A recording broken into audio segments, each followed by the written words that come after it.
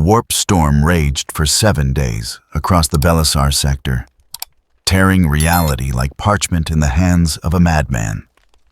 Where the materium met the immaterium, colors that had no names bled through the fabric of existence, painting the void in hues that drove mortal observers to madness. Navigators sealed their third eyes and wept blood. Astropaths screamed prophecies in languages dead before mankind first looked to the stars. And in the heart of the storm, where physics surrendered to impossibility, a door opened between universes.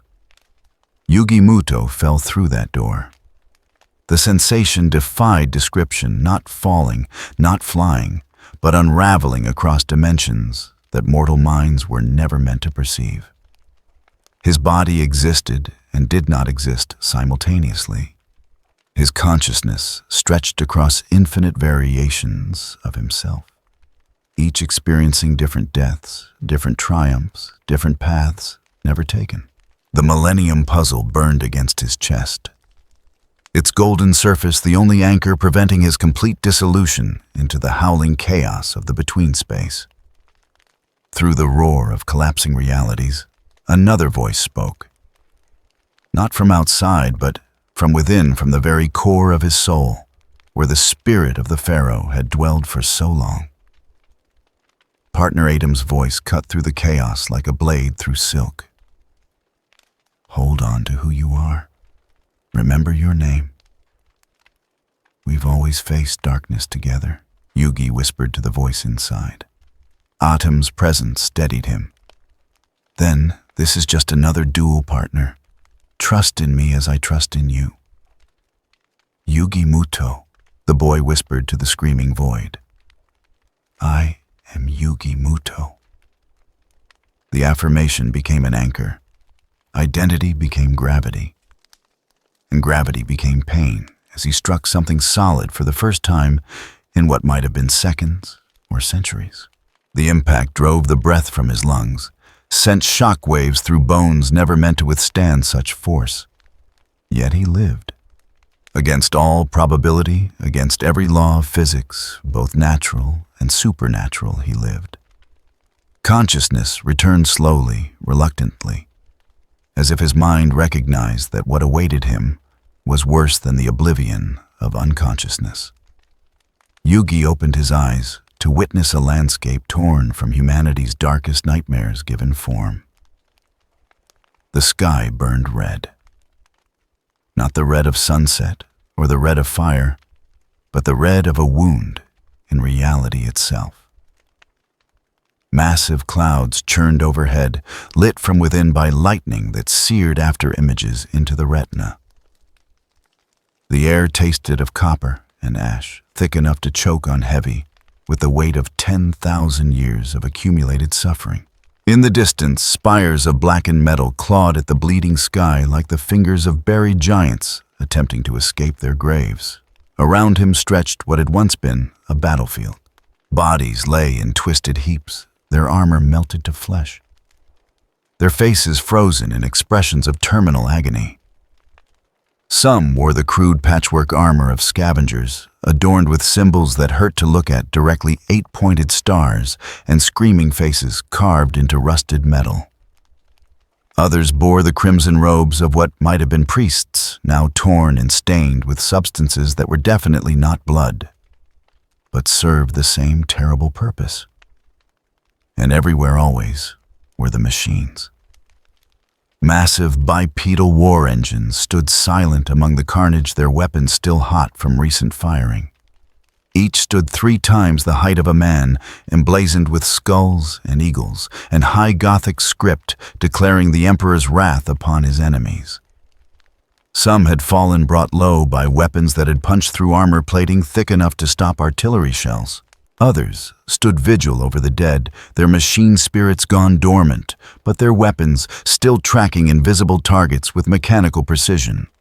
YuGi climbed to his feet, every movement sending new waves of pain through his abused body. His school uniform, so carefully maintained, so proudly worn back in Domino City, was torn and stained with substances he didn't want to identify. The millennium puzzle still hung around his neck, its golden surface untarnished despite everything catching the crimson light of the wounded sky and reflecting it back in patterns that suggested order in a universe built on chaos. He took a step forward, then another, each movement careful, deliberate as if the very ground might betray him. The ash beneath his feet was thick and soft, composed of substances he refused to contemplate.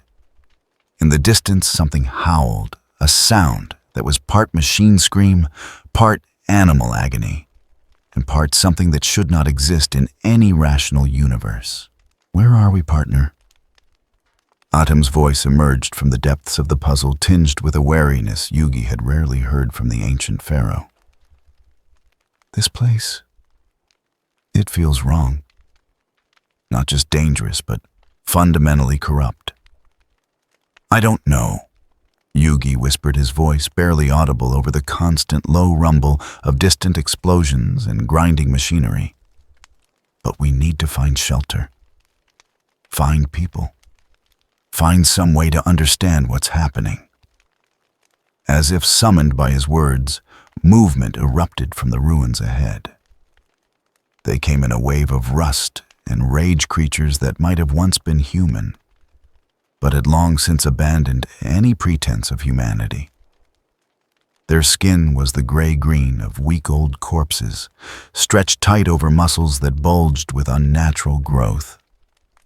Crude cybernetics had been grafted onto flesh that welcomed the violation, creating hybrids of meat and metal that shrieked binary cant as they charged. Their weapons were cobbled together from scavenged parts. Auto guns held together with prayer and viscera blades, forged from whatever sharp objects came to hand. Cultists, heretics, servants of powers that fed on suffering and delighted in corruption. They saw YuGi, this small figure in strange clothing, standing alone among the ruins of their failed assault. They saw easy prey. They saw sport. They saw another soul to drag screaming into the embrace of their dark gods. They were catastrophically wrong. The first cultist raised its autogun, the weapon barking 3 times in rapid succession. Solid slugs tore through the air where YuGi had been standing a fraction of a second earlier. But the boy had already moved, diving behind the twisted remains of a fallen war engine with a speed born of reflexes honed by countless duels against opponents who sought his destruction. Partner Atum's voice rang with urgency. "We cannot fight these things with physical force alone. You have no weapons, no armor, no understanding of this world's dangers." "Then we fight with what we do have," YuGi replied, his hand moving to the millennium puzzle.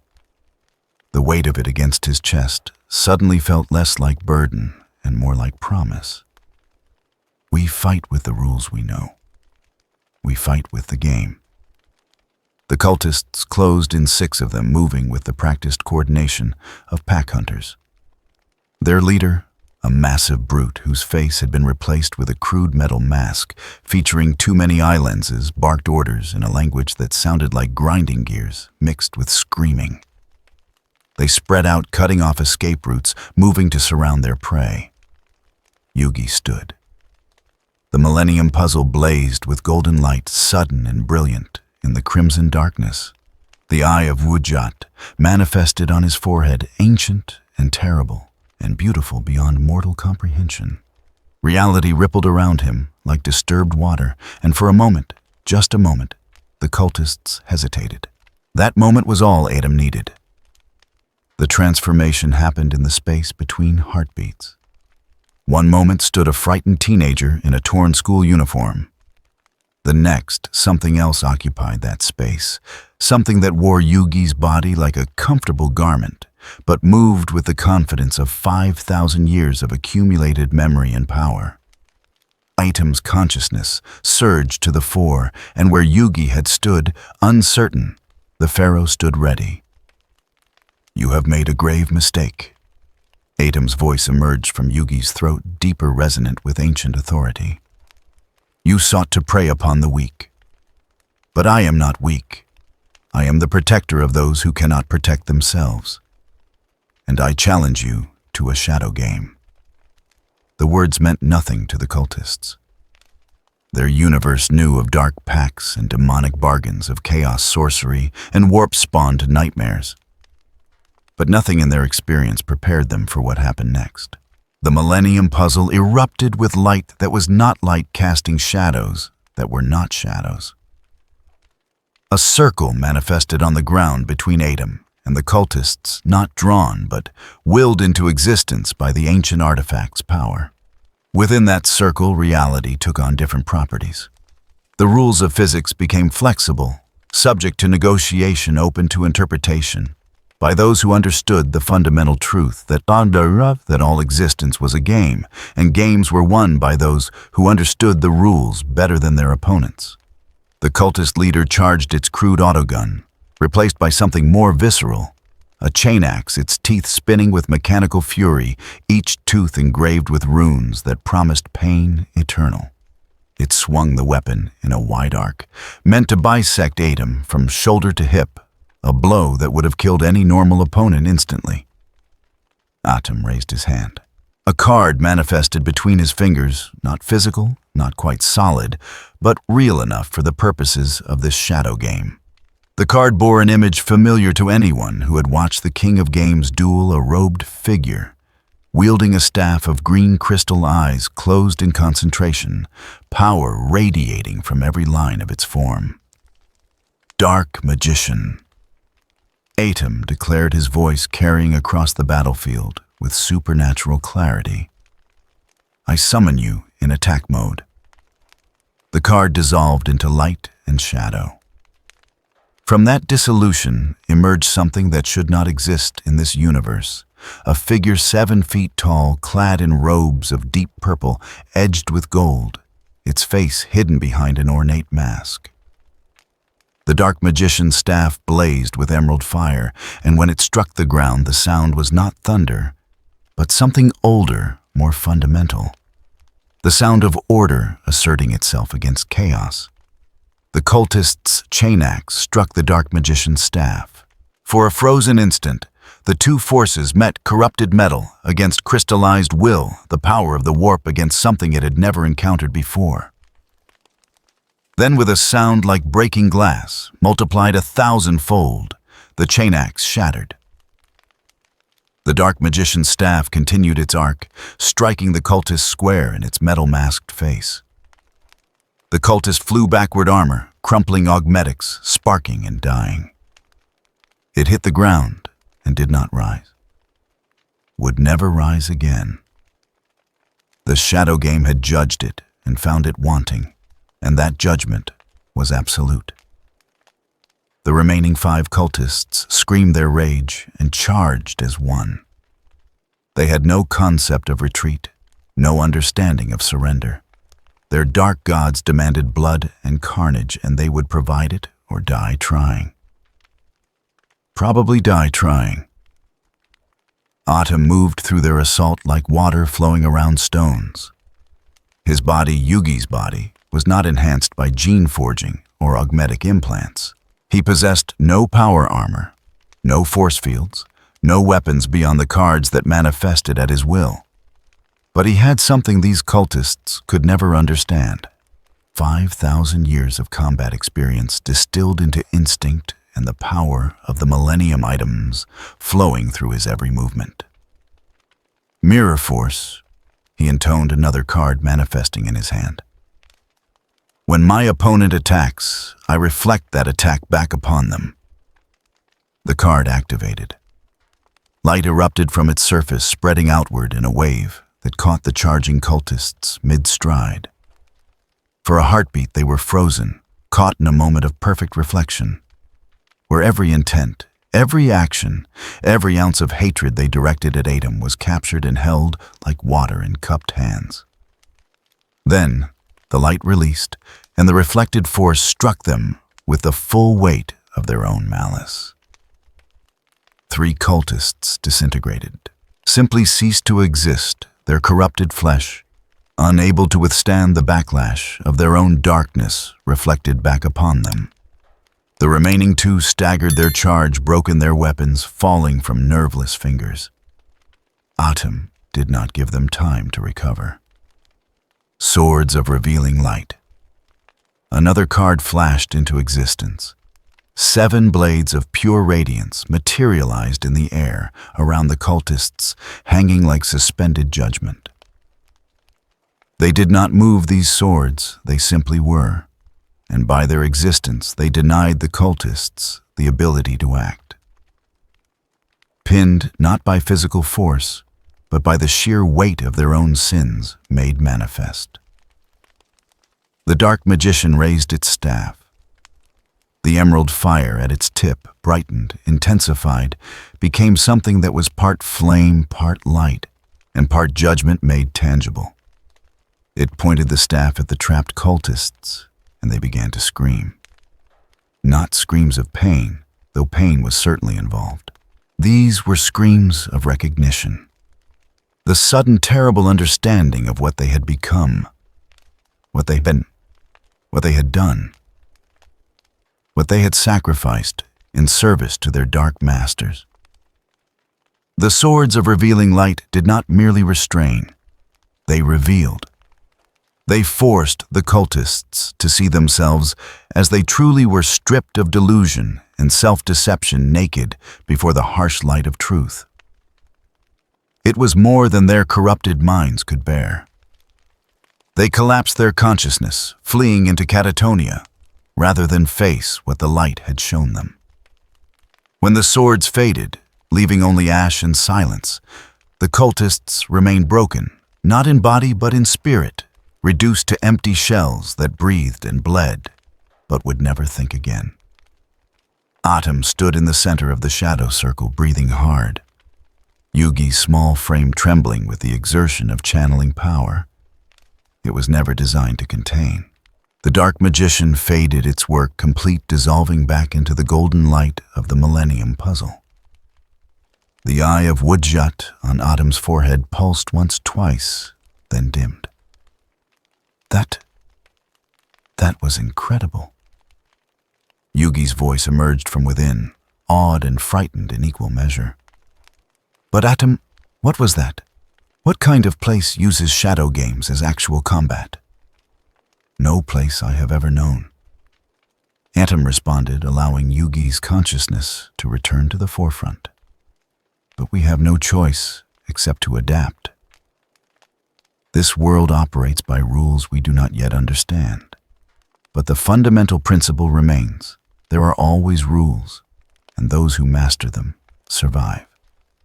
YuGi resumed control of his body, swaying slightly as exhaustion threatened to drag him down. The shadow game had taken its toll, burning through energy reserves he hadn't known he possessed. But he had survived. Against impossible odds in an impossible place, he had survived. That survival would prove short-lived. The sound of heavy footsteps echoed across the ruined battlefield, methodical and unhurried. Not the shambling gait of the cultists, but something more disciplined, more dangerous. YuGi turned his vision, swimming with fatigue, and beheld the new arrivals. They came in formation, moving with the precision of veteran soldiers who had fought together for decades or longer. 10 figures, each standing over 7 feet tall, encased in armor that gleamed dull red in the crimson light. Their armor was not the crude patchwork of the cultists, but something far more refined, ceramite plating layered over enhanced muscle and bone, each plate emblazoned with the symbol of a cog surrounded by a halo of lightning. Their robes were the color of dried blood, edged with circuitry that pulsed with a dim glow. Adeptus Mechanicus, tech priests of Mars, servants of the Omnisia and the Machine God. And they had witnessed everything. Their leader stepped forward, his face hidden behind a rebreather mask that hissed with each breath. Mechadendrites writhed from his back like steel serpents, each tipped with a different tool. cutting lasers, injection ports, data scryers. When he spoke, his voice emerged through voxcasters that stripped away all humanity, leaving only cold mechanical precision. Unknown entity. The tech priest intoned in high Gothic the language of the Imperium. Though universal translators built into his augmetics would render it comprehensible to any listener. You have demonstrated capabilities outside established parameters. You have manifested phenomena consistent with warp corruption, but displaying none of the standard markers of chaos taint. Explain yourself, or be designated hostile and eliminated. Behind him, the other tech priests raised their weapons, radium carbines that glowed with sickly green light. Arc rifles that crackled with barely contained electricity, and one massive volkite culverin whose barrel burned with orange heat. 9 barrels pointed at YuGi's chest, each capable of reducing him to component atoms in a fraction of a second. YuGi raised his hands slowly, palms out the universal gesture of surrender, recognized across 1,000 cultures. His mind raced, trying to process what he was seeing, trying to find words that would prevent these machine men from opening fire. "I'm not your enemy," he said, speaking slowly, clearly, hoping these beings understood Japanese, or that the millennium puzzle would translate, or that sheer desperation would somehow bridge the gap between universes. "My name is YuGi Muto. I don't know where I am or how I got here, but I'm not here to hurt anyone. I was defending myself." The tech priest's augmetic eyes, replacing whatever biological organs had once occupied his skull, focused on YuGi with mechanical precision. Scrying protocols activated, bathing the boy in invisible radiation, as sensors analyzed everything from his DNA to the electromagnetic field generated by his nervous system.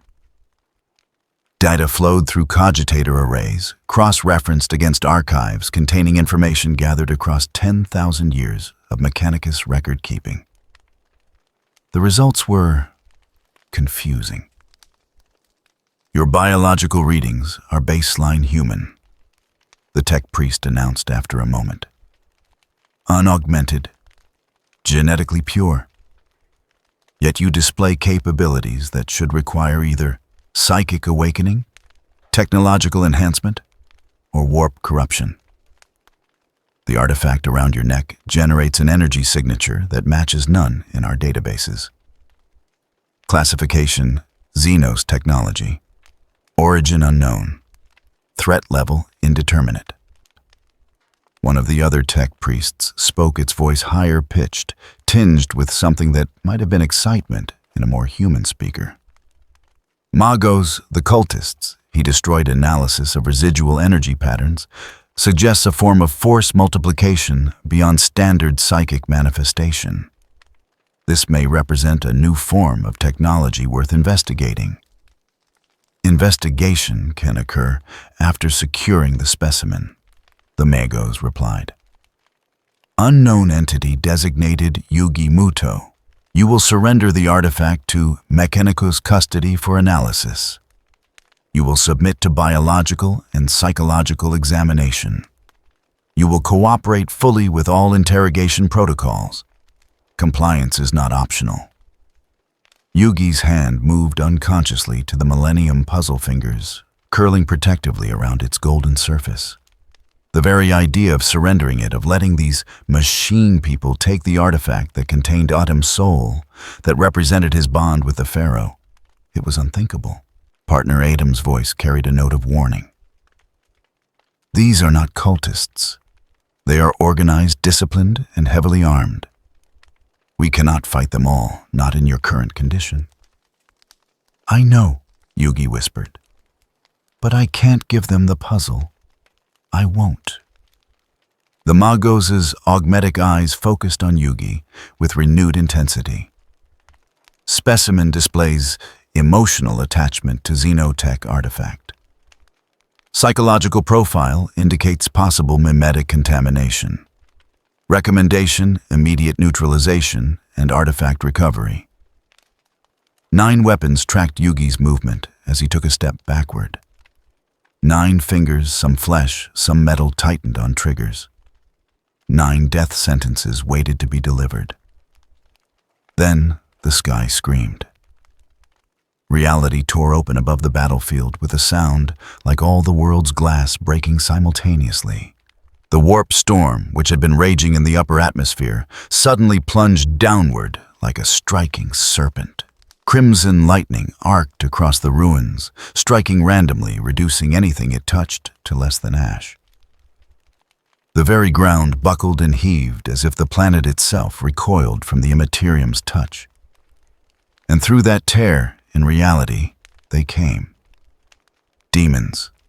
True demons of the warp, not mere cultists playing with powers they barely understood, but actual denizens of the Imperium given form in the Imperium. They spilled through the breach like blood, from a wound pinkish-purple horrors that flickered between forms too quickly for mortal eyes to follow their touch, leaving frost and madness in equal measure. Their laughter was the sound of sane minds breaking. The Mechanica's forces reacted with the speed of warriors who had fought such enemies before. Their weapons barked as one, filling the air with radiation, electricity, and coherent light. Demons dissolved under the onslaught, their forms unable to maintain cohesion when subjected to such concentrated firepower. But for every demon destroyed, 2 more poured through the breach. The laws of thermodynamics did not apply in the warp. Conservation of mass was merely a suggestion. The horrors multiplied with mathematical impossibility.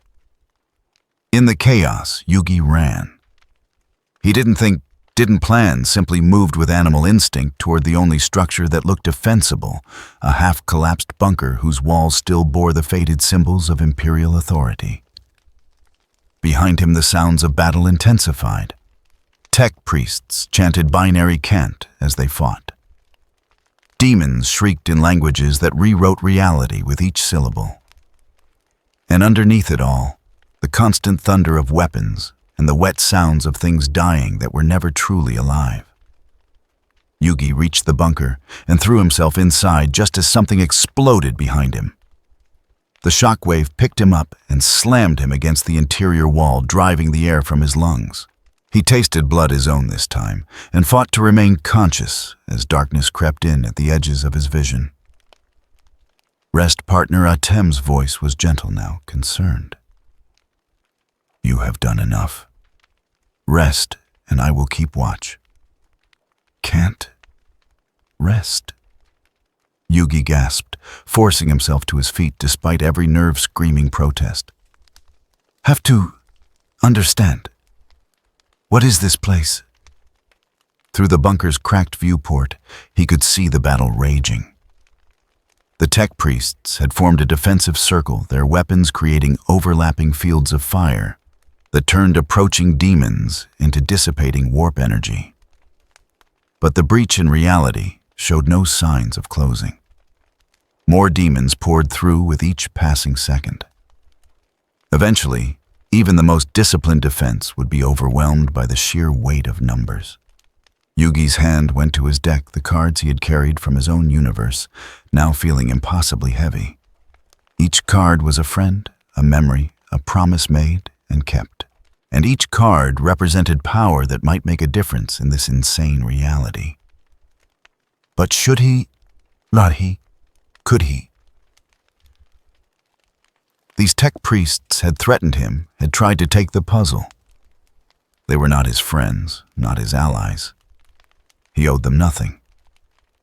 Yet they were people, strange people, frightening people. But people nonetheless fighting against nightmares made manifest. And YuGi Muto, small kind, eternally optimistic YuGi Muto could not stand by and watch people die when he had the power to help. Partner Atem's voice carried a note of pride. You have made your choice, I see. Not much of a choice, Yugi replied, stepping back toward the bunker's entrance. Grandpa always said the right thing is rarely the easy thing, but it's still the right thing. He reached into his deck and drew. The card that came to his hand blazed with golden light, as if recognizing the moment for what it was, the first choice that would define everything that followed. On the card's surface, a female mage smiled with eternal confidence. Her staff raised, her eyes bright with mischief and power. "Dark magician girl," YuGi whispered. "I need your help." The card dissolved. From that dissolution emerged a figure of impossible beauty and terrible power. A young woman in armor that was part sorceress, part warrior. Her blue eyes sparkling with intelligence that had nothing to do with age and everything to do with accumulated experience across countless duels. The dark magician girl materialized in the bunker doorway, her staff already raised, her expression one of cheerful determination. She looked at YuGi, nodded once, as if to say, "I understand," then launched herself into the battlefield like a comet of pink and blue light. What followed could only be described as chaos meeting order and finding itself wanting. The dark magician girl moved through the demon horde like a dancer through a familiar routine. Her staff blazed with magical energy, each strike banishing demons back to the warp with prejudice. Where the tech priest's weapons reduced demons to dissolving energy, her magic simply erased them, not destroying but negating, undoing the fundamental wrongness that allowed them to exist in the Imperium. The demons shrieked and converged on this new threat. Pink and blue horrors flung warp fire that burned with cold flames. Flamers of Sinch exhaled mutation made manifest. But the dark magician girl danced between their attacks with impossible grace, her laughter ringing across the battlefield like silver bells in a cathedral. "Dark, burning attack." Her voice echoed with cheerful destruction. A sphere of concentrated magical energy erupted from her staff, expanding outward in a wave that swept through the demon horde like a tide of righteousness. Demons caught in that wave simply ceased to be their forms, unable to maintain coherence when subjected to power that operated by rules the warp did not recognize. The tech priests, to their credit, adapted quickly to this new variable in their combat calculations. They shifted their fire patterns to support the strange magical entity, their weapons creating kill zones that herded demons into the dark magician girl's attack range. Organic and artificial flesh and machine. They found an unexpected synchronicity in the crucible of combat. The magos who had threatened YuGi moments before found himself fighting back to back with a being his every instinct said should not exist. His Volkite culverin spoke with the voice of deflagrating reality, while the dark magician girl's staff sang with crystallized hope. Together they held the line. YuGi watched from the bunker entrance, his consciousness sharing space with Autumn, both of them maintaining the connection that kept the dark magician girl manifested. It was exhausting work, like holding your breath while running a marathon, like solving an impossible equation while someone hit you repeatedly with a hammer. But he held on, because that's what YuGi Muto did. He held on. The battle raged for what felt like hours, but was probably only minutes. Time became fluid in the presence of so much warp energy flowing at different rates for different observers. But gradually, inevitably, the tide began to turn. The demon's assault slowed, faltered as the breach in reality began to seal. Whatever force had torn open the warp storm was withdrawing, leaving the demons stranded in a universe that rejected their very existence. The last demon fell to a combined assault radium rounds from tech priest weapons, blessed electricity from arc rifles, and a final blast of magical energy from the dark magician girl's staff. It shrieked defiance even as it dissolved as form, scattered into component particles that would drift for eons, before perhaps coalescing into something new and equally terrible. Then silence. The kind of silence that follows catastrophe, heavy with the weight of survival and loss combined. The tech priests stood among the ruins of the ruined battlefield, now doubly ruined. Their weapons still raised their sensors, still scanning for threats. Half their number had fallen, their broken forms adding to the carnage that surrounded them. The dark magician girl turned to look at YuGi. She smiled, gave a cheerful salute, then dissolved back into light and shadow, returning to the deck from which she had been summoned. The effort of maintaining her manifestation finally proved too much. And YuGi collapsed to his knees, gasping for breath, the millennium puzzle heavy against his chest. The Magos approached slowly, his mechadendrites retracting his volkite culverin lowering, but not holstering. He stopped a few meters from YuGi, his augmetic eyes analyzing, calculating, attempting to reconcile what he had witnessed with what should be possible. "Specimen YuGi Muto," he spoke, his mechanical voice somehow conveying less hostility than before. "You have demonstrated combat capabilities that directly contributed to this unit's survival. By decree of the Omnicia and the established protocols of the Adeptus Mechanicus, we acknowledge technical debt. You will still be required to surrender for examination and interrogation. However, your status has been upgraded from hostile xenotech to potential asset pending further analysis." YuGi forced himself to stand, every muscle protesting, his vision swimming with exhaustion. But he stood. Because surrender was not in his nature, not when he had cards left to play and friends counting on him. "I'm not surrendering anything," he said quietly, his hand on the millennium puzzle. "And I'm not an asset. I'm a person. My name is YuGi Muto. And if you want to examine me or my puzzle, you'll have to ask nicely." The Magos' augmetic eyes flickered, the machine priest equivalent of blinking in surprise. In his centuries of service to the machine god, he had encountered countless Xenos, mutants, and heretics. But he had never encountered anyone quite like this small human who spoke of rules and respect while standing in the ruins of a battlefield he had no business surviving. "Interesting Busha," the Magos said, which from a tech priest might as well have been an entire philosophical treatise.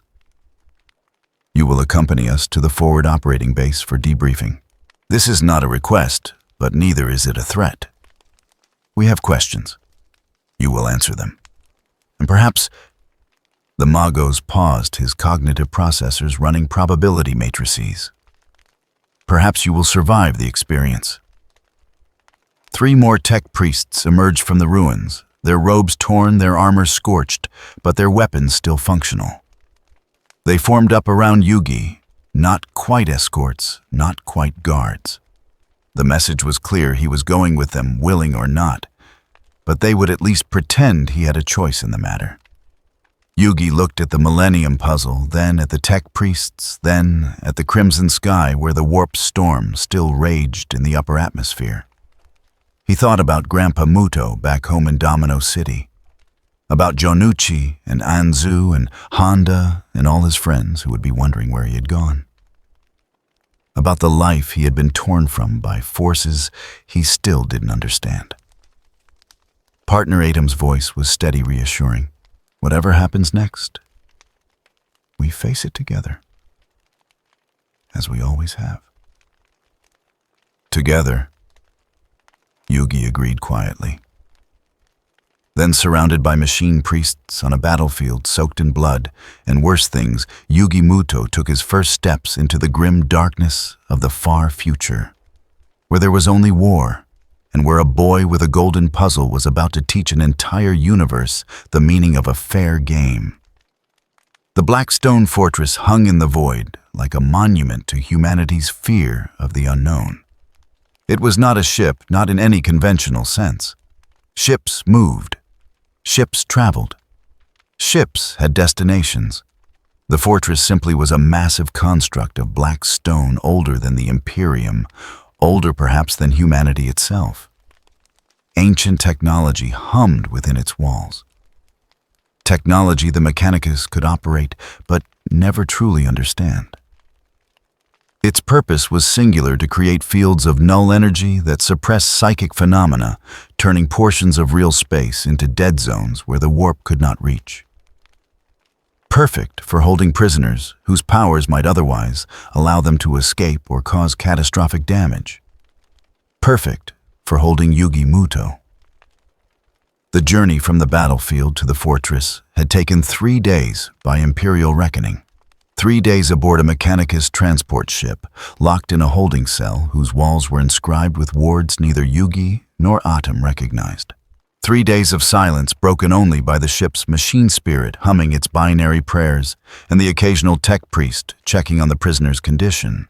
3 days to wonder if coming to this universe had been a mistake from which there was no recovery. YuGi sat on the metal bench that served as his cell's only furniture, the millennium puzzle still hanging around his neck. They had tried to take it once. The tech priest who attempted the removal had collapsed immediately, his augmetic systems overloading his biological components seizing. When he recovered 3 hours later, he had no memory of the event and no desire to repeat the experiment. After that, they left the puzzle alone. But they watched, always watching through the cell's observation lenses, recording everything, analyzing every breath, every movement, every flicker of expression that crossed the boy's face. Atom's voice emerged from the puzzle, quiet and contemplative. "They fear us, partner, but it is not the fear of those who face an enemy. It is the fear of scientists who have discovered a formula that should not exist." YuGi nodded, his fingers unconsciously tracing the contours of the golden artifact. What do we do when they start asking questions we can't answer? When they demand to know things we don't understand ourselves? The pharaoh was silent for a moment before responding. We tell them the truth, all of it, and we hope that in a universe this dark truth still has value. The cell door opened without warning. No alarm, no announcement, simply the smooth hydraulic hiss of ancient mechanisms operating with perfect efficiency. 4 figures entered, and the temperature in the room seemed to drop by degrees. They were not tech priests. These wore different armor, black carapace edged with silver, emblazoned with the symbol of a stylized eye surrounded by a halo of lightning. Their helmets were sealed. Their weapons were drawn, and their movements suggested warriors who had spent lifetimes perfecting the art of killing things that should not die. Inquisitorial stormtroopers, the Imperium's answer to threats that required more than faith and less than a full military deployment. Behind them came a 5th figure, and YuGi felt his breath catch. She moved like shadow-given form, her dark coat sweeping behind her like the wings of some predatory bird. Her face was pale, aristocratic, marked by augmetic implants that replaced her left eye with a crystalline lens that glowed with soft amber light. In her right hand, she carried a force rod topped with a psychic amplifier. In her left, a bolt pistol whose barrel had been inscribed with scriptures in a dozen dead languages.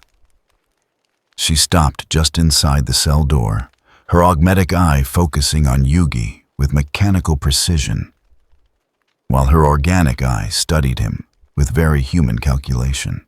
When she spoke, her voice carried the weight of absolute authority tempered by genuine curiosity. "Specimen YuGi Muto. I am Inquisitor Liana Krell of the Ordo Hereticus. You have been brought to this facility for examination, interrogation, and determination of your ultimate disposition. You will answer my questions truthfully and completely. Deception will be identified. Resistance will be overcome. Cooperation will be noted favorably in my final report." She paused, then added with something that might have been the ghost of dark humor. "The machine priests believe you to be xenotech. The astropaths claim you emanate no psychic presence whatsoever. The tech augurs recorded energy signatures during your combat that matched nothing in 10,000 years of Imperial archives. Tell me, Specimen YuGi Muto, what are you?" He drew a slow breath. Somewhere deep inside, he felt the warmth of many voices, friends, allies, memories standing with him, even across universes. I'm not alone, he thought, and the fear lessened. YuGi stood slowly, keeping his hands visible, making no sudden movements. Despite the fear hammering in his chest, despite every instinct screaming at him to run or fight, or do something other than face this predator in human form, he forced his voice to remain steady. My name is YuGi Muto, not specimen, not entity, not designation, YuGi. And what I am is lost. I don't know how I got here. I don't know what this place is. I don't know the rules of your universe or what you want from me. But I know I'm not your enemy. I know I helped those tech priests fight the demons. And I know that taking me prisoner instead of asking for help was a mistake. Inquisitor Krell's organic eye narrowed. Her augmetic eye flickered through several spectrum analyses, searching for signs of chemical stress indicators, micro-expressions that might reveal deception, the subtle tells that separated truth from lies. What she found clearly surprised her, though her face betrayed nothing beyond professional interest. She gestured to the stormtroopers, and they withdrew from the cell, taking positions just outside the door, where they could respond instantly to any threat, but were not actively intimidating the prisoner. The Inquisitor herself stepped closer, and YuGi could smell the incense that clung to her coat. Sacred oils blessed by ecclesiarchy priests meant to ward against corruption. She spoke again, and this time her voice carried less authority and more genuine puzzlement. You speak of help, of cooperation, of mistakes. These are not the words of demons or aliens seeking to infiltrate Imperial space.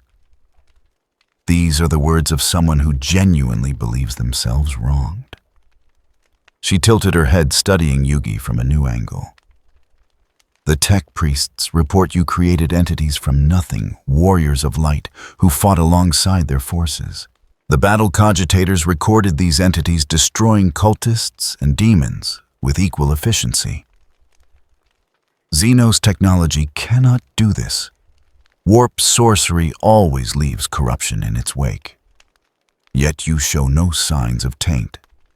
The null field generators aboard this fortress should suppress any psychic phenomena. Yet your artifact continues to function. Inquisitor Krell reached toward the Millennium puzzle not to take it, but to test something. Her force rod extended its psychic amplifiers, activating, creating a focused field of null energy between her and the puzzle. Nothing happened. The puzzle continued to glow with its soft, golden light. The eye of Wujat remained visible on its surface, watching, waiting. The null energy simply flowed around the artifact, like water around stone, unable to interact with something that operated by rules the Imperium had no framework to comprehend. The Inquisitor withdrew her rod, and YuGi saw something in her expression shift, not fear. Inquisitors did not fear, but recognition. The recognition of someone who had spent a lifetime hunting threats to humanity and had just encountered something entirely outside her experience. She spoke carefully, each word chosen with precision. You are not of the warp. The null field would affect you if you were. You are not xenotech. Technology can be analyzed, understood, replicated. You are not demonic. Corruption would manifest. So I ask again with genuine curiosity rather than accusation, what are you? YuGi took a breath, looked at the Inquisitor, and made a choice. The same choice he always made when faced with impossible situations. He chose honesty. His voice was quiet but firm. I'm a duelist. In my world, we play a game called Duel Monsters. We summon creatures using cards, following rules that everyone agrees to follow. The Millennium Puzzle. I wear contains the spirit of an ancient Egyptian pharaoh named Atum. He and I share the same body, the same heart. When we play shadow games duels, where the stakes transcend cards, we enforce rules through will alone. Not magic, not technology, just the absolute conviction that rules matter, that fairness matters, that even in darkness there must be order. He paused, then added, I don't know what happened. One moment I was in my world, the next I was falling through colors that don't exist into this nightmare. All I know is that the puzzle protected me. Atum guided me, and when those cultists attacked, I did what I always do. I played by the rules, and the universe listened. Inquisitor Krell was silent for a long moment. Her augmetic eye ran through analysis protocols. Her organic eye studied YuGi's face with an intensity that would have made a weaker person confess to crimes they hadn't committed. Finally, she spoke. Shadow games. Rules enforced by will. Order imposed on chaos through conviction alone.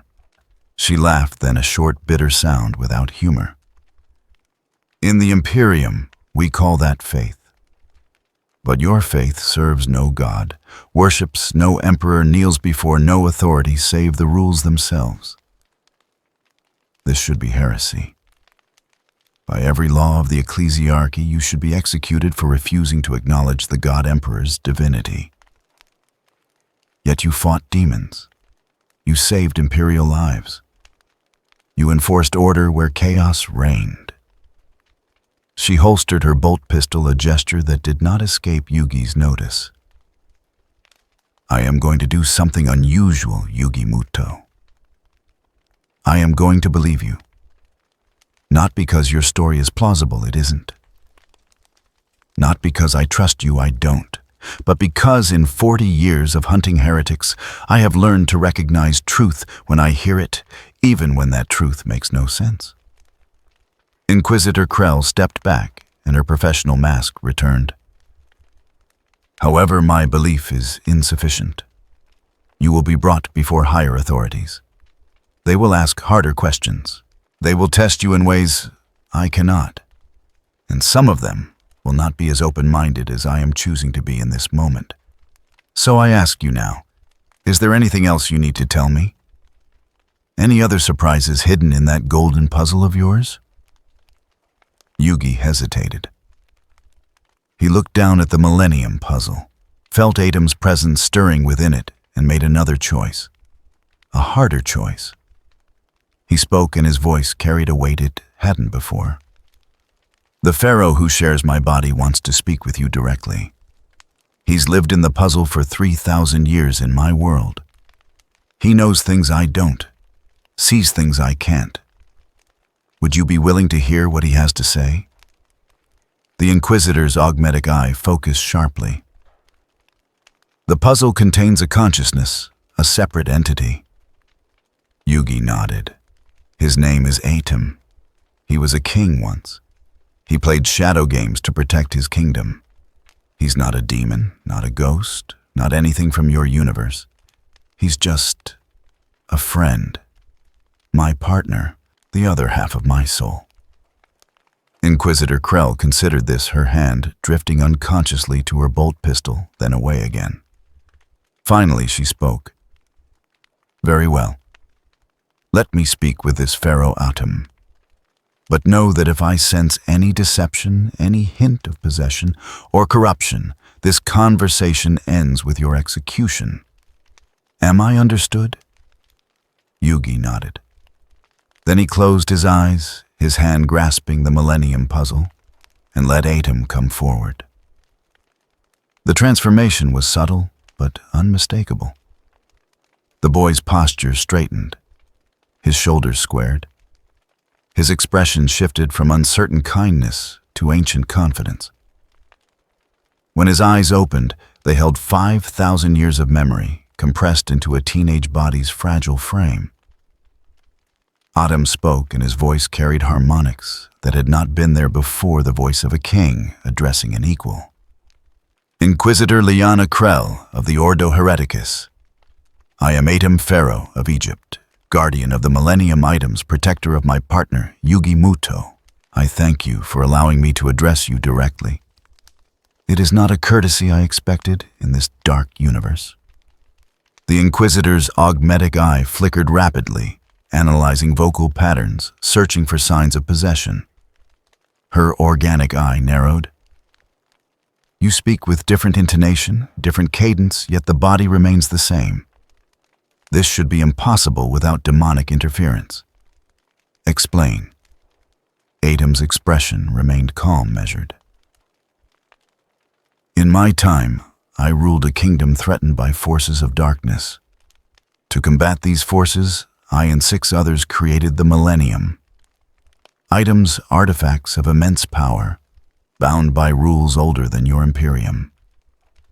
My body died 3,000 years ago, but my soul remained sealed within the puzzle waiting. YuGi freed me when he solved the puzzle's configuration. Now we share this existence, 2 minds in one body, 2 hearts beating as one. Not possession, partnership. He paused, then continued with quiet intensity. You say you hunt heretics. You seek those who would corrupt your Imperium, who would break your laws, who would unleash chaos upon order. I understand this. In my kingdom, I did the same. I enforced rules not because rules were sacred, but because without rules only darkness remains.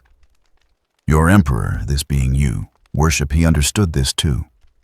Did he not? He created laws, established order, built an empire on the principle that humanity needed structure to survive. Inquisitor Krell's expression flickered with something dangerous. You speak of the God Emperor as if he were merely a lawgiver. He is the master of mankind, the Omnissiah made flesh, the light in the darkness. Your casual reference borders on blasphemy. Atem shook his head gently.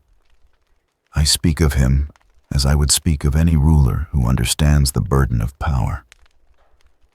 In my time, I was called God King. People worshipped me, prayed to me, built temples in my name. But I knew the truth. I was mortal, fallible. The crown was a tool. Faith was a weapon, and both required wisdom to wield properly. If your emperor built an empire this vast, he knew this too.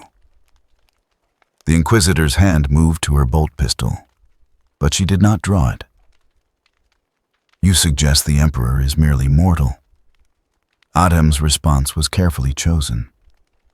I suggest that whether mortal or divine, the principles remain the same. Power without justice is tyranny. Faith without compassion is cruelty. Order without mercy is simply another form of chaos. He gestured around the cell. You have imprisoned YuGi because you do not understand him. This is prudent. Unknown variables must be assessed, but imprisonment is not the same as conversation. Testing is not the same as trust. You ask what we are. We are those who believe rules matter even when no one is watching, that fairness is possible even in darkness, that games can be won without destroying the other player. Atem's voice softened. If your emperor truly protects as your people say, then he would understand this. Protection requires not just strength, but wisdom. Not just power, but restraint. These are the lessons I learned as Pharaoh. These are the lessons I teach YuGi. The cell fell silent. Inquisitor Krell stood motionless, her augmetic eye running through analytical protocols that could not quite classify what she was experiencing. Her organic eye studied Atem with the intensity of someone trying to solve an equation that violated fundamental mathematical principles. Finally, she spoke, and her voice carried a note of something rare in the Imperium. Uncertainty. In 4 decades of service to the Inquisition, I have interrogated thousands, chaos cultists who spoke in the tongues of demons, Xenos who communicated through pheromones and telepathy, heretics who quoted corrupted scripture. But I have never encountered anyone quite like you, Pharaoh Atem. You speak heresy with such casual conviction that it almost sounds like wisdom. You challenge imperial doctrine while claiming to serve the same principles that founded the Imperium. You are either the most sophisticated infiltrator I have ever encountered, or... She trailed off, unwilling to complete the thought. Atem completed it for Nur. Or I am telling the truth. And the truth is more complicated than your doctrine allows. The Inquisitor's jaw tightened. She holstered her bolt pistol with deliberate slowness, then activated her Vox bead. This is Inquisitor Krell. Have the astropaths prepare a priority message to Holy Terra. Classification Omega. Authorization Krell 77 Crimson. Message content: anomalous entity displays properties consistent with neither chaos nor Xenos corruption. Recommend immediate transfer to Inquisitorial High Command for assessment by Senior Ordos. Entity claims origin from alternate reality, accessed through Warp Storm Belisar. Claims to operate under paradigm of rules enforcement, independent of Emperor's divinity. Threat assessment, unknown. Potential asset assessment, significant. Requesting guidance. She deactivated the Vox and looked at Atem. You wanted conversation, Pharaoh. You will get more conversation than you can imagine. But it will not be with me. Forces far beyond my authority will decide your fate. I can only hope that some of them possess the open-mindedness I am displaying now. Because if they do not... She left the threat unspoken. Atem nodded slowly, then closed his eyes. The transformation reversed shoulders, relaxing expression, softening the weight of 5,000 years lifting as YuGi returned to himself. The boy swayed, slightly exhausted by the effort of letting Atem manifest so completely. YuGi's voice was quiet, tired. Thank you for listening. I know that wasn't easy. Inquisitor Krell studied him for a moment, then did something unexpected. She removed her glove and extended her hand. The human gesture of respect, not the imperial Aquila of servitude. I make no promises about what happens next, YuGi Muto. But I will ensure your words are recorded accurately in my report. Whatever judgment the Inquisition renders, it will at least be based on truth rather than assumption. YuGi took her hand. The Inquisitor's grip was strong, calloused by decades of pulling triggers and wielding force weapons. But it was also warm a reminder that beneath the armor and authority, she remained human. She released his hand and stepped back. The astropaths will require 3 days to send the message and receive response from Holy Terra. During that time, you will remain confined to this facility. The null field will continue operating, though we have noted it does not affect your artifact. You will be provided with adequate nutrition, water, and rest. Stormtroopers will guard your cell at all times. Cooperate, and your confinement will be comfortable. Resist, and I will be forced to employ more stringent measures. Do you understand? YuGi nodded. I understand. And Inquisitor, when you write that report, please tell them one more thing. She paused at the doorway. What is it? YuGi's voice carried quiet conviction. Tell them that in my world I played games to protect my friends. Not to win, not to prove I was strongest, just to make sure the people I cared about could keep smiling. That's all I've ever wanted. That's all I want now. If your Emperor truly protects, then maybe he'll understand that protection comes in many forms, and rules are just another way of keeping people safe.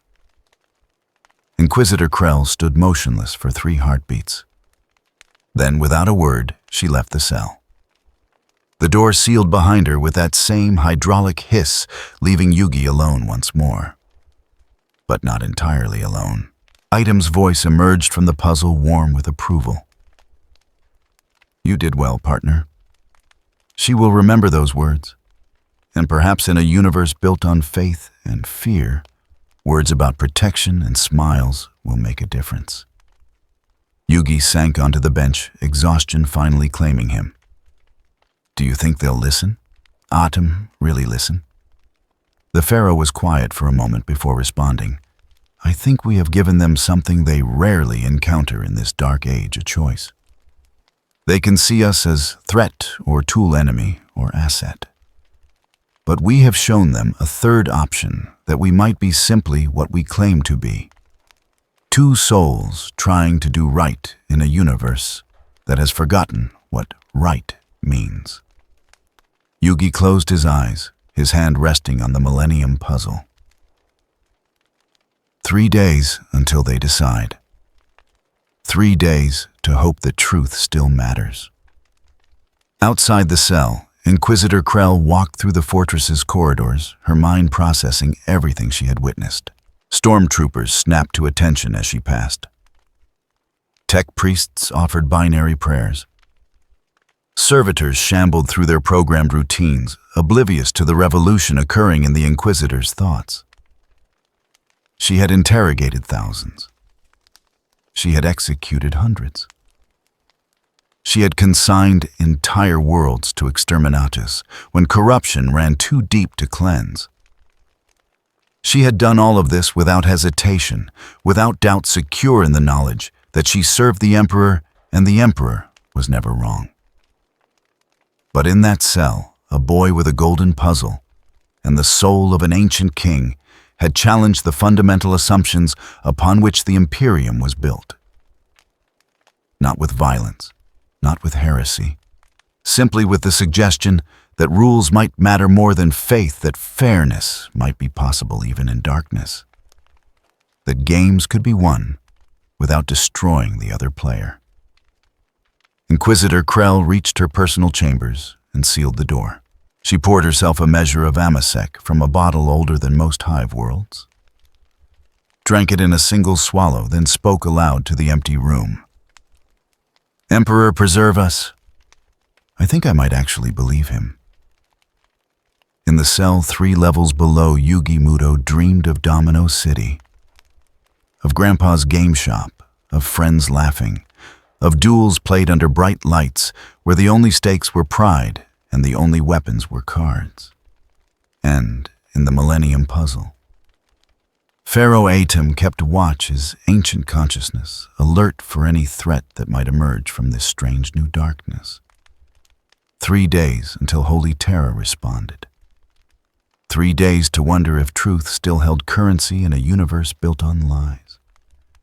3 days to hope that somewhere in the palace, where an emperor sat enthroned for 10,000 years, someone might remember that before there was faith, before there was fear, there were rules, and rules were meant to protect as much as to bind. The Blackstone Fortress continued its silent orbit, a monument to humanity's fear of the unknown. But within its walls, something unprecedented had occurred. For the first time in 10,000 years, an Inquisitor had chosen to believe in something she could not understand, simply because truth felt more honest than certainty. And in the grim darkness of the far future, that small act of faith, faith not in gods or emperors, but in the possibility that people could be exactly who they claimed to be, was more revolutionary than any heresy. 3 days passed in the fortress like centuries compressed into moments. YuGi counted time by the rhythm of meals delivered through a slot in the door, by the changing of guard shifts outside his cell, by the slow rotation of distant stars visible through the narrow viewport that was his only window to the universe beyond black stone walls. Inquisitor Krell visited once each day, asking questions that grew increasingly philosophical rather than interrogative. She seemed less interested in what YuGi was and more fascinated by what he believed. On the 3rd day, she arrived with news. The Inquisitor's expression was unreadable as she entered the cell. But Yugi had learned to read the subtle tension in her shoulders, the way her hand unconsciously checked her bolt pistol's position. Something had changed. Something significant. She spoke without preamble. Holy Terra has responded. You are to be transported to the throne world immediately. The highest authorities wish to examine you personally. Yugi felt his stomach tighten. Autumn's presence stirred within the puzzle, alert and wary. The boy kept his voice steady.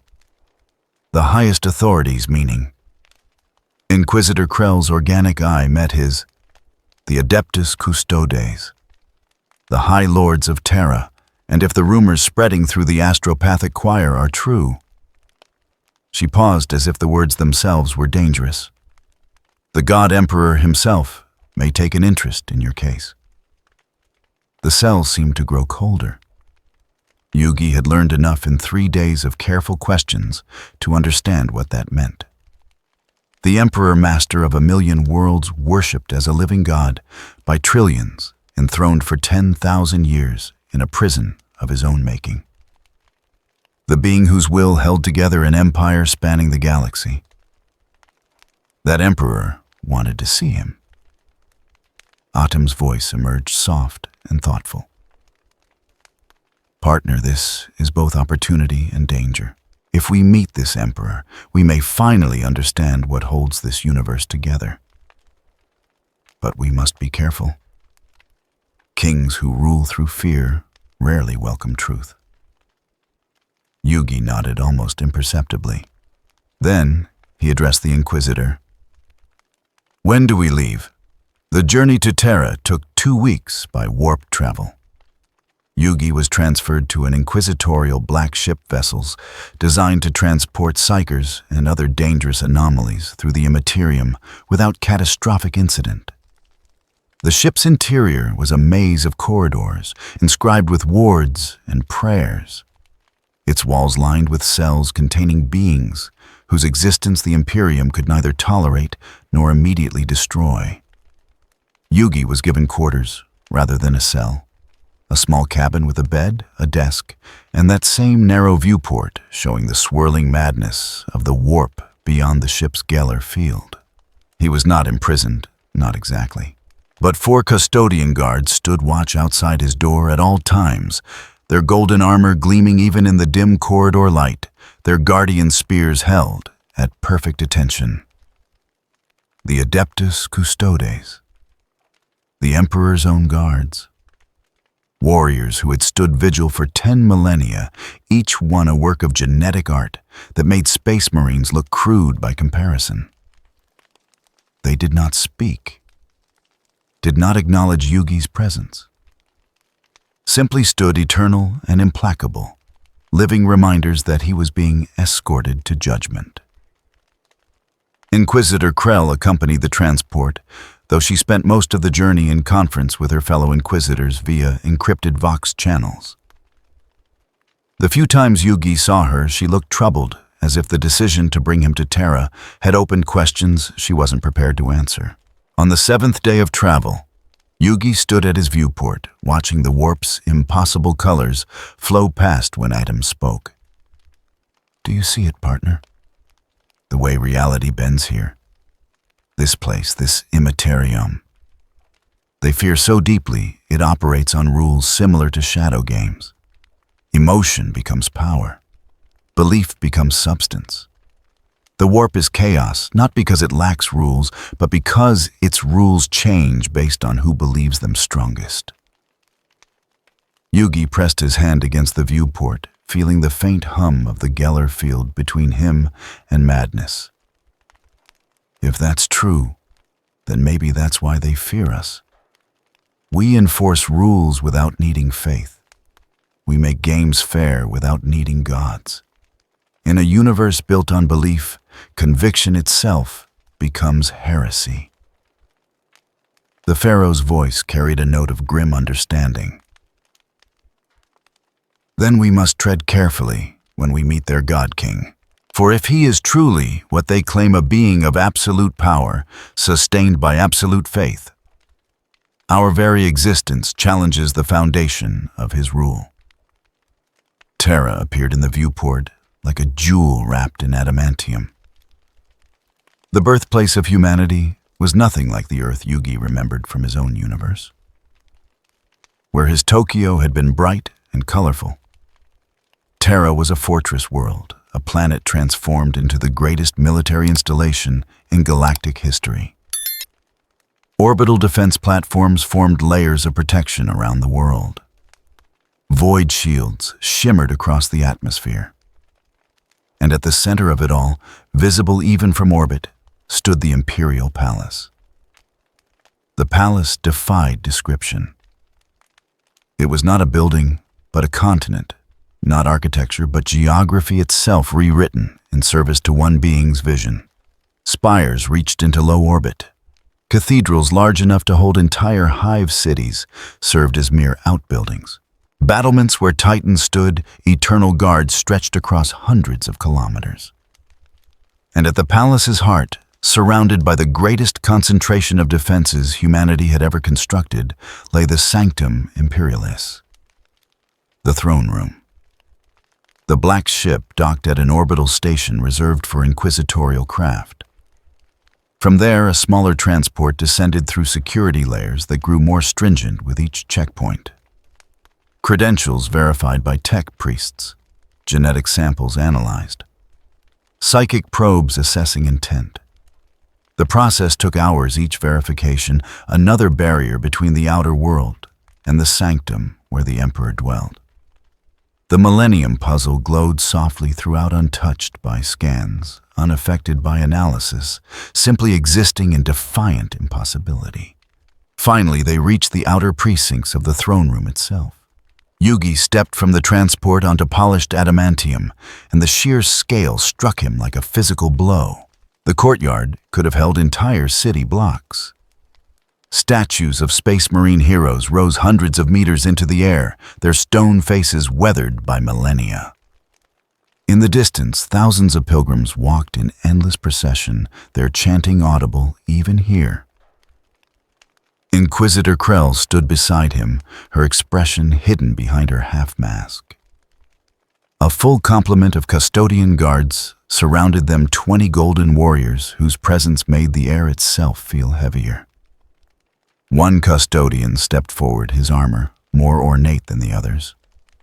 When he spoke, his voice resonated with authority that tolerated no question. Anomaly designated YuGi Muto. You will proceed to the Sanctum Imperialis for judgment before the Master of Mankind. Inquisitor Krell and her retinue will remain here. You will enter alone. Inquisitor Krell stiffened. Shield Captain with respect. The custodian interrupted with the finality of a door closing. The protocols are clear. The anomaly proceeds alone or does not proceed at all.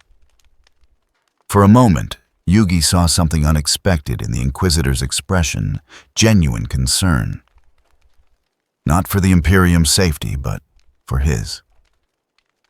She had spent 3 days interrogating him, 2 weeks escorting him, and somewhere in that time, she had made the mistake of seeing him as a person rather than a specimen. Inquisitor Krell spoke quietly, meant only for YuGi.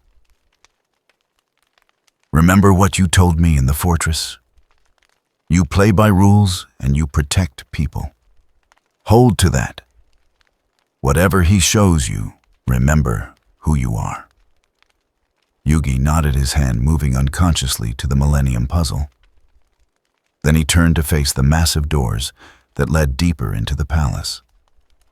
The shield captain gestured, and the doors opened with impossible silence, given their tremendous weight.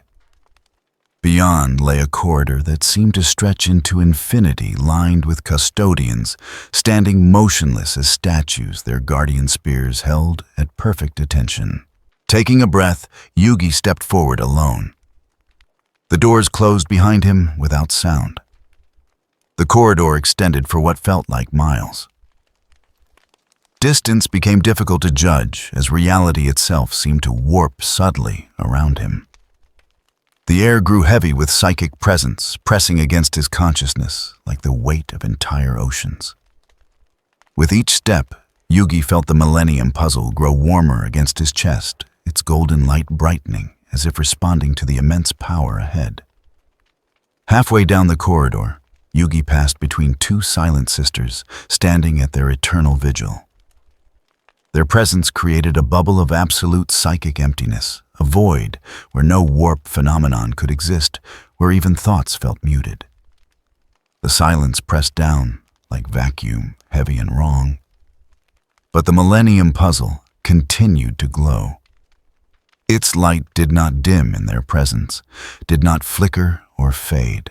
It simply was untouched by their null field, as if it existed in a space their power could not reach. The sisters turned their masked faces toward him as he passed, and though they made no move to stop him, YuGi felt their attention curious, analytical, finding no explanation for what they witnessed. Autumn's voice emerged, strained. "Partner, I feel it. This presence ahead, it's unlike anything I've encountered. Not a god, not a man. Something that was once human and became something else. Be ready. Whatever we meet at the end of this corridor, it will test everything we believe." YuGi kept walking. The corridor walls were inscribed with names, thousands upon thousands of names, each one a hero of the Imperium who had died in service to the Emperor. Warriors, scholars, saints, all remembered here, all witnesses to the being who sat at the end of this endless hallway. Finally, the corridor opened into a chamber of such vast proportions that its boundaries were lost in shadow and distance. At its center stood the golden throne. YuGi stopped his breath catching as he beheld what remained of the God Emperor of mankind. The throne itself was a massive construct of technology and psychic architecture beyond comprehension, part machine, part altar, part prison. Cables thick as tree trunks snaked away from it in all directions, connecting to generators that hummed with barely contained power. Tech priests moved in constant reverent motion around its base, tending to systems that kept the throne operational. Silent sisters stood at strategic positions, their null presence creating pockets of emptiness in the overwhelming sea of psychic power. And upon the throne sat what had once been a man. His physical form was withered to a desiccated husk after 10 millennia of unimaginable sacrifice. Parchment-thin skin stretched over bones that should have crumbled to dust ages ago. Tubes fed nutrients into what remained of his body. Machinery breathed for him. Technology sustained him. He was dead in every way that mattered, yet somehow more alive than anything YuGi had ever encountered. Because while his body had died, his mind remained. YuGi felt it the moment he stepped into the throne room, a presence vast beyond measure pressing against his consciousness, not with force, but with sheer, inevitable weight. The Emperor's psychic power filled every corner of the chamber, golden light that was not light but pure will, made manifest. It was like standing before the sun itself, feeling warmth and terror in equal measure. Through the glare of that golden will, YuGi glimpsed what fed the throne, pale rivers of light threading the depths, voices without mouths, faces, half-remembered souls yoked to an endless circuit. "They're crying out," YuGi whispered. "Then lend them your courage, Atum answered. "Friendship isn't a spell. It's a bridge we share what others have forgotten." For several long moments, nothing happened. YuGi simply stood there, a small boy in a torn school uniform, facing a being who had conquered the galaxy and then sacrificed everything to save it from itself. Then, without sound, without movement, something pressed against YuGi's mind. Not words, not language, but concepts impressed directly upon consciousness, meaning stripped of linguistic barriers, visions flowing into his awareness like memories that were not his own. He saw without seeing, understood without hearing. An image formed in his mind, a door. No two doors. One leading back home, safety, everything he had lost. The other leading forward into darkness, into chaos, into a game where the stakes transcended anything he had played before. A question without words. "Why have you come to my domain?" YuGi's voice emerged small in that vast space, but steady. "I didn't choose to come here. A storm tore me from my world and threw me into yours. I don't know why. I don't know how. I only know that I'm lost, and I need help finding my way home." The presence shifted, and YuGi felt a tension fall upon the millennium puzzle, like the weight of a collapsing star. Another impression flooded his mind: curiosity, recognition, understanding. The presence saw not just the puzzle, but what it contained. Saw Atum, saw the bond between pharaoh and boy, ancient and modern, two souls sharing one heart. A command that was not quite command, show me. YuGi closed his eyes, his hand grasping the puzzle, and let Atum come forward. The transformation rippled through the chamber like a stone dropped in still water. Where had stood a frightened teenager, now stood something that carried 5,000 years of memory and will. Atum opened his eyes and looked directly at the withered figure upon the golden throne. Without fear, without awe, simply with the recognition of one ruler, acknowledging another. Atum spoke, and his voice carried across the vast chamber.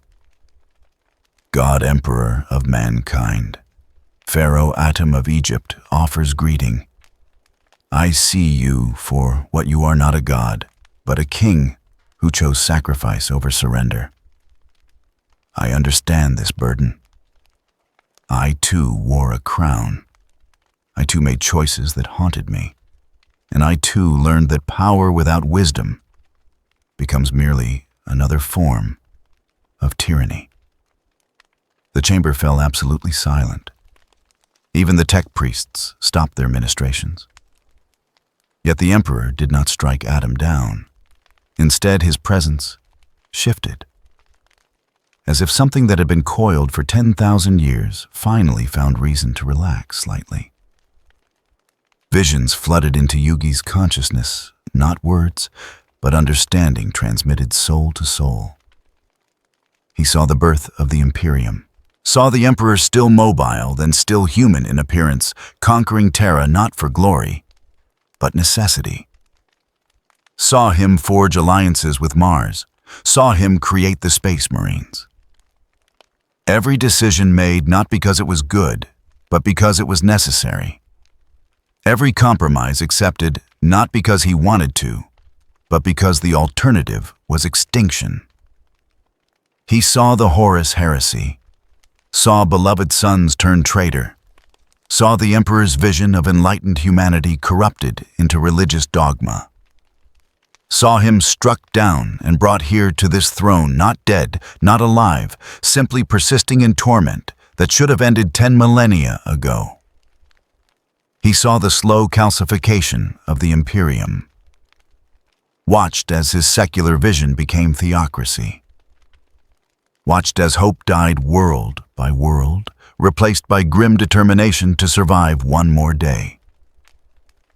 And through it all, he watched, unable to intervene, unable to correct, unable to do anything but maintain the Astronomicon, while his dream rotted around him.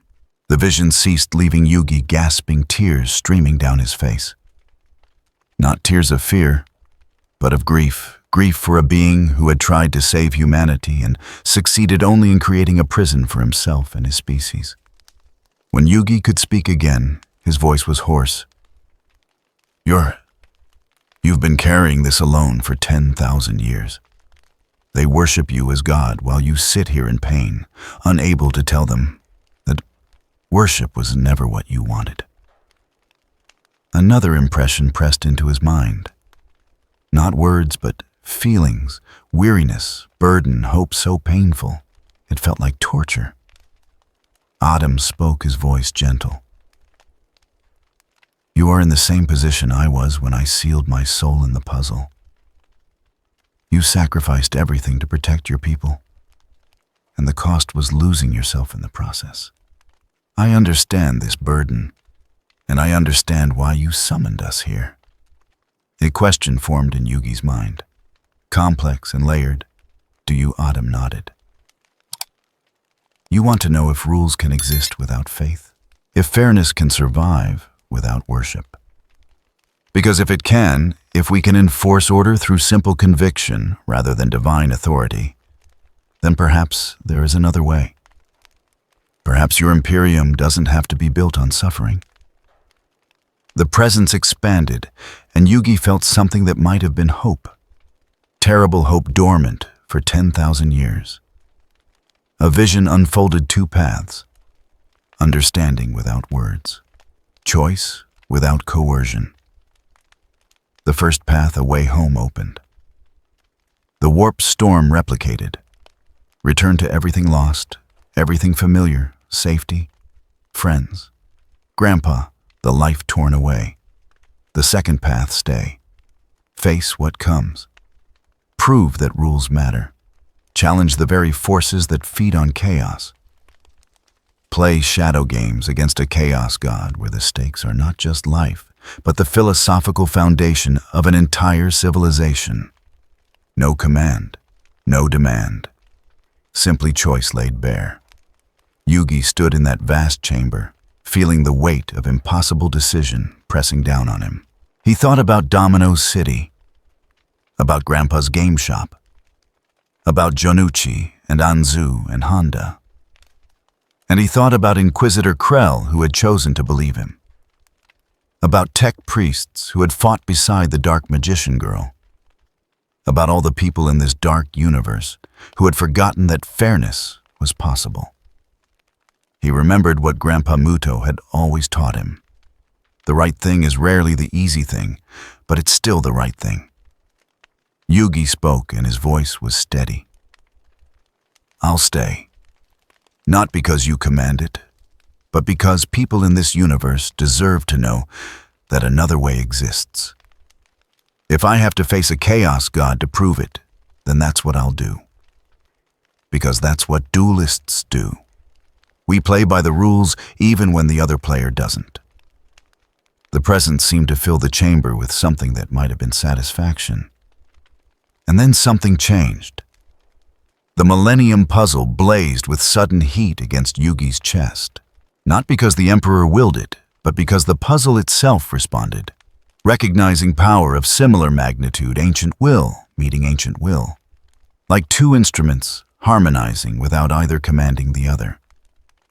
YuGi's perception shifted. The warp, which he had only sensed dimly before, suddenly became clear. Not as chaos, not as corruption, but as a game board where belief and will contested for dominance. Rules made visible. Patterns emerging from seeming randomness. The Emperor had not granted this, had not opened any door. The puzzle had simply recognized that in this place, in the presence of concentrated psychic might, it could see what had always been hidden. The gift was not given, it was awakened. The presence began to recede, but before it withdrew completely, one final impression lingered in YuGi's mind. Not a command, not a mission assigned, but simply the weight of understanding shared between two beings who knew what sacrifice meant. The Emperor had shown him visions, had revealed truth, had laid bare the two paths available. But the choice of what to do with that knowledge, that was YuGi's alone. No decree.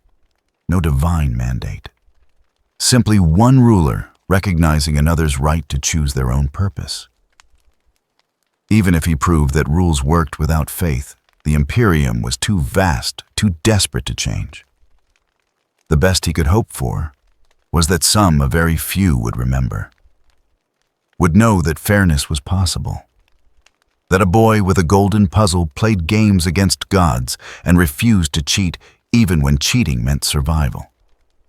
That small memory might be worth his sacrifice, or it might be worth nothing at all.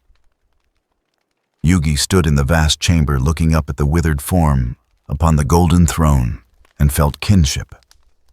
This being understood what it meant to hold to principles even when principles seemed worthless. And in that understanding, YuGi found his own answer. Not because he was commanded, not because the emperor demanded it, but because he had seen what happened when hope died, when rules were replaced by faith enforced through fear, when an entire civilization forgot that another way was possible. If he could prove even to a handful of people that fairness still mattered, that rules could triumph over chaos, that games could be played where everyone had a chance, then perhaps that small flame of hope might survive. Not because a god decreed it, but because one boy refused to let it die. The decision was his. The mission was his. The emperor had shown him the board, but YuGi would choose his own moves. He bowed once deeply, not in worship, but in respect. Then he turned and walked back down that endless corridor past the names of countless dead heroes toward the massive doors that would return him to the world of the living. Behind him upon the golden throne, something that was no longer quite human watched him go with emotions it had not felt in 10,000 years. Pride, hope, and the terrible certainty that this small boy was about to do something either magnificently stupid or impossibly brave. Perhaps both. The doors opened and YuGi stepped back into the courtyard where Inquisitor Krell and the custodians waited. 3 hours had passed. The Inquisitor's face was pale, her augmetic eye flickering through analysis protocols.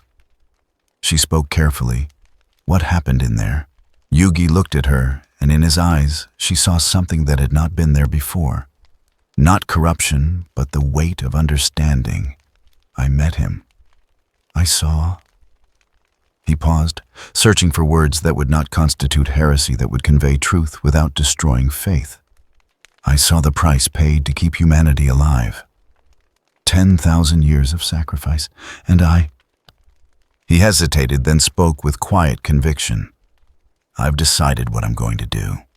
Not because I was commanded, but because I choose to. Inquisitor Krell's hand moved to her bolt pistol instinctively. And what is it you choose? YuGi's voice carried quiet conviction. I'm going to face Tzeentch. I'm going to prove that rules matter, that fairness is possible, even in chaos, that games can be played where everyone has a chance.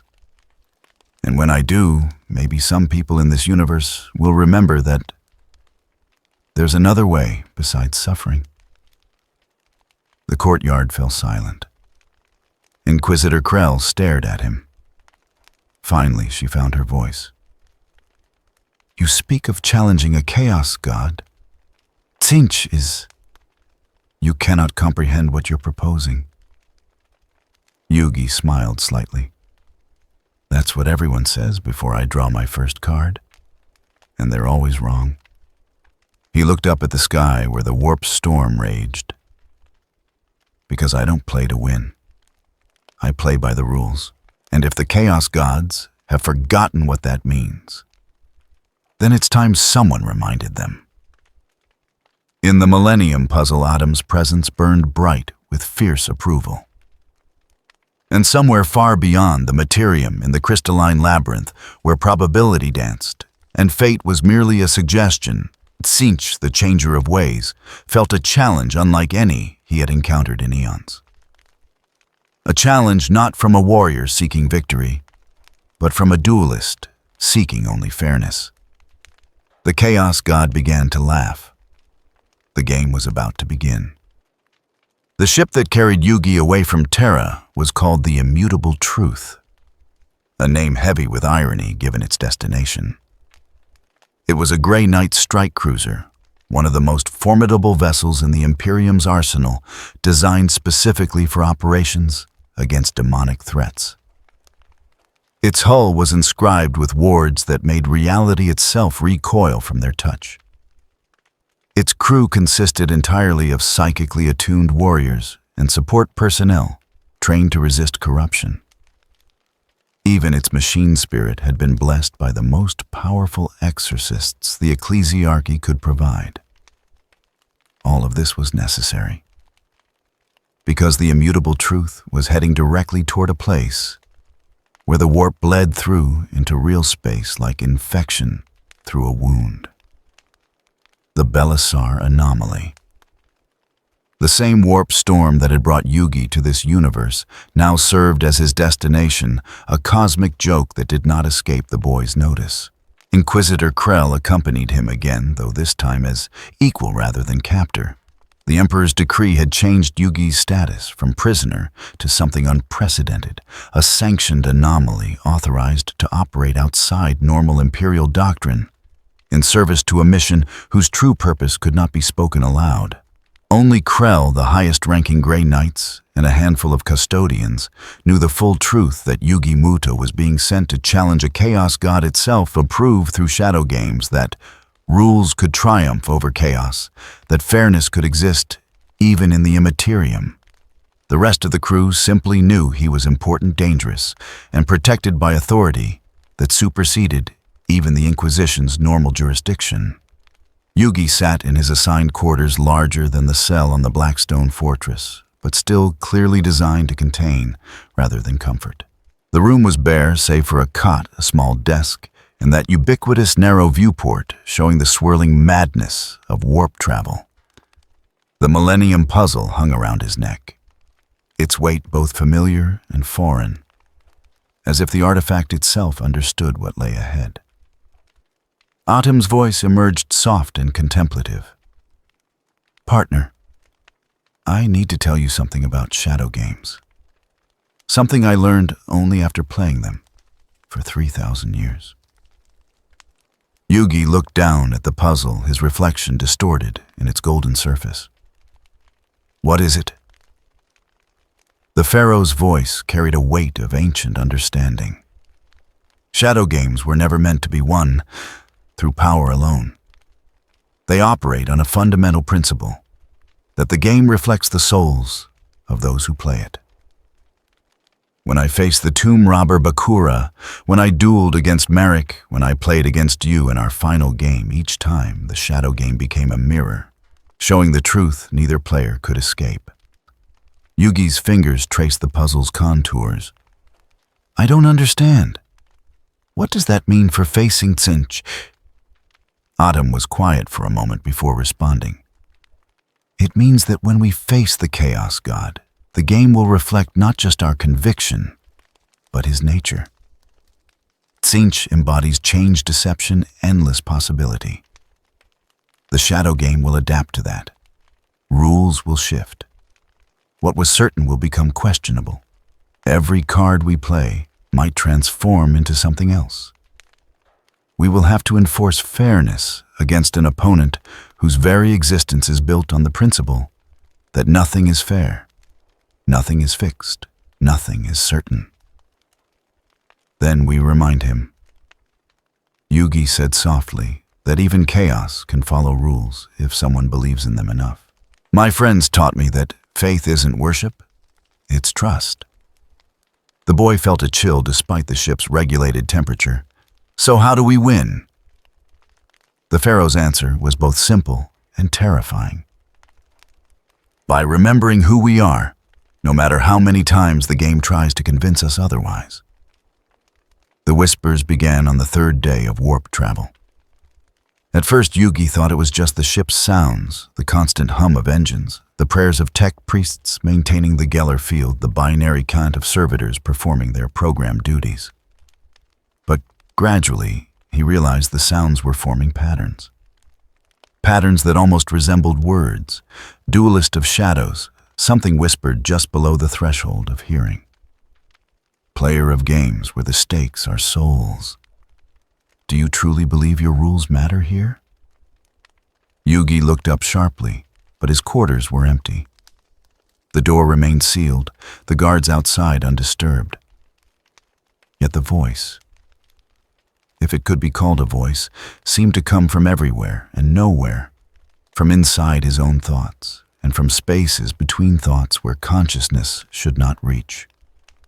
Autumn's presence stirred within the puzzle. Partner, don't respond. Don't engage. Tsinch is already probing our defenses, searching for weaknesses. Every word you speak to him is another thread he can use to weave his schemes.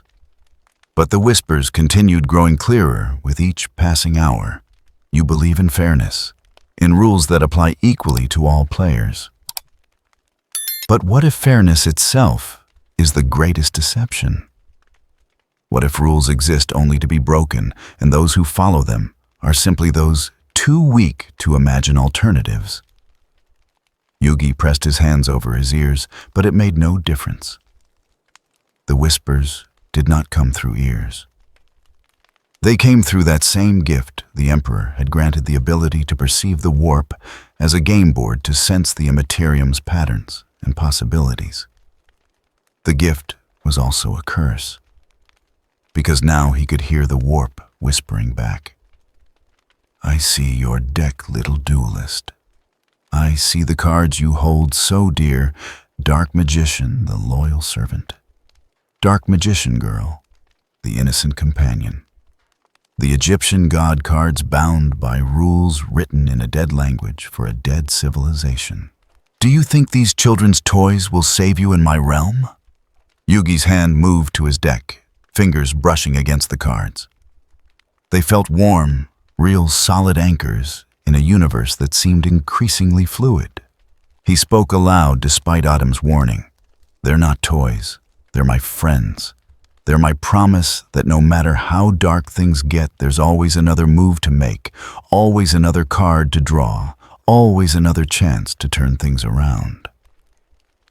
The whispers dissolved into laughter, not cruel, not mocking, but genuinely amused. How delightful. You speak to your cards as if they have souls. Perhaps in your universe they did. But here everything has a soul. And every soul has a price. The temperature in the quarters dropped suddenly. YuGi's breath misted in the air. The viewport, showing the roiling chaos of the warp, seemed to pulse with colors that had no names, geometries that hurt to perceive.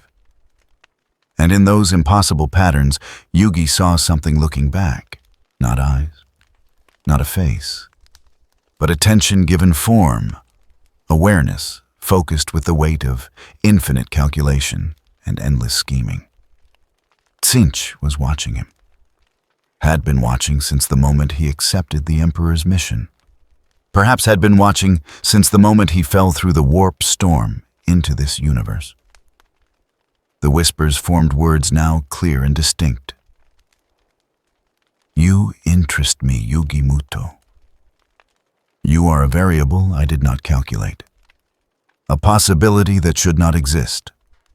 In 10,000 years of plotting across infinite strands of fate across every possible timeline and outcome, you were never meant to be here.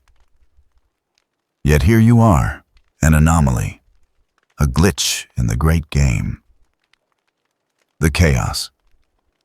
God's presence pressed against the ship's Geller field, not attacking but examining like a scientist, studying an unexpected result in an otherwise predictable experiment. The Emperor sends you to prove that rules matter more than change, that conviction can overcome chaos, that a boy with a puzzle can enforce fairness against a god whose nature is to ensure nothing is ever fair. This amuses me. This intrigues me. This changes things. YuGi felt the millennium puzzle grow hot against his chest, its golden light brightening as if responding to the presence pressing from outside reality. If I'm such an anomaly, such an unexpected variable, then maybe that means you're not as all-knowing as you think. Maybe there are things even chaos gods don't understand. Maybe change works both ways, and sometimes what changes is the god, not the mortal. The whispers fell silent for a heartbeat. Then, impossibly, they carried something that might have been respect, Brave words from someone so small. We shall see if your conviction matches your rhetoric when you stand in my crystal labyrinth, where all futures converge and all pasts diverge, where possibility becomes probability and probability becomes certainty. We shall see how you enforce rules when the rules themselves keep changing. The presence withdrew, but not completely. YuGi could still feel it at the edges of perception, waiting, watching, calculating how this new variable might be integrated into schemes that spanned millennia. Atum's voice emerged shaken. Partner, that was. I have never felt anything like that. Not in 3,000 years of wielding the millennium items. That entity it thinks on scales I cannot comprehend. Plans within plans within plans. Every word it spoke contained layers of meaning. Each layer contradicting the others, yet somehow all true simultaneously. YuGi nodded his hands, trembling slightly as adrenaline faded. But did you notice something else? It's curious. It said I shouldn't exist, that I'm an anomaly in its calculations. That means even chaos gods can be surprised. Even infinite possibility has limits. And limits mean rules still apply, even to them. The Pharaoh's presence warmed with approval. Well-reasoned, partner. You found the weakness in its omniscience. The very fact that we exist proves its knowledge is not absolute. That may be our advantage. If Tzeentch could not predict us, perhaps it cannot fully prepare for us either. And somewhere beyond the ship, beyond the warp, in a labyrinth built from crystallized possibility, Tzeentch began to laugh. The warp did not announce its transformation. It simply was. One moment YuGi stood on the Grey Knight's strike cruiser, watching the Belisar anomaly tear reality apart through reinforced viewing ports.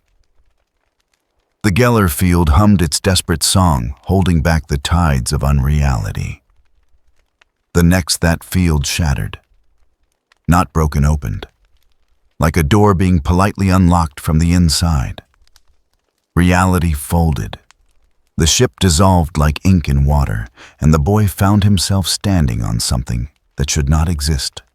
A floor made of crystallized thought, stretching endlessly in all directions. Above him, there was no sky. Below, no ground he could name. Only geometry. Endless, impossible geometry. The crystalline surface beneath his feet reflected not his image, but his fears. Shadows moved within the translucent planes. Faces he recognized, moments he had lived, choices he had made. Each step sent ripples through the material, and with each ripple the reflections changed. He saw himself winning. He saw himself losing. He saw himself alone. Welcome, little Pharaoh. The voice came from everywhere and nowhere. It was laughter crystallized into sound mockery given form. It echoed through dimensions that had no names, through colors that should not exist. YuGi felt his skin crawl, felt something ancient in his chest tighten with recognition. Atum's presence surged forward, a shield of gold, wrapping around YuGi's consciousness. Tzeentch. The name was not spoken aloud. It was known. And with that knowing came understanding. This was no longer Terra. This was no longer the material universe. They had been pulled into the Imperium itself, into a realm where thought and reality were one, where the laws of physics bent to the whims of gods who wore change like skin. The crystalline labyrinth shifted. Walls rose from the floor, not built, but grown, forming a maze that defied Euclidean logic. Passages led upward and downward simultaneously. Doors opened into themselves. Staircases spiraled into infinity and returned to their starting point in the same step. And at the center of it all, something laughed. YuGi's hands moved on instinct. The millennium puzzle pulsed against his chest, warm and solid, the only real thing in a realm of illusion. He reached for his deck fingers, closing around cards that hummed with a different kind of power.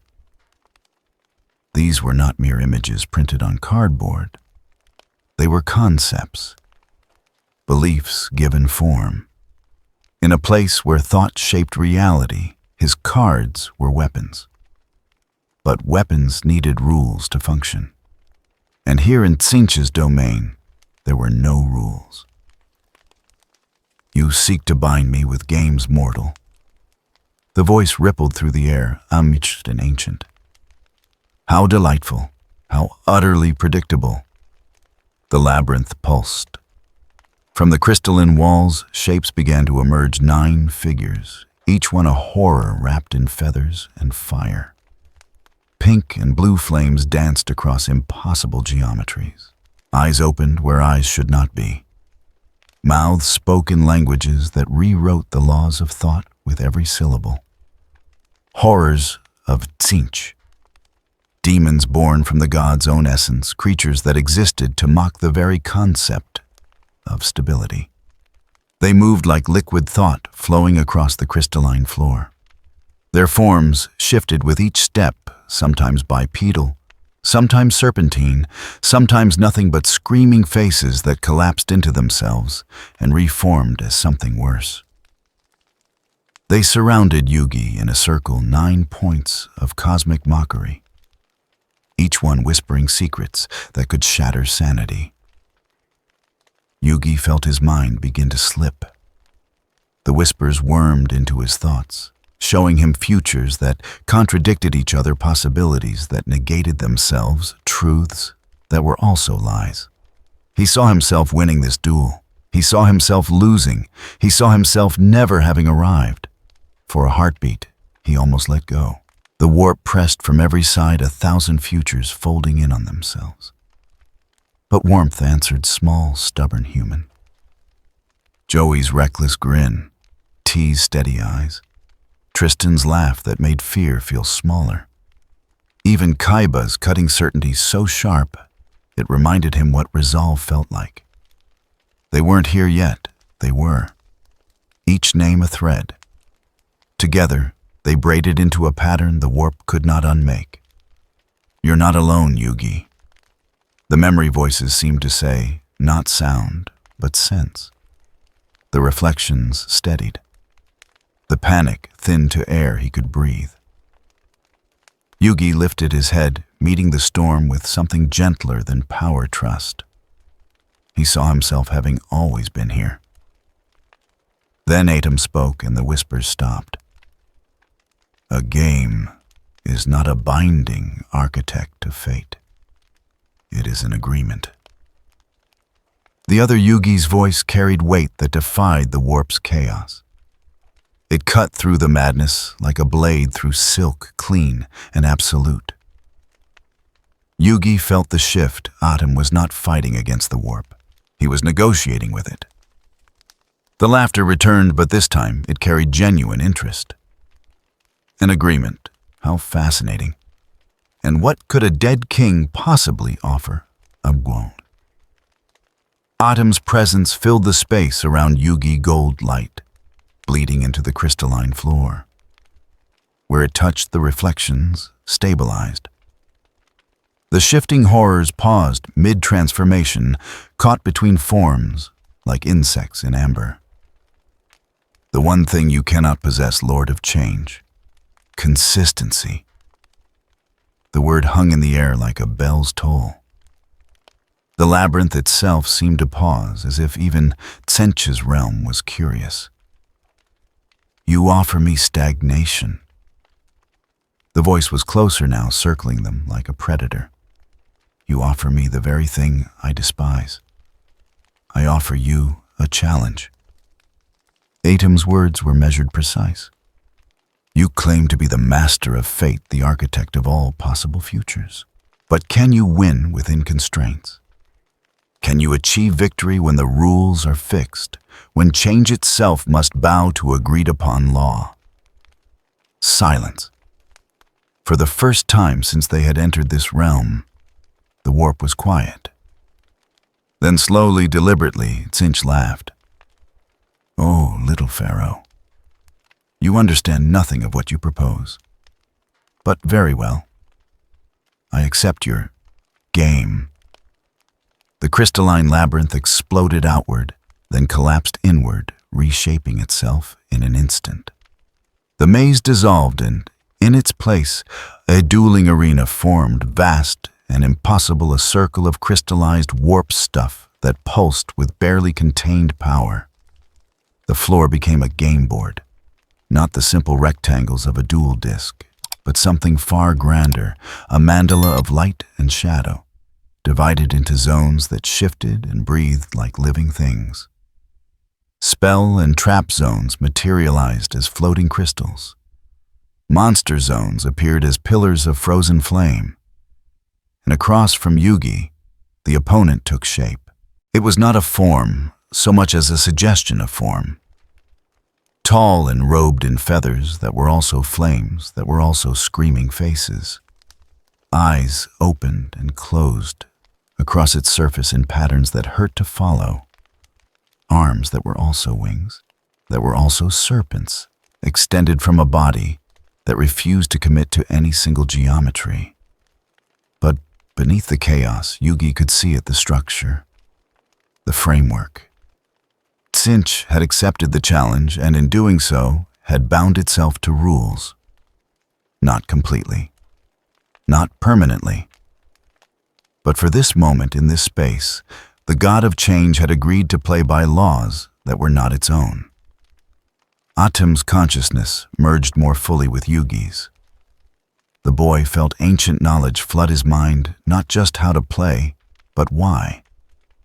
Every card was a concept. Every summon was a statement of belief. This was not a game of luck or skill. This was a battle of philosophies fought with archetypes and symbols older than civilizations. The horrors of Tzeentch took their positions on the opposite field, not as cards, but as living pieces.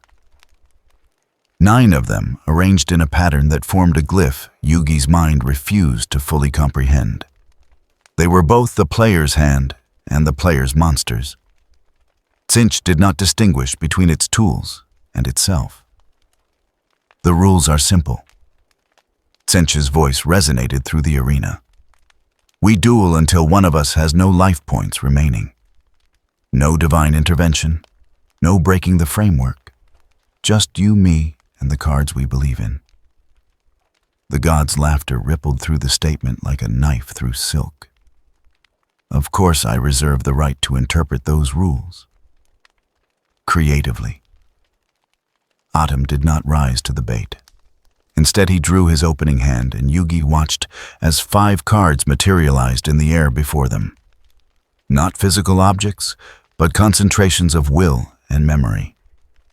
Each one a piece of the philosophy they carried. Dark Magician, Queen's Knight, Mirror Force, Swords of Revealing Light. And one more, a card that pulsed with potential, its image still forming. Then let us begin, Atum said quietly, and may the heart of the cards guide us both. The duel began not with a roar, but with a whisper. Tzeentch moved first. Of course it did. The god of change always struck before its opponents could fully understand what was happening. The horrors on the opposing field screamed. And the sound was not noise, but transformation. Reality bent.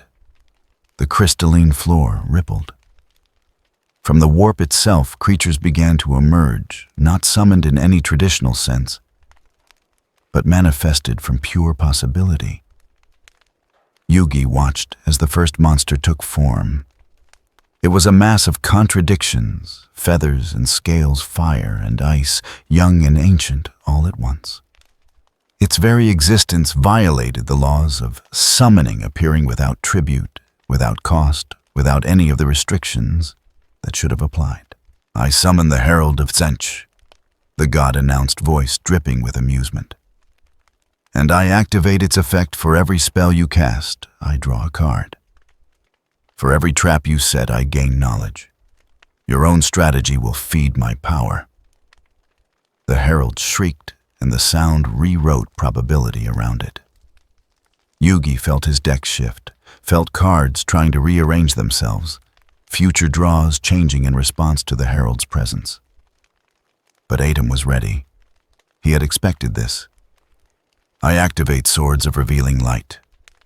The card dissolved into pure radiance. 3 beams of golden light erupted from the crystalline floor, forming a barrier between them and the herald. It was not just a defensive spell, it was a statement. A declaration that said knowledge cannot exist without illumination. Secrets cannot hide from truth. The warp recoiled.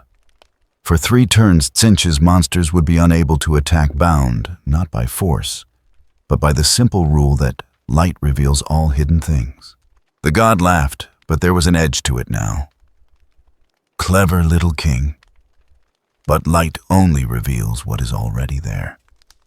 It cannot prevent what is yet to come." The herald's effect triggered. A card materialized in Tzeentch's hand, or rather, knowledge manifested in the god's consciousness. YuGi felt it like a violation, like someone had read his thoughts and found them wanting. But Autumn pressed forward. I summoned Queen's Knight in defense position. The warrior woman appeared on their field armored in silver and gold, kneeling with her sword planted in the crystalline ground. She was not flashy. She was not powerful by the standards of legendary monsters. But she was stable, consistent. A piece that followed rules even when the board itself was chaos. And I set 2 cards face down. 2 crystalline panels materialized in their spell and trap zone, face down and mysterious. YuGi knew what they were, but Tzeentch did not. And in a realm where knowledge was power, that uncertainty was a weapon. The god's form rippled with what might have been approval. "You hide your strategy. How deliciously mortal. Very well, I shall respect your secrets for now." The duel continued, and with each turn the arena itself seemed to grow more real, or perhaps more defined. The crystalline labyrinth stabilized around them, no longer shifting randomly, but responding to the flow of the game. Zones solidified. Rules took hold. Even the horrors of Tzeentch, those creatures of pure change, began to move with pattern and purpose, rather than chaos. YuGi felt it happening. The warp was being taught structure, not conquered, not suppressed, but shown that rules could exist alongside change, that order and transformation were not opposites, but partners in an eternal dance. Tzeentch's next turn came like a storm. The god did not play conservatively. It summoned 3 more horrors, stacking them on the field in violation of every summoning rule YuGi knew. But here in this space where belief shaped reality, Tzeentch's conviction that it could do so made it true. "You see," the god whispered, "rules are merely suggestions. Change is inevitable. All your structures will eventually crumble." But Atem's response was immediate and devastating. Mirror force. The trap card activated, and the arena exploded with reflected light. Every attacking monster, all 3, horrors the herald and a demon YuGi hadn't even seen being summoned, were caught in the blast.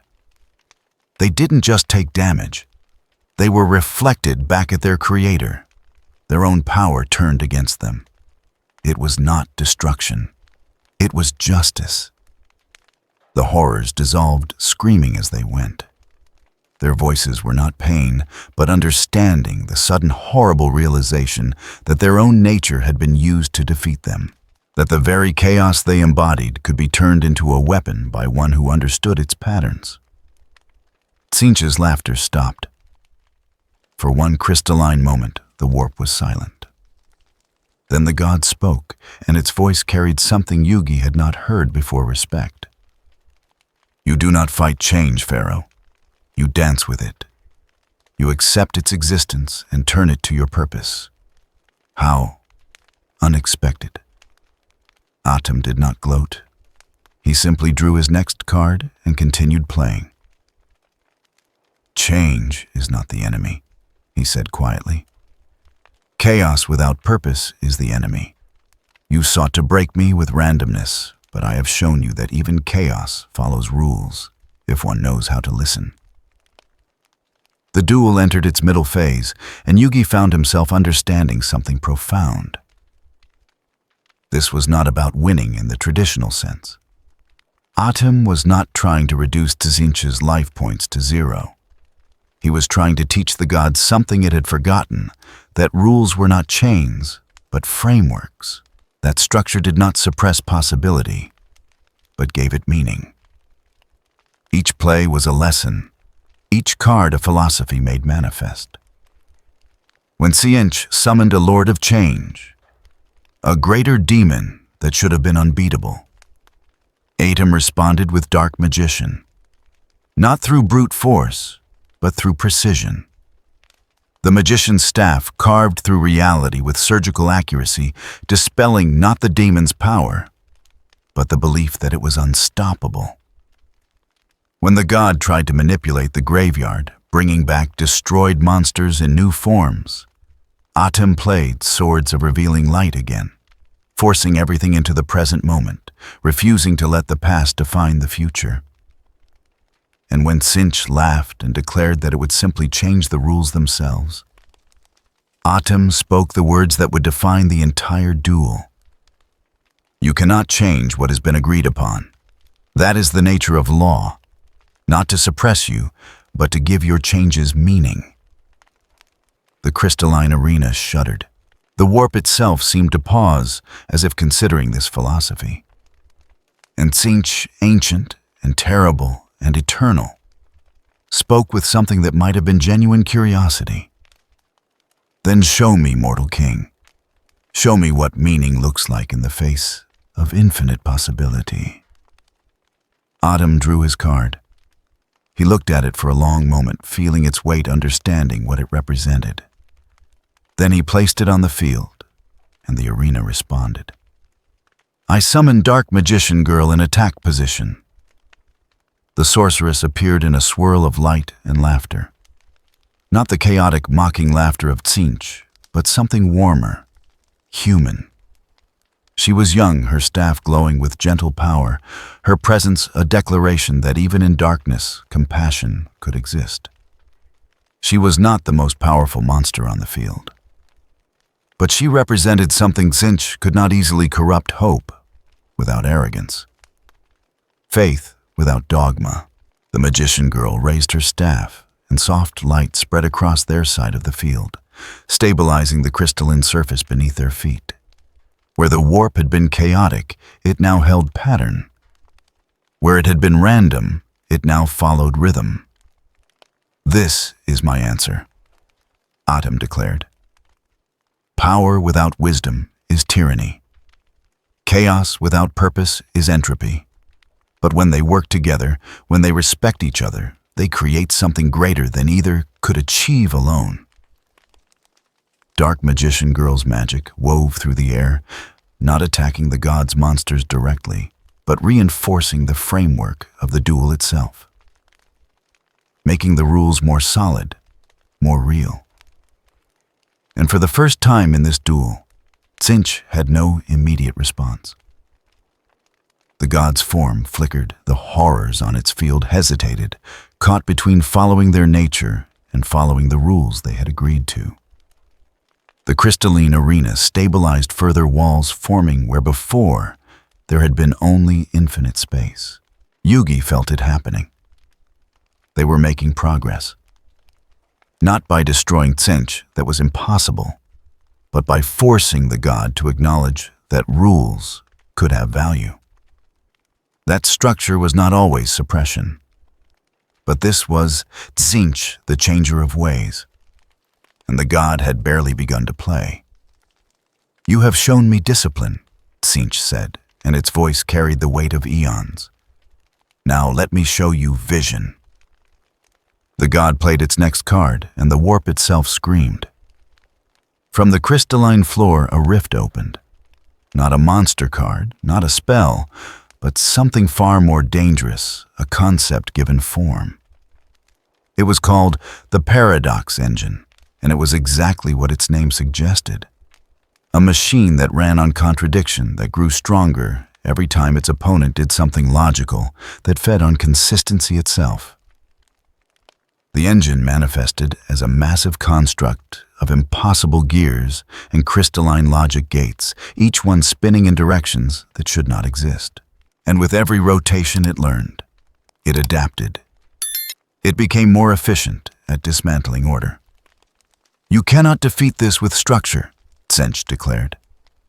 "Every rule you invoke will only make it stronger.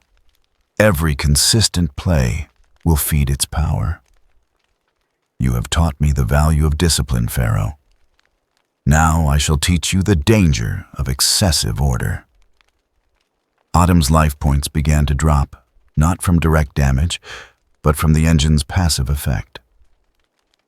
Every turn they followed the rules, every time they played by the agreed-upon structure, they lost a portion of their life force. The very thing that gave them strength was now being used against them. It was brilliant, terrifying, and absolutely characteristic of Tsench. YuGi felt panic rising. They were at 4,000 life points now, and dropping. The engine was unstoppable within the framework they had established. To break it, they would need to break the rules. But if they broke the rules, they would prove Tsench's point that order was just another form of tyranny, and chaos was the only true freedom. They were trapped in a paradox of their own making. But Atum did not panic. The ancient pharaoh simply smiled. "You have forgotten something, Lord of Change." The god's form rippled with curiosity. "And what is that?" "Rules are not prisons. They are choices. And every choice creates new possibilities." YuGi felt that old circle of voices at his back we've turned hopeless boards before. The courage wasn't his alone. It never had been. Atum's smile widened as if hearing the same promise. Atum reached for his deck. He did not draw a card. Instead, he did something that should have been impossible. He offered the draw to his opponent. "I pass my turn without playing. I choose to trust that the heart of the cards will provide what is needed when it is needed. Not because I am certain, but because I have faith." The warp shuddered. The paradox. Engine sparked and stuttered, its gears grinding against themselves. Because Atum had not played by the rules in a predictable way. He had not broken the rules, but he had interpreted them with a flexibility that the engine could not account for. He had shown that structure and adaptability were not opposites. They were the same thing viewed from different angles. Tsench's laughter returned, rippling through dimensions, not mocking, but contemplative. "Interesting," the god murmured. "You bend without breaking, adapt without abandoning. Perhaps there is more to your precious order than I thought." The paradox.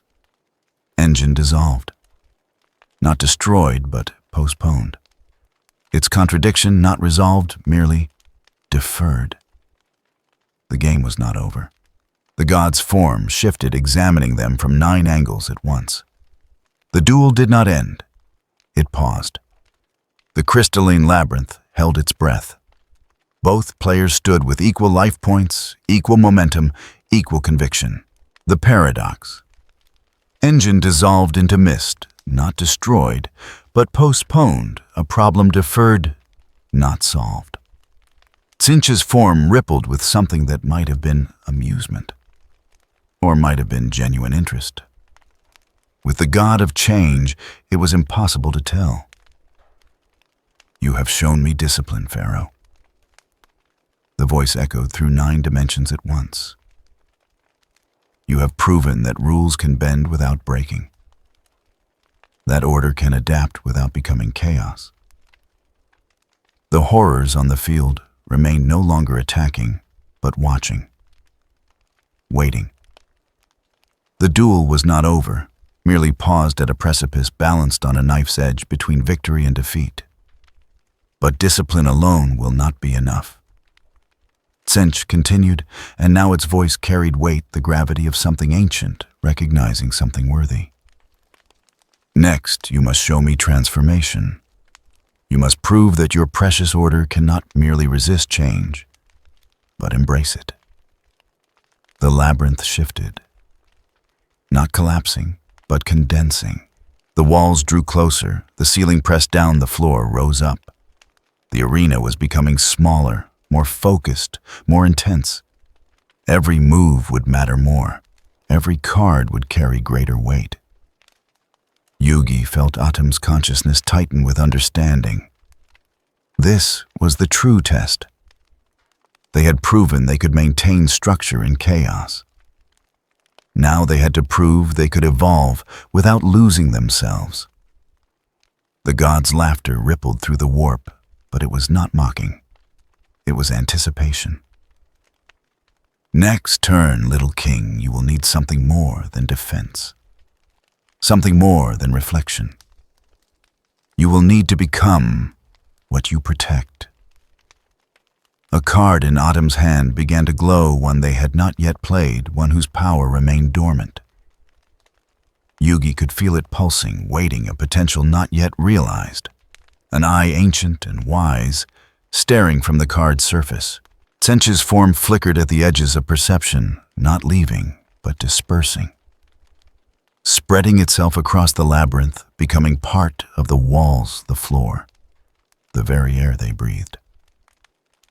Draw your next card, Pharaoh.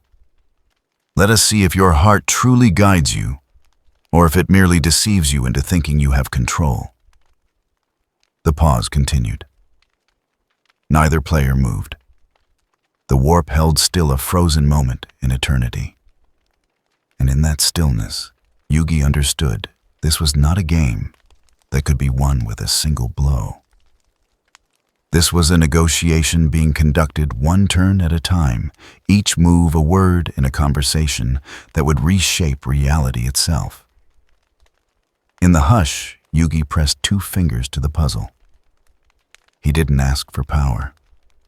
He remembered hands on his shoulders 1,000 times over, saying, "We believe in you." The warp listened to that quiet more than to any shout.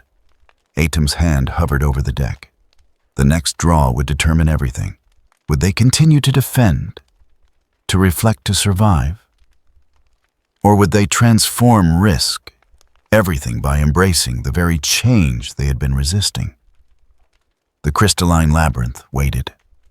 The horrors waited. Tsench waited. And in the silence, between heartbeats, between thoughts, between possibilities, the duel prepared to enter its true climax. The pause stretched into eternity.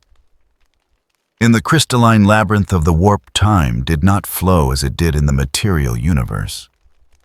Moments could last millennia. Eons could pass in a heartbeat. The duel between Pharaoh and God existed in a space between seconds where possibility itself was the only currency that mattered. Atum's hand hovered over his deck. The card that glowed there, the one with the ancient eye staring from its surface, pulsed with a rhythm that matched neither his heartbeat nor YuGi's. It was older than both of them. Older than the millennium items.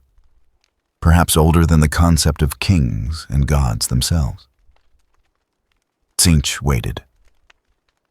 The god of change was patient when patience served its purposes. The horrors on the field remained motionless as 9 points of crystallized malice watching with too many eyes. The labyrinth itself seemed to hold its breath. Walls of impossible geometry, frozen mid-transformation. "You hesitate," the God-observed voice rippling through 9 dimensions. Interesting. Is it doubt or is it understanding? Atum did not respond immediately. He was learning Tsench's rhythm, recognizing that every word the god spoke was both truth and lie. Every statement a test disguised as conversation. The pharaoh had played countless games across 3,000 years of existence, some during his life, more during his imprisonment in the puzzle. He knew when an opponent was probing for weakness, but he also knew when they were genuinely curious. "I hesitate," Atem said finally, "because the next move changes everything.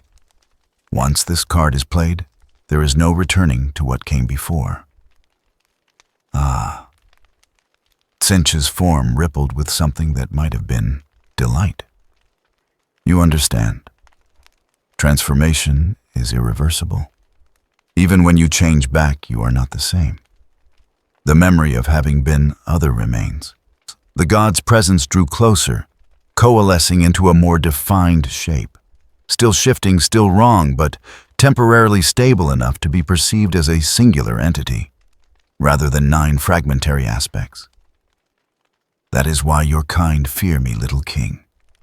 Not because I destroy what you are, but because I show you what you could be. And once you have seen possibility, certainty becomes prison." YuGi felt the weight of those words. They pressed against his consciousness, like physical things, each syllable carrying implications that stretched beyond language.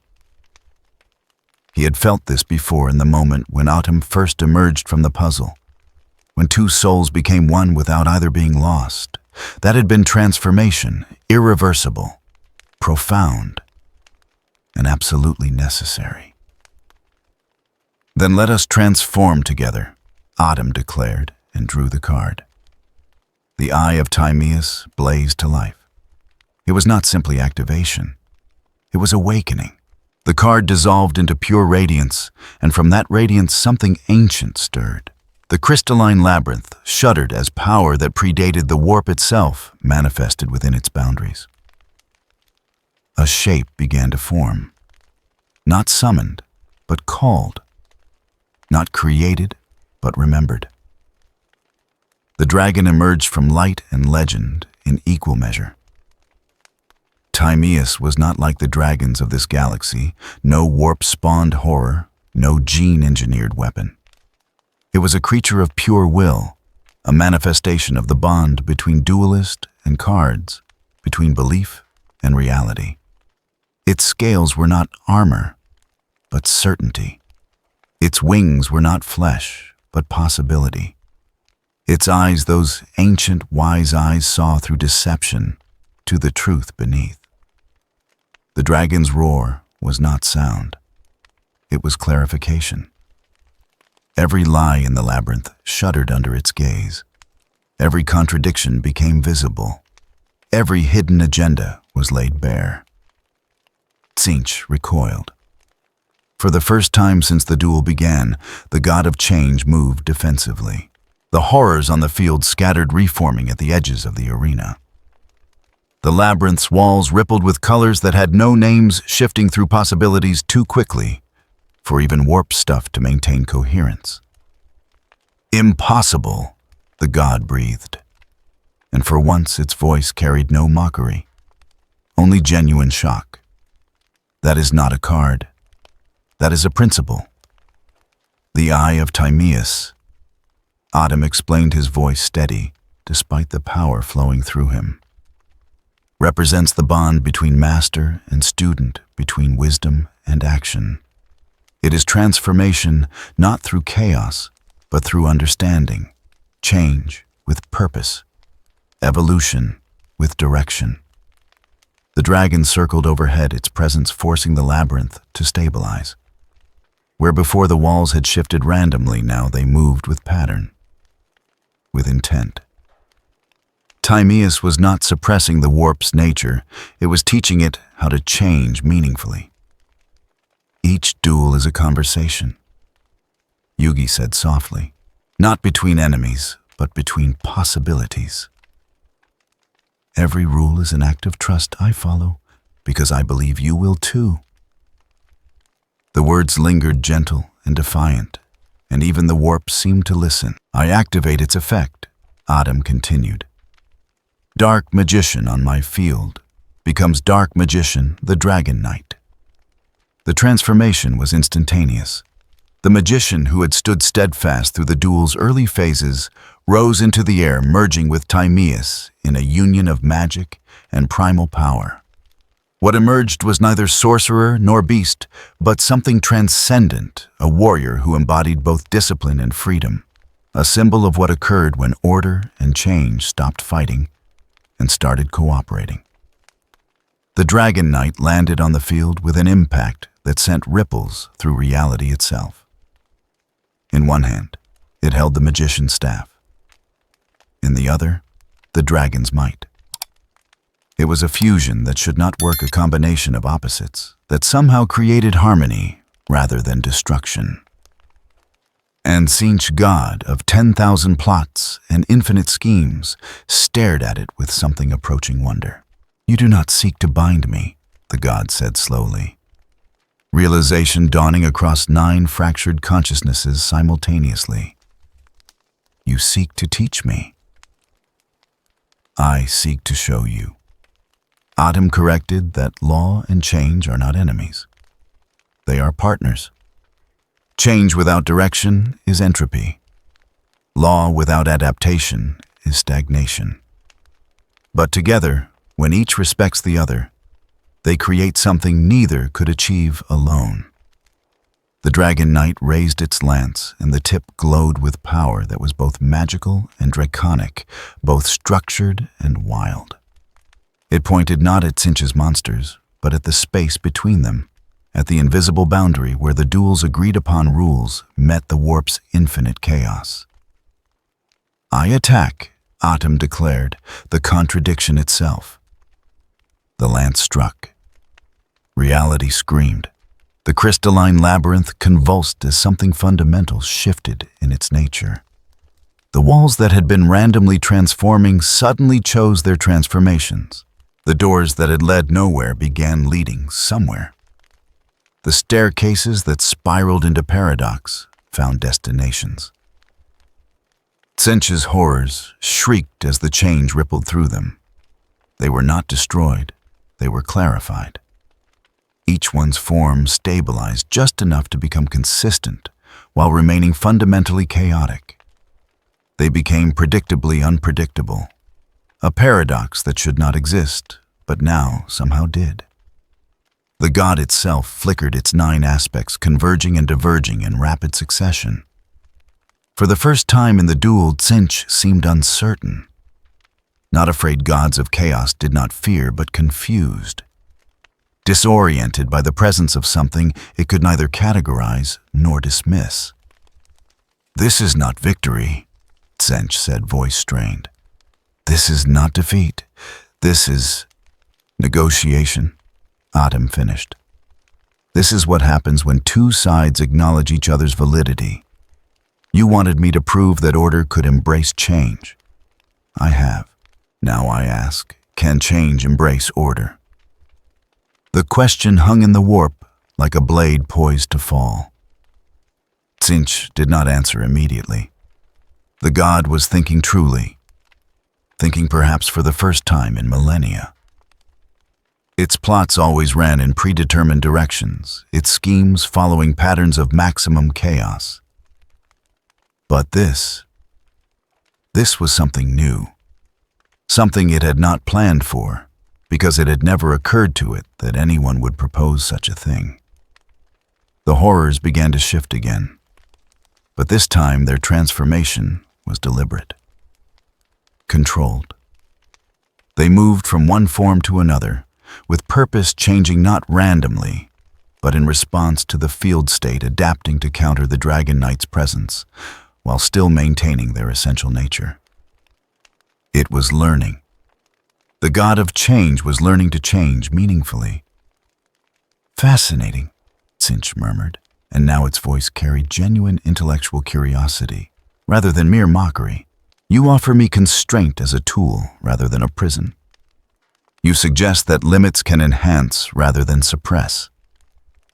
Every artist works within medium's limitations," Atum replied. "Every musician within an instrument's range. every poet within language's boundaries. Constraint does not prevent creation, it focuses it. The Dragon Knight stood ready, lance lowered but not dismissed. Around them, the crystalline labyrinth continued its transformation. Walls that had been chaos were becoming complex patterns. Floors that reflected infinite possibilities now showed probable outcomes. The change was not complete. The warp remained fundamentally alien, fundamentally hostile to mortal comprehension. But it was organized now. Structured chaos rather than random madness. Tzeentch's next move would determine whether this transformation was permanent or merely temporary.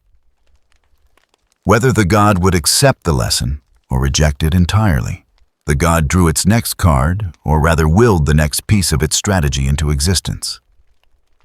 In this realm, the distinction between drawing and creating was meaningless. Tzeentch's deck was infinite possibility itself. What manifested was something YuGi recognized with a chill lord of change. Not the lesser demons the god had summoned before, but one of the greater entities, a demon prince that embodied Tzeentch's will perfectly. It appeared on the field as a towering figure of wings and sorcery staff, crackling with warped lightning eyes, burning with the knowledge of futures that should never be. "I accept your lesson, Pharaoh," Tzeentch declared. "Now let me teach you one in return." The Lord of Change raised its staff, and the duel entered a new phase, one where both sides fought not to destroy each other, but to prove their philosophy superior. The next several turns were a masterpiece of strategic complexity. Tzeentch played cards that should have violated the agreed-upon rules, but did so in ways that technically remained within the framework. A monster that changed its attack points randomly, but within a defined range. A spell that transformed the field, but in predictable cycles. The god was testing the boundaries of structure probing to see how much flexibility existed within rigidity. Atem responded with equal creativity. He used mirror force not to destroy attacking monsters, but to reflect their transformation back at Tzeentch, showing the god what its own chaos looked like from the outside. He played swords of revealing light, not to prevent attacks, but to illuminate the patterns within the god's apparent randomness, making the invisible framework visible. Each play was an argument, each card a philosophical statement. The Dragon Knight and Lord of Change clashed repeatedly, neither able to definitively overcome the other. But with each exchange, something changed. The Dragon Knight grew more adaptable, incorporating elements of chaos into its structured approach. The Lord of Change became more focused, its transformations serving clear strategic purposes rather than mere change for change's sake. They were learning from each other, growing, evolving. YuGi watched through Atem's eyes, contributing what he could. A suggestion here, an insight there. He was not the duelist his other self was, but he understood something Atem sometimes forgot. The growth came from acknowledging weakness, from accepting that perfection was impossible, and that was okay. "Atem," he whispered internally, "we don't have to win. We just have to reach understanding." The pharaoh paused mid-play, considering. Then slowly he nodded. "You are right, partner. This was never about victory." With that realization, the duel's nature shifted one final time. Atem placed his hand on the deck but did not draw. Instead, he looked across the field at Tzeentch, really looked not at the god's form, but at the essence beneath the shifting horror. "Lord of Change," he said formally, "I propose a different ending." The god's countless eyes focused on him with laser intensity. "Speak." "We end this duel in a draw, both of us at equal standing. Neither victor nor vanquished. But in exchange, you accept one constraint permanently." The crystalline labyrinth went absolutely still. Even the horrors stopped their movement, sensing the weight of this moment. "What constraint?" Tsench asked carefully.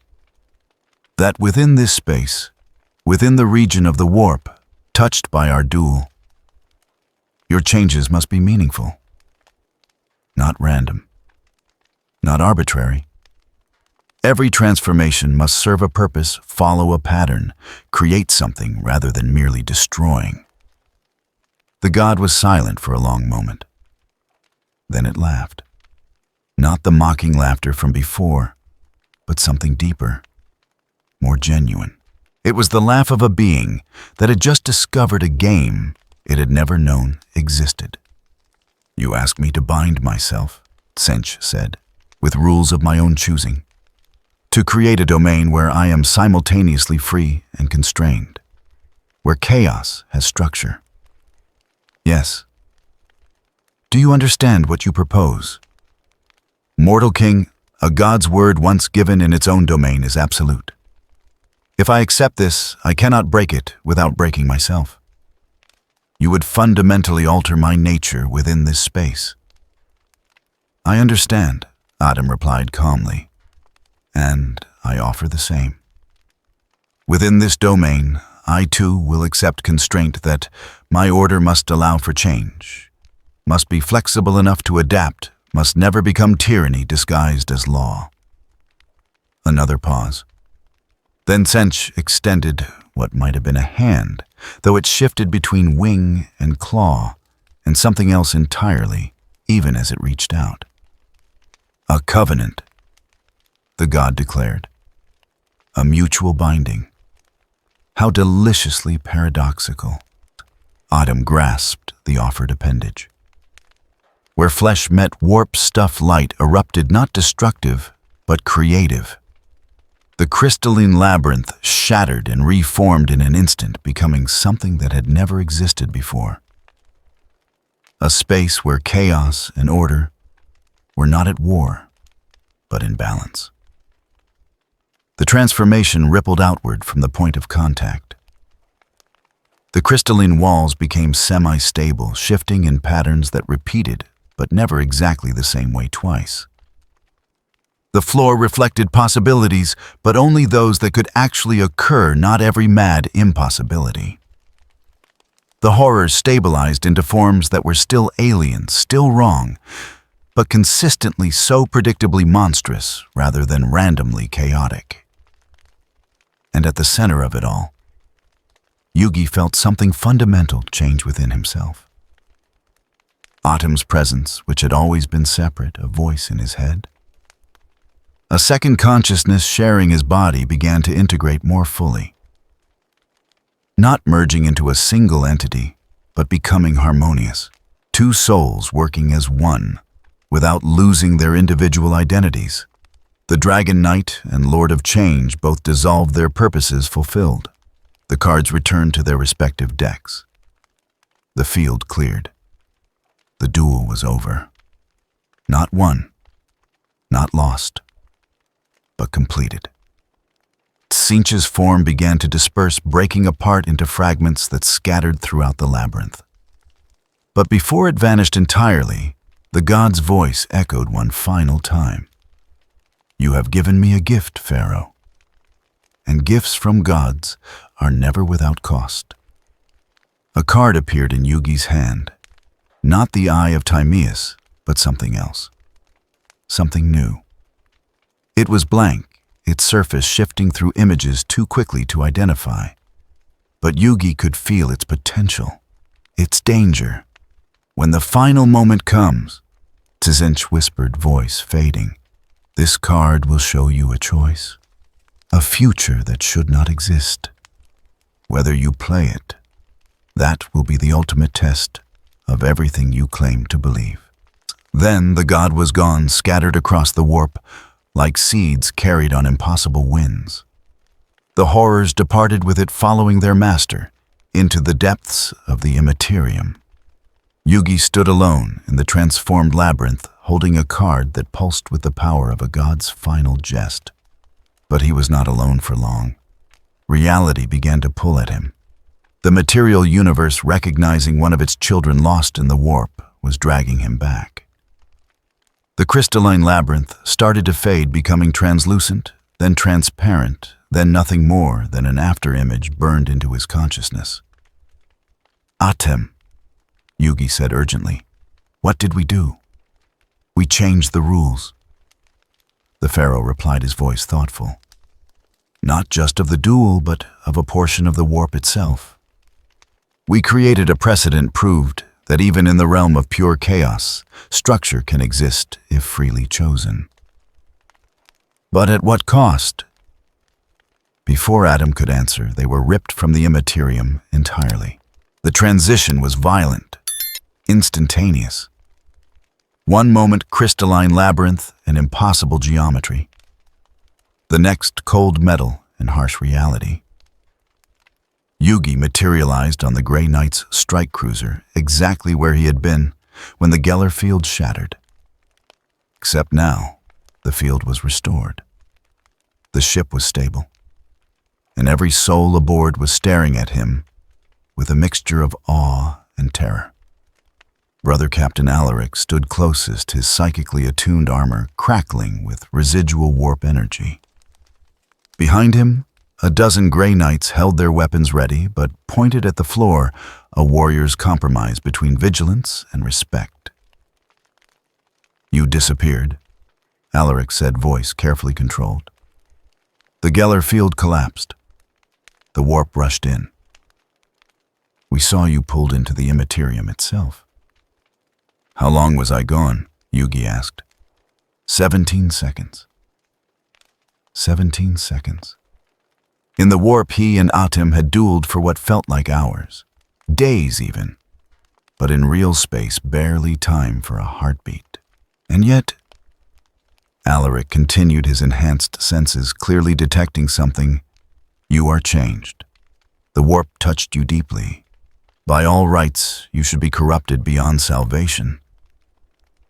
But instead, the Grey Knight's eyes widened slightly behind his helmet. "Instead, the warp around you is calmer, as if your presence imposes order on it." YuGi looked down at his hands. They seemed the same, but he could feel it, a new weight, a new responsibility. He had not just survived the warp. He had changed it, and it had changed him in return. The blank card Sench had given him pulsed once in his deck, then went still, waiting. Dormant, but undeniably present. "Brother Captain," YuGi said carefully, "I need to speak with whoever commands this ship.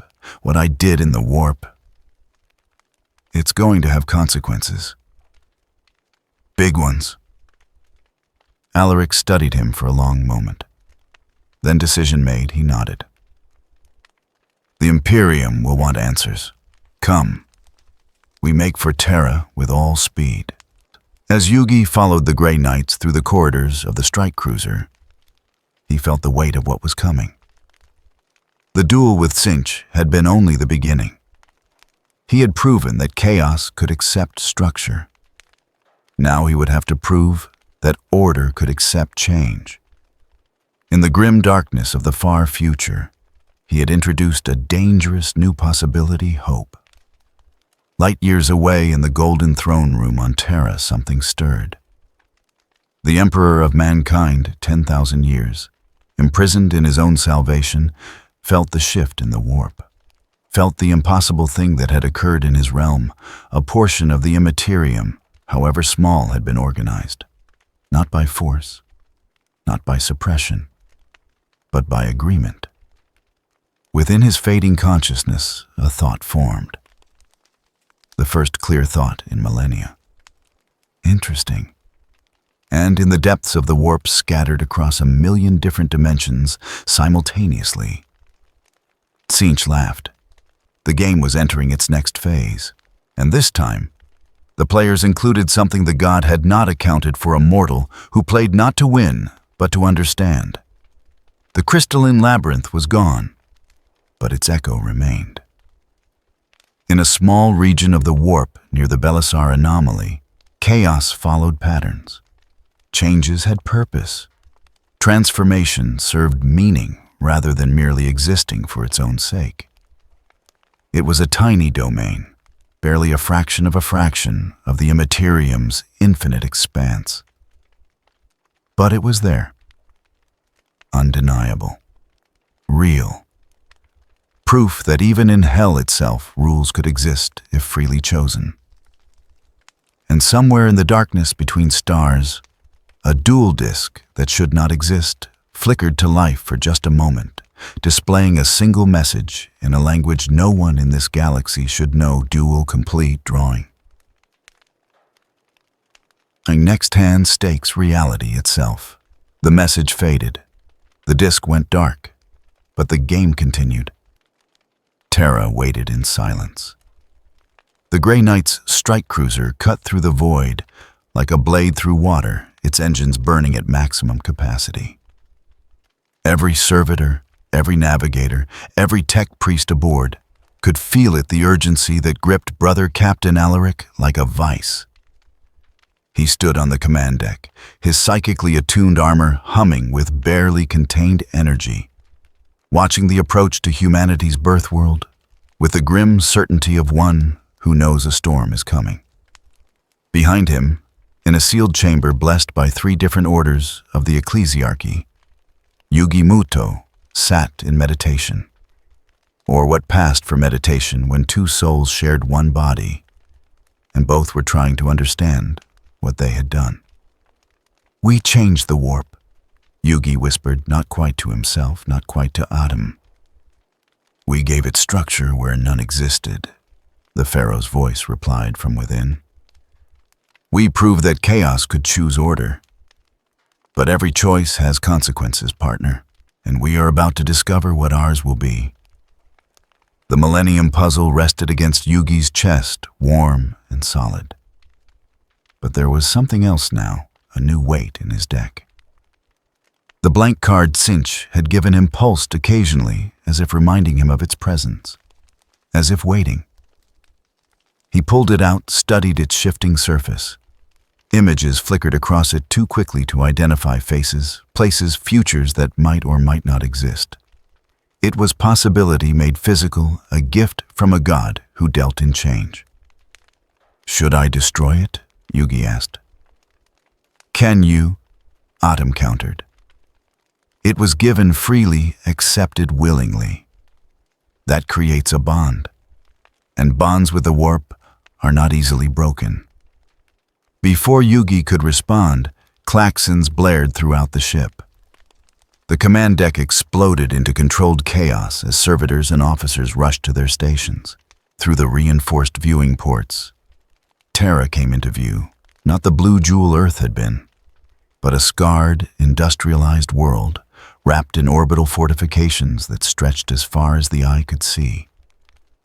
And at its center, visible even from space, a golden light pulsed irregularly, like a heartbeat struggling to maintain rhythm. Brother Captain Alaric's voice cut through the commotion, heavy with dread. "The Emperor. Something is wrong with the Emperor." The Imperial Palace was in upheaval. 10,000 custodians, the golden-armored guardians who had stood watch over the Emperor for 10 millennia, moved with unprecedented urgency through corridors that had not seen such activity since the Horus heresy itself. Tech priests of the highest order rushed toward the throne room, their augmented bodies moving faster than flesh should allow. Silent Sisters created pockets of eerie calm as they passed their null aura, dampening the psychic screaming that threatened to overwhelm anyone with even minor sensitivity. At the heart of the chaos stood the Golden Throne itself. The massive construct of technology and psychic architecture that had sustained the Emperor's half-life for 10,000 years was changing. Not malfunctioning, changing. Its golden surfaces, which had remained constant since the Emperor's internment, now rippled like water. The psychic light it projected flickered and surged in patterns that followed no known rhythm. and deep within the throne's core, something was waking up. The Emperor of Mankind, 10,000 years imprisoned in his own salvation, felt it clearly. The shift in the warp, the impossible thing that had occurred in his realm. A portion of the Imperium, however small, had been organized, not by force, not by suppression, but by agreement, by choice. It was the most beautiful thing he had experienced in millennia, and it was killing him. The Golden Throne had been designed to contain and channel his psychic might, to keep the webway gate beneath it sealed against the demonic hordes that pressed eternally against its boundaries. But it was a prison as much as a life support system built on the fundamental assumption that chaos and order could never coexist, that to fight the Warp One had to reject it utterly. But now, somewhere in the Imperium, that assumption had been proven false, and the throne built on that false foundation was beginning to crack. My lord, a tech priest Magos fell to his knees before the throne, his voice distorted by vox casters. The throne's systems are destabilizing power fluctuations in 17 primary conduits. The webway seal is... He never finished. The Emperor's consciousness, vast and terrible, pressed against every mind in the chamber with a single imperative: bring him to me. Every custodian understood simultaneously. Every tech priest felt it. Every silent sister, despite their null nature, perceived the command through its sheer force of will. The boy, the one who had dueled a god and emerged unchanged, the one who had taught chaos the meaning of law. YuGi Muto. Captain General Trajan Valoris, Supreme Commander of the Adeptus Custodes, moved without hesitation. He activated his Vox link, his voice carrying absolute authority. All forces, this is the Captain General. Priority Alpha Omicron. The Emperor demands the immediate presence of the anomaly designated YuGi Muto. Grey Knight's vessel, Blade of Purity, you are cleared for emergency descent directly to the Palace spaceport. All other traffic is suspended. He paused, then added something he had never thought he would say. The Emperor's life may depend upon it. YuGi felt it the moment the Grey Knight's ship entered Terra's atmosphere. A pull. Not physical, but psychic. The weight of 10 billion souls all focusing their faith, their hope, their terror on one spot. And at the center of that maelstrom, a presence so vast it made Tzeentch seem small. Dying, yes. Fading, absolutely. But still there, still fighting, still protecting. The Emperor, Atum whispered with something approaching awe. He is like the pharaohs of old, but magnified beyond measure. A god made from human will. He's in pain, YuGi said simply. I can feel it. 10,000 years of pain. The ship landed with barely a jolt. The doors opened and YuGi stepped out into organized chaos. Custodians formed an honor guard, or was it a prisoner escort, their guardian spears humming with barely contained power? Grey Knights flanked them, their psychic presence creating a buffer against the overwhelming spiritual pressure radiating from deeper in the palace.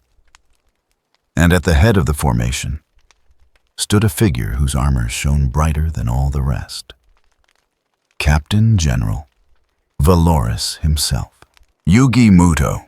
The custodian said, his voice resonating with harmonics that spoke of genetic engineering beyond even the Space Marines. The Emperor has summoned you. What you have done in the warp has consequences. YuGi met his gaze without flinching. I know.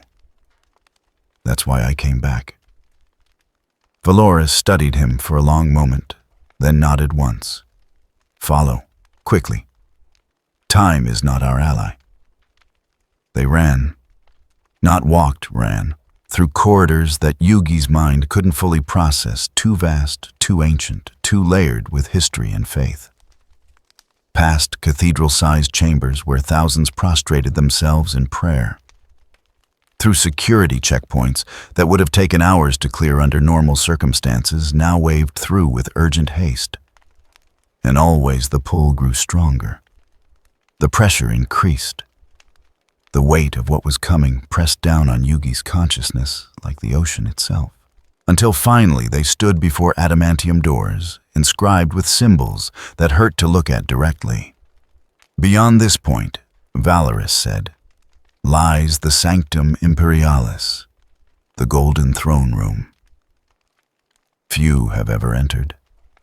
Fewer still have left unchanged. He stepped aside and the doors opened with impossible silence, given their tremendous weight. The Emperor awaits. YuGi stepped through alone. The chamber beyond defied description. Not because it was impossibly large, though it was, but because it existed in too many dimensions simultaneously. Physical space overlapped with psychic architecture. The material and immaterial blurred together until they were indistinguishable. And at the center, on a throne of gold and agony, sat what remained of a man who had become a god, the Emperor of mankind. His physical form was a withered husk, barely recognizable as human. But his psychic presence filled the chamber like a star contained in a bottle. Golden light bled from every surface, from the air itself, from the very concept of existence in this space. YuGi felt his knees buckle. Not from fear, but from sheer pressure. This was what 10,000 years of sacrifice looked like. What it felt like to be slowly dying while keeping an entire species alive through force of will alone. Then impossibly the Emperor spoke. Not with voice, but directly into YuGi's consciousness, the words bypassing language entirely to impress meaning on his soul. Child of a distant star, duelist who taught chaos to play by rules. You have done something I could not, and it is destroying the foundation upon which my sacrifice was built. YuGi forced himself to stand to meet the weight of that presence with whatever small strength he possessed. I didn't mean to hurt you, he said aloud, voice trembling. I couldn't let chaos win. But I couldn't destroy it either. So I tried to find another way. And you succeeded. Therein lies the problem. Images flooded YuGi's mind. The Golden Throne's construction, its purpose. Not just to sustain the Emperor's life, but to maintain the fundamental separation between order and chaos. To keep the webway sealed. To hold back the tides of the warp through rejection and suppression. But YuGi had proven that chaos could be organized. That it didn't need to be suppressed, only structured. And that revelation was causing the throne's core logic to fail. If chaos could choose order, then the throne's binary framework, suppress or be consumed, no longer applied. The ancient machine, built on assumptions now proven false, was tearing itself apart, trying to reconcile the contradiction. So, I'm killing you, YuGi whispered, horror dawning. By saving part of the warp, I'm destroying the thing keeping you alive. Not killing, transforming. But transformation without purpose is merely another form of death. The Golden Throne shuddered. Deep in its core systems that had functioned flawlessly for 10 millennia began to fail. Not from age or damage, but from fundamental logical contradiction. The machine's entire architecture was built on one simple premise: that order and chaos were eternally opposed, that one could only exist by suppressing the other. But that premise was no longer true.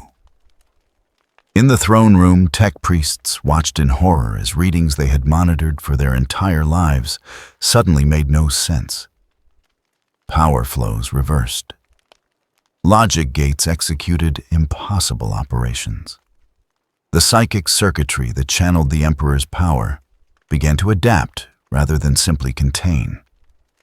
And the webway gate beneath the throne, the portal to the ancient Eldar highway network that demons had been trying to breach for 10,000 years, began to resonate with the same crystalline harmony YuGi had created in his duel with Tzeentch.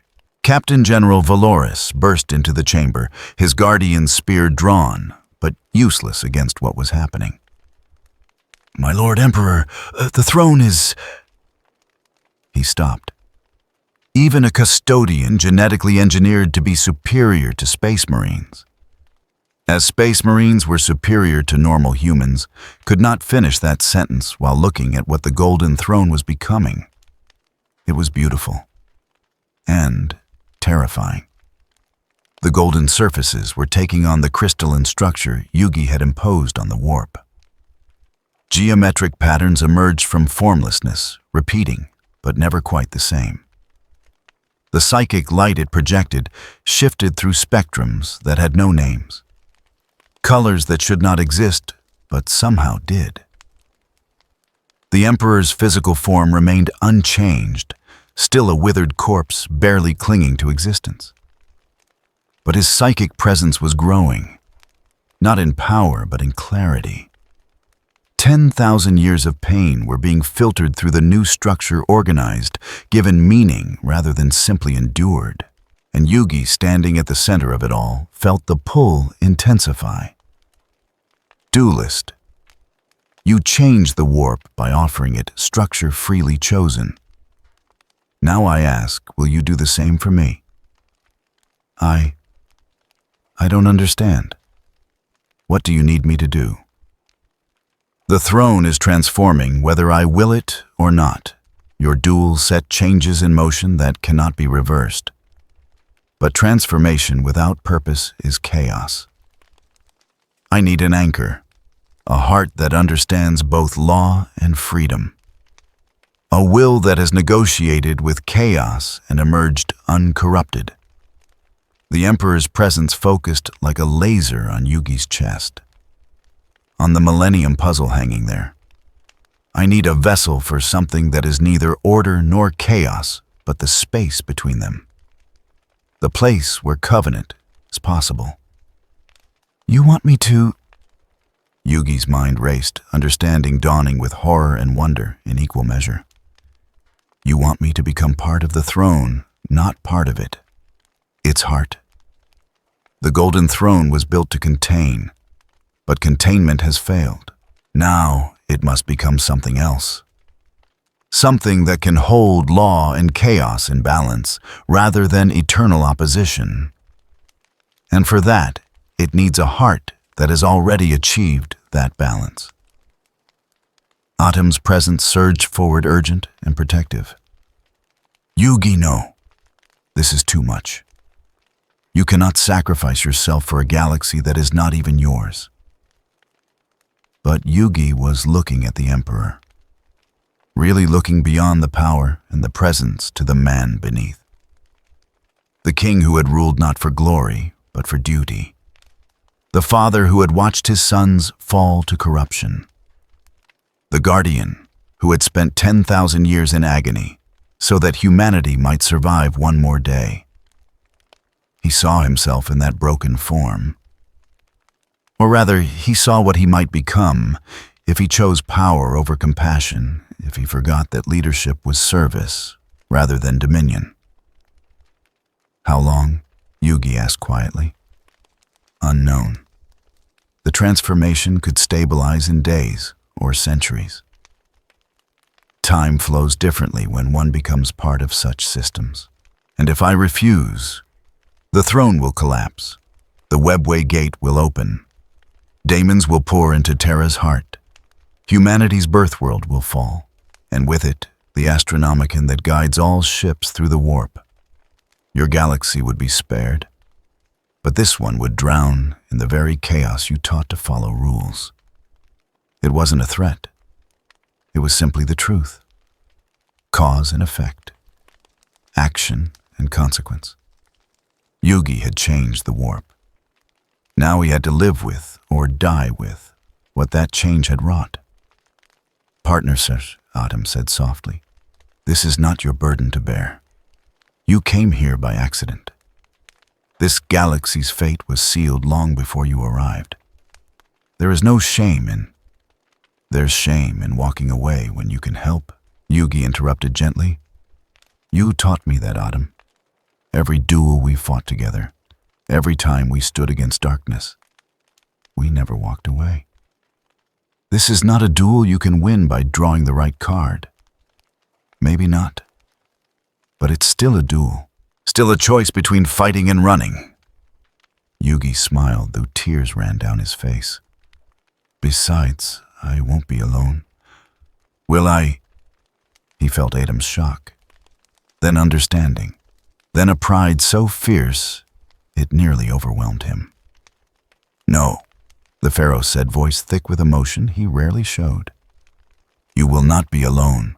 We are partners, now and always. Whatever comes, we face it together."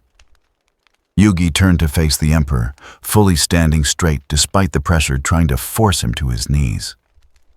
"I'll do it. I'll become your heart. On one condition." Even the Emperor seemed surprised by that.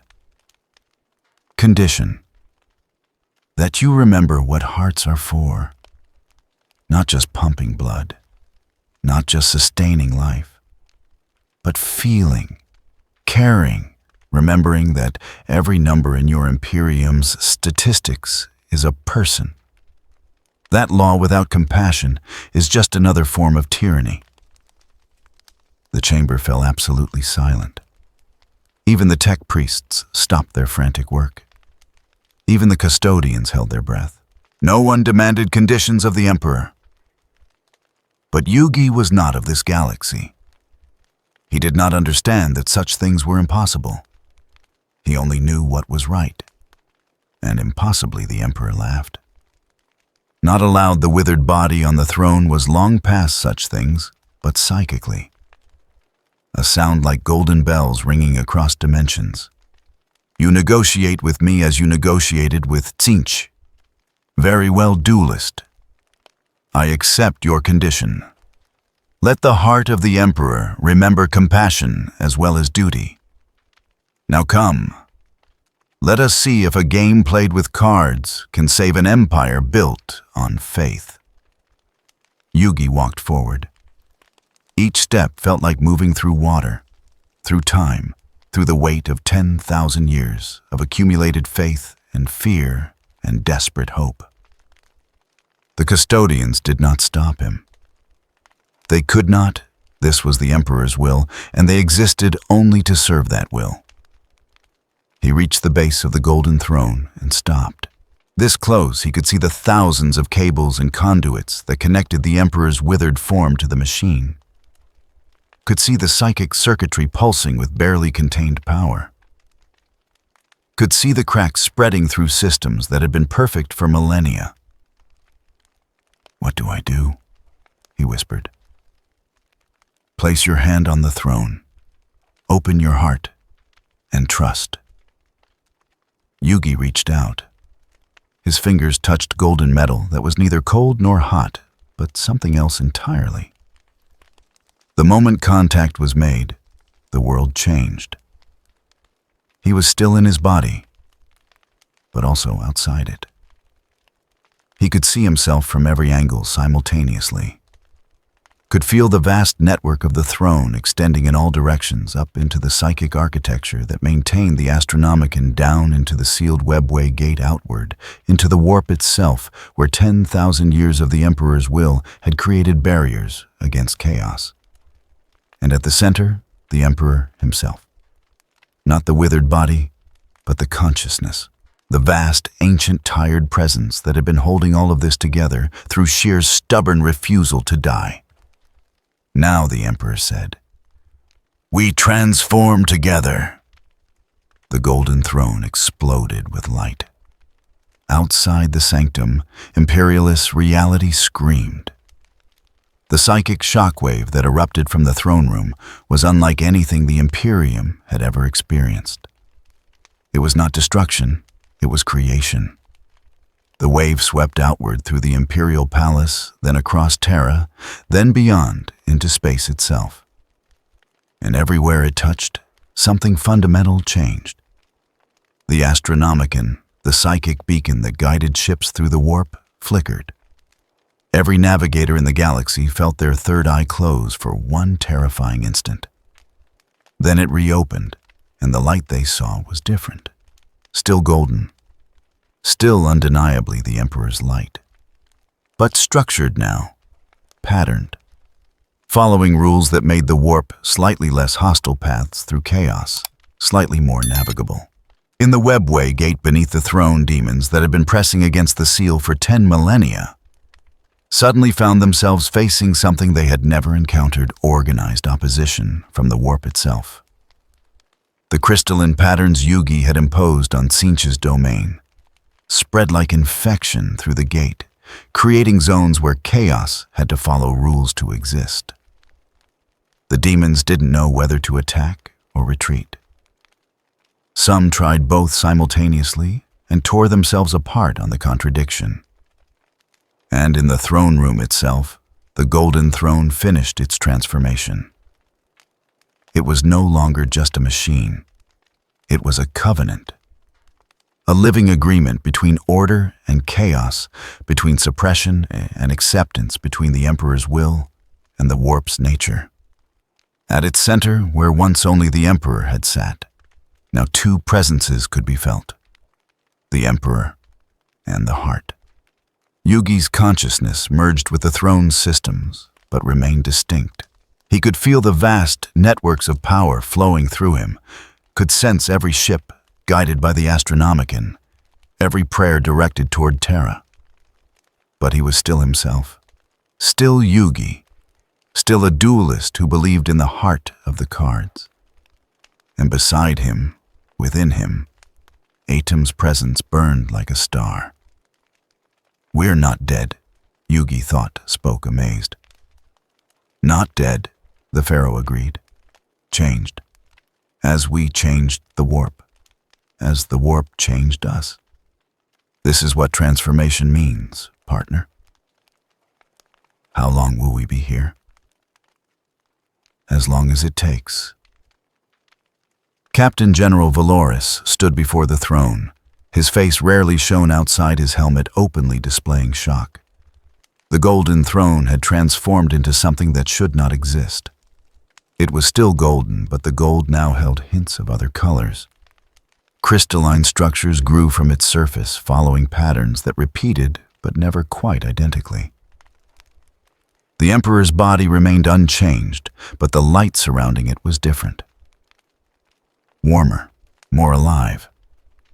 And at the base of the throne, kneeling as if in prayer, was YuGi Muto. Eyes closed, breathing shallow. The millennium puzzle on his chest glowing with gentle radiance. He was not dead, not exactly, but he was no longer entirely present either. He is the heart now. The Emperor's voice resonated through the chamber, stronger than it had been in millennia. The covenant between what is and what could be. Tell my Imperium that a new era has begun, one where faith and reason, order and change may yet find balance. Valoris knelt his guardian spear, grounded in salute. "It will be done, my Lord Emperor. But the boy, will he return?" A pause. Then gently ask him yourself. Valoris looked up confused. Then he felt it, a presence distinct from the Emperor's, smaller, but no less real. A consciousness that spoke in a voice young and uncertain, but unbroken. "I'm still here." YuGi said, his voice echoing strangely, as if from very far away. "Just different. Tell my friends not to worry. This is what had to happen. This is what hearts do. They keep things alive, even when it hurts. Then the presence receded deeper into the throne systems, and Valorous was left kneeling before a transformation he could not fully comprehend. Outside in the corridors of the Imperial Palace, the custodians stood in silent vigil. Tech priests performed their rituals with trembling hands, recording readings that would be studied for centuries. Silent sisters maintained their null presence, creating pockets of calm in the psychic storm. And in the warp itself, in the small domain where YuGi had dueled, Tzeentch, something remarkable was happening. The crystalline structure was spreading, slowly, incrementally, but spreading nonetheless. Other demons drawn by curiosity or hunger entered the domain and found themselves subject to its rules. Found that they could not simply break reality on a whim, that their transformations had to follow patterns. Some fled in horror. Others stayed fascinated by the novel experience of consistency. And Tzeentch, watching from the depths of its fractured consciousness, laughed. Not in mockery, in genuine delight. The game had entered its next phase, and for the first time in eternity, the god of change was unsure how it would end. Perfect. In the material universe, in the galaxy far from where YuGi had been born, his friends felt it.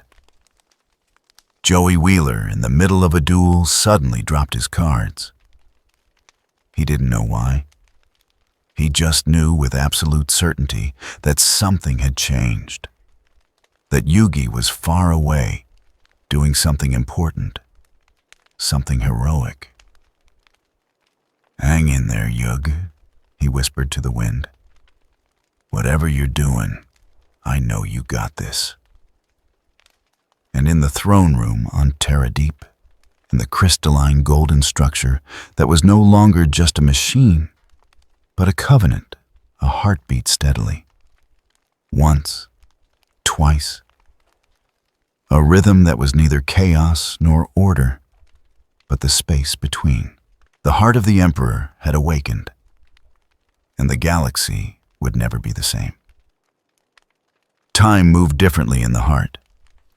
YuGi existed in a state that had no proper name. He was still himself, could still think, feel, remember. But he was also more. Connected to systems that spanned the galaxy, to prayers from billions of souls, to the vast network of faith and fear that sustained the Imperium. He could feel every ship guided by the Astronomicon, every prayer directed toward the Golden Throne, every moment of hope and despair across 1,000,000 worlds. It should have been overwhelming. It should have destroyed his sense of self, crushed his identity under the weight of 10 billion souls, all screaming their needs at once. But Autumn was there. The Pharaoh's presence burned beside him, like a star, a point of certainty in the chaos of consciousness. Where YuGi felt the weight of the galaxy pressing down, Autumn bore it with ancient patience. Where YuGi struggled to maintain his identity, Autumn reminded him who they were. Partners, duelists, two souls who had learned to share one body without losing themselves. This is not so different from the puzzle, Asamu. Autumn observed his mental voice calm despite everything. Just larger. YuGi would have laughed if he still had lungs. A little larger, yeah, like comparing a card game to an entire galaxy. The principle remains the same. Maintain your center. Remember who you are. The rest is just scale. They fell into a rhythm. YuGi handled the emotional component, the prayers, the hopes, the human side of the Imperium's faith. Autumn managed the structural aspects, the Astronomicon's patterns, the webway gates sealing the psychic architecture that kept Terra safe. Together they formed something neither could have achieved alone, a bridge between humanity and the divine that was still fundamentally human. Days passed, or weeks, or hours. Time had lost meaning in this state. But gradually, YuGi became aware of something changing, not in the galaxy around them, but within the heart itself. Within him. The crystalline structure they had imposed on the warp was spreading faster than anticipated. The covenant he had made with Sinch was replicating, creating zones throughout the Imperium where chaos had to follow rules, where demons found themselves subject to laws they could not break, where the warp itself was learning a new way to exist. And the Golden Throne, designed to suppress chaos rather than organize it, was struggling to adapt. Adam? YuGi said quietly, awareness dawning with terrible clarity. I think I'm not supposed to stay here permanently. What do you mean? The heart, the throne. They're adapting to the new structure, learning how to maintain it. But that learning process requires... He paused, understanding flooding through him. A catalyst. Something to show them how it's done. But once the lesson is learned, the teacher becomes redundant. Adam's presence flickered with concern. You're saying the system will reject you. Not reject. Release. Once the pattern is established, once the throne understands how to maintain the covenant between order and chaos, it won't need a human consciousness to guide it anymore. It'll be self-sustaining. How long? YuGi felt the answer in the flow of energies around them, in the rhythm of the Astronomicon, in the pulse of the webway seal. One day. Maybe two.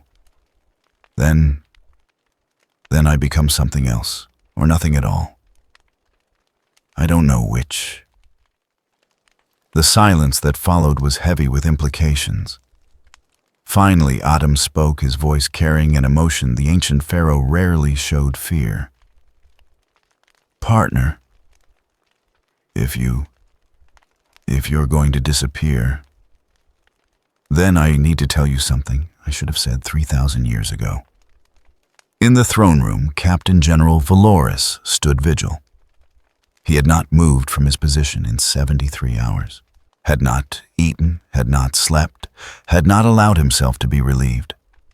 Other custodians came and went, maintaining the eternal watch over the Emperor. Tech priests monitored readings that grew stranger by the hour. Silent sisters created zones of calm where psychically sensitive individuals could rest without being overwhelmed. But Valoris remained, watching the boy who knelt before the golden throne, eyes closed, breathing so shallow it was barely perceptible. Watching as the throne itself continued its transformation, golden surfaces now completely covered with crystalline patterns that repeated but never quite identically. Something was happening. Something unprecedented in 10,000 years of imperial history. The Emperor was healing. Not physically, the withered body on the throne remained as it had been. A corpse kept barely alive through technology and will. But psychically, the Emperor's presence was growing stronger, clearer, more focused than it had been since before the Horus Heresy. And strangest of all, the warp around Terra was calm. Reports came in from across the galaxy. Warp storms that had raged for centuries were dissipating. Demonic incursions were failing as entities found themselves suddenly subject to rules they could not comprehend. Navigators reported that warp travel, while still dangerous, was following more predictable patterns, as if chaos itself had learned the meaning of structure. My lord, a tech priest approached Valoris cautiously. We have completed analysis of the throne's transformation. The findings are unprecedented. Speak. The system is adapting, Captain General. learning from the boy's consciousness. Within 24 to 48 hours, it will have fully integrated the new protocols. At which point, the tech priest paused, struggling with the implications. At which point, the human component will no longer be necessary. Valorous felt something cold settle in his chest. The boy will be released, or consumed, or transformed into something we cannot predict. The calculations are unclear. The custodian looked at YuGi's kneeling form, at the millennium puzzle glowing softly against his chest, at the peaceful expression on the boy's face as if he were simply meditating rather than serving as the heart of an empire. Can we prevent it? No, my lord. The process is self-sustaining now. Interrupting it would cause catastrophic failure of both the throne and the webway seal. We can only observe and hope. Hope. Such a small word. Such a dangerous concept in the grim darkness of the 41st millennium, but Valorous found himself hoping nonetheless. In the space between consciousness and unconsciousness, YuGi and Autumn had their final conversation. You were trapped in the puzzle for 3,000 years, YuGi said quietly, alone, with no memory of who you were. And when you finally woke up, it was because I solved the puzzle, because I needed a friend. Yes, you could have taken over completely, could have pushed me aside and claimed my body for yourself. You were a pharaoh. I was just a kid. No one would have blamed you. Partner. But you didn't. You shared. You became my other self. You protected me, guided me, taught me how to be strong. And I never properly thanked you for that. Autumn's presence flickered with emotion. YuGi, you gave me more than you can possibly understand. You gave me purpose, a second chance, a reason to exist beyond mere survival.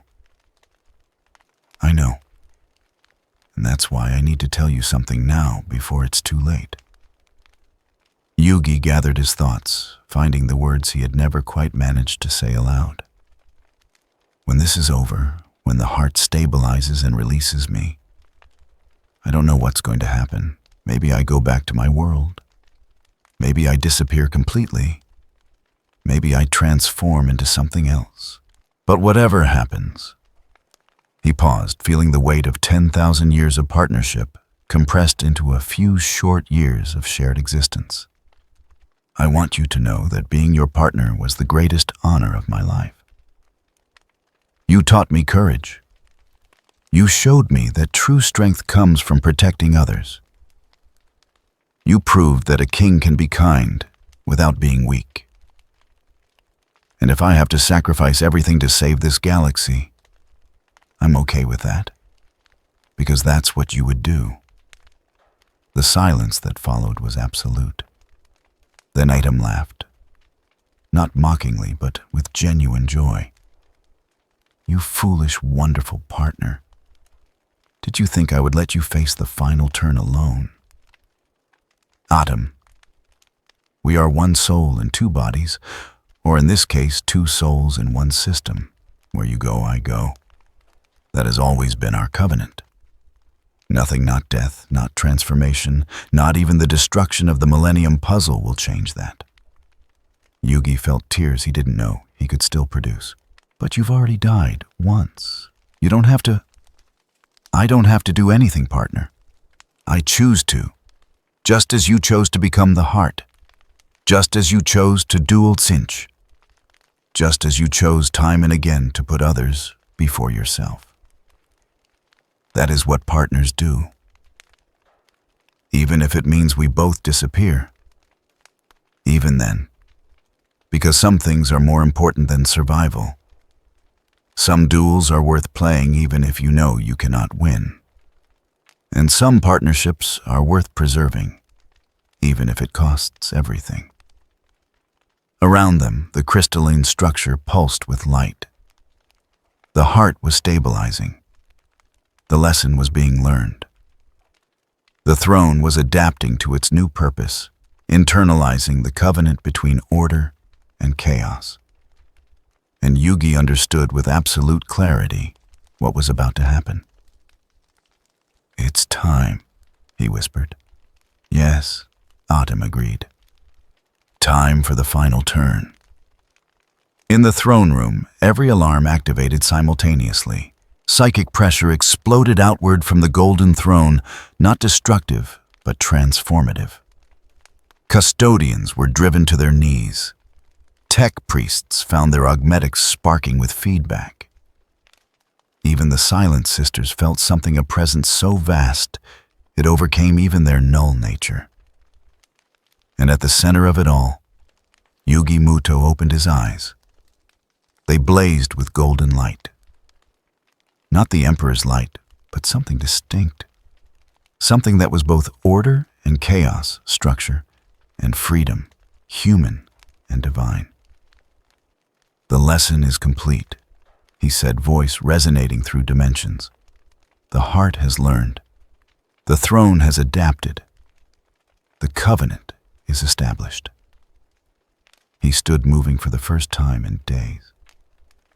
The millennium puzzle around his neck pulsed in rhythm with the golden throne, two artifacts connected by purpose, if not origin. But every lesson requires a final demonstration. Every game must show how it ends. Valorous stepped forward, hand on his guardian's spear, but not drawing it. "What are you saying?" YuGi smiled, and it was both the boy's gentle expression and the pharaoh's confident certainty. "I'm saying that faith doesn't require proof. That trust doesn't need certainty. That sometimes you have to believe in something even when you can't see the outcome." He reached up and grasped the millennium puzzle. The Emperor protected humanity for 10,000 years by sacrificing his body. But he kept his power, kept his presence, kept trying to control everything from his throne. And that control became a prison for both him and the Imperium. "I'm going to show a different way." The millennium puzzle began to glow. 7 points of light, one for each piece that had been scattered across 3 millennia round on. 7 fragments that YuGi had gathered, that had given him the strength to face darkness, that had brought Autumn back from oblivion. Now, those 7 pieces were beginning to separate. "No!" A tech priest lunged forward, but Valorous caught him. The Captain General understood, even if he didn't want to. This was necessary. This was right. "The puzzle bound Atom to me," YuGi explained, voice growing distant. "It gave us power, but it also limited us, made us think we needed a physical anchor to exist. That consciousness required form. But we learned something in the warp. We learned that belief can shape reality, that will can exist without body, that purpose transcends physical limitation." The 7 pieces of the puzzle floated free, orbiting YuGi like satellites around a star. The Emperor stayed in his body, stayed on his throne because he thought humanity needed a god to worship. But what humanity really needs is not a god. It's hope. And hope doesn't require proof. It requires faith. Autumn and I are going to show you what faith without proof looks like. The 7 pieces began to dissolve into light, not shattering but transforming. Each fragment became a point of radiance that drifted upward, outward, dispersing into the psychic architecture of the throne room. And with each piece that dissolved, YuGi became more translucent, more ethereal, less physical, and more conceptual. "My lord," Valorous said, voice surprisingly gentle for a warrior who had fought for 10 millennia. "Will you return?" YuGi's smile was peaceful. "I don't know. Maybe." Maybe not, but it doesn't matter. Because the heart will remain. The covenant will stand.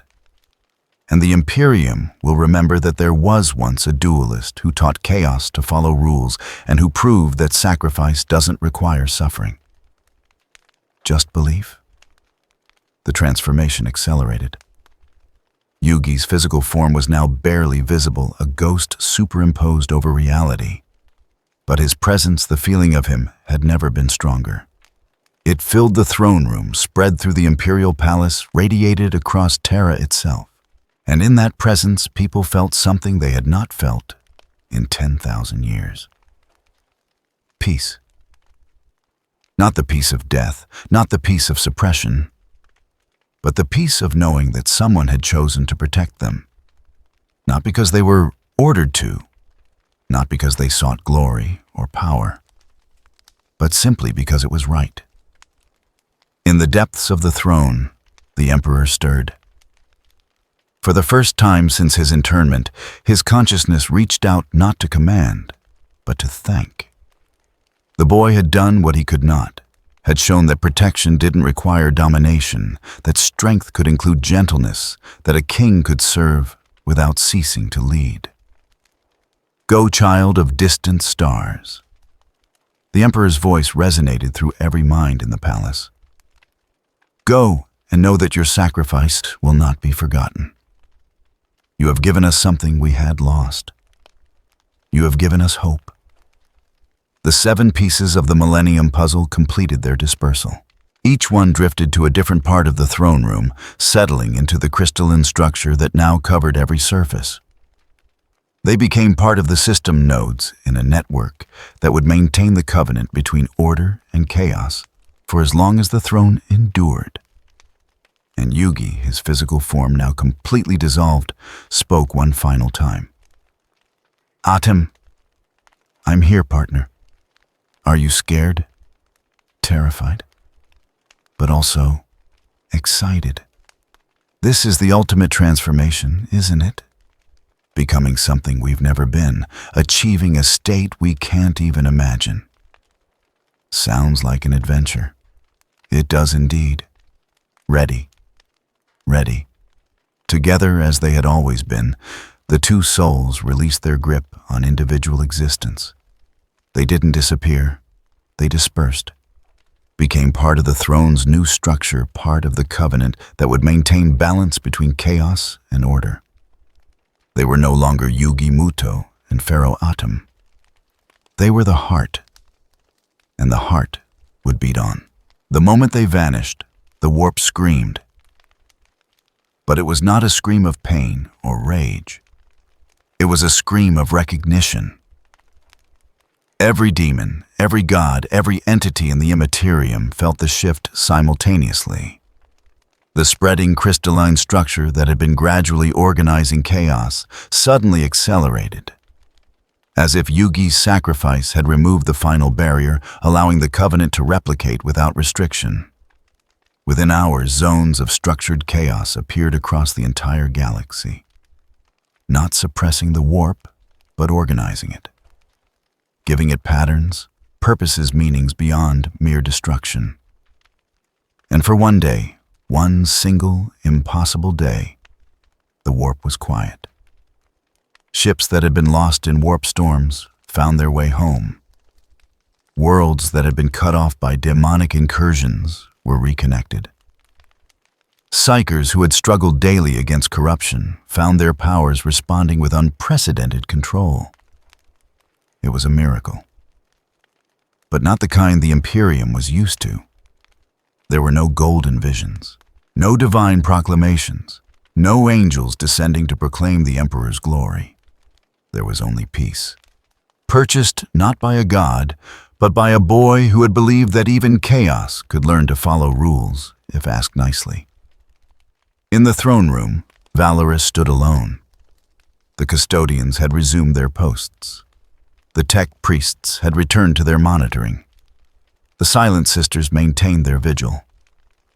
But for this moment, the Captain General allowed himself to be simply a man, standing before a throne that was no longer quite the same, mourning a sacrifice that should not have been necessary. 7 points of light pulsed softly in the crystalline structure. The remnants of the millennium puzzle, now part of something far greater than they had been individually.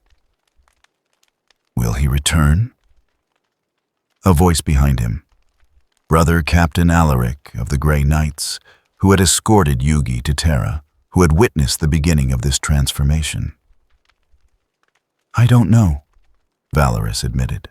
The boy spoke of faith without proof, of belief without certainty. Perhaps that's the lesson he wanted to teach us. A hard lesson for the Imperium to learn. We have built everything on the certainty of the Emperor's divinity. Have we? Valorous gestured to the transformed throne. Look at this. A machine built to suppress chaos, now maintaining a covenant with it.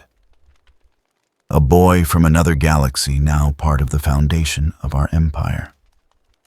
A duel fought with cards, reshaping the fundamental nature of the warp. Nothing about this follows the rules we thought were absolute. Perhaps that is precisely the point. Alaric was silent for a moment, then nodded slowly. What do we tell the Imperium? The truth.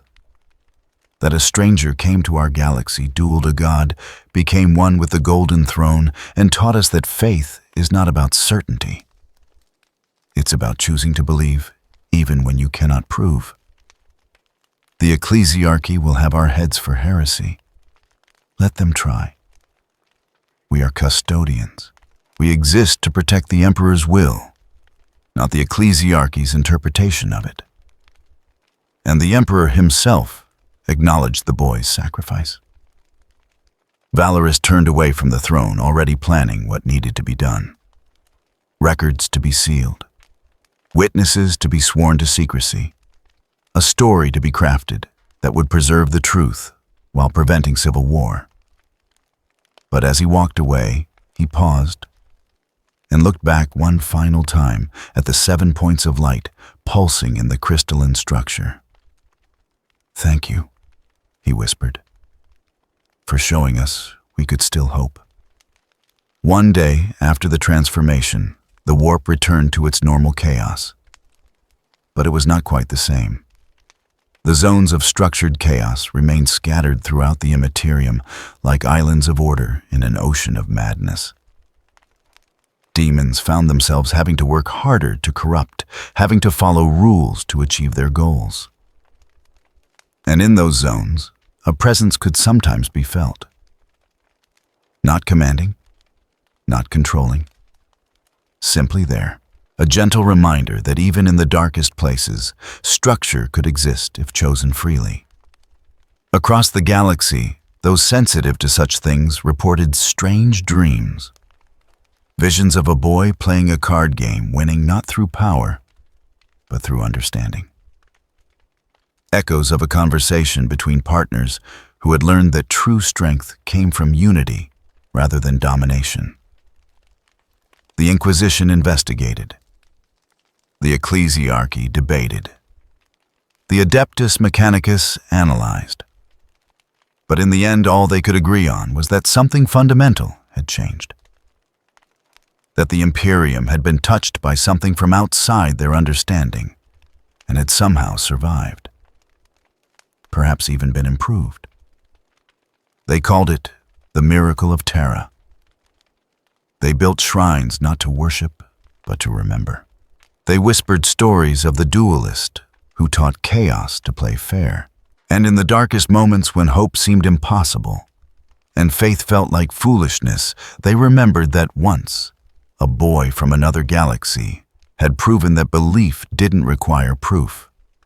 It only required courage. In a small apartment in Domino City, in a galaxy impossibly far away, Joey Wheeler woke from a dream he couldn't quite remember. He looked at the empty bed across from his where YuGi should have been sleeping. His friend had been gone for weeks now, with no word, no sign. Everyone was worried. The police had been called. Missing person reports filed.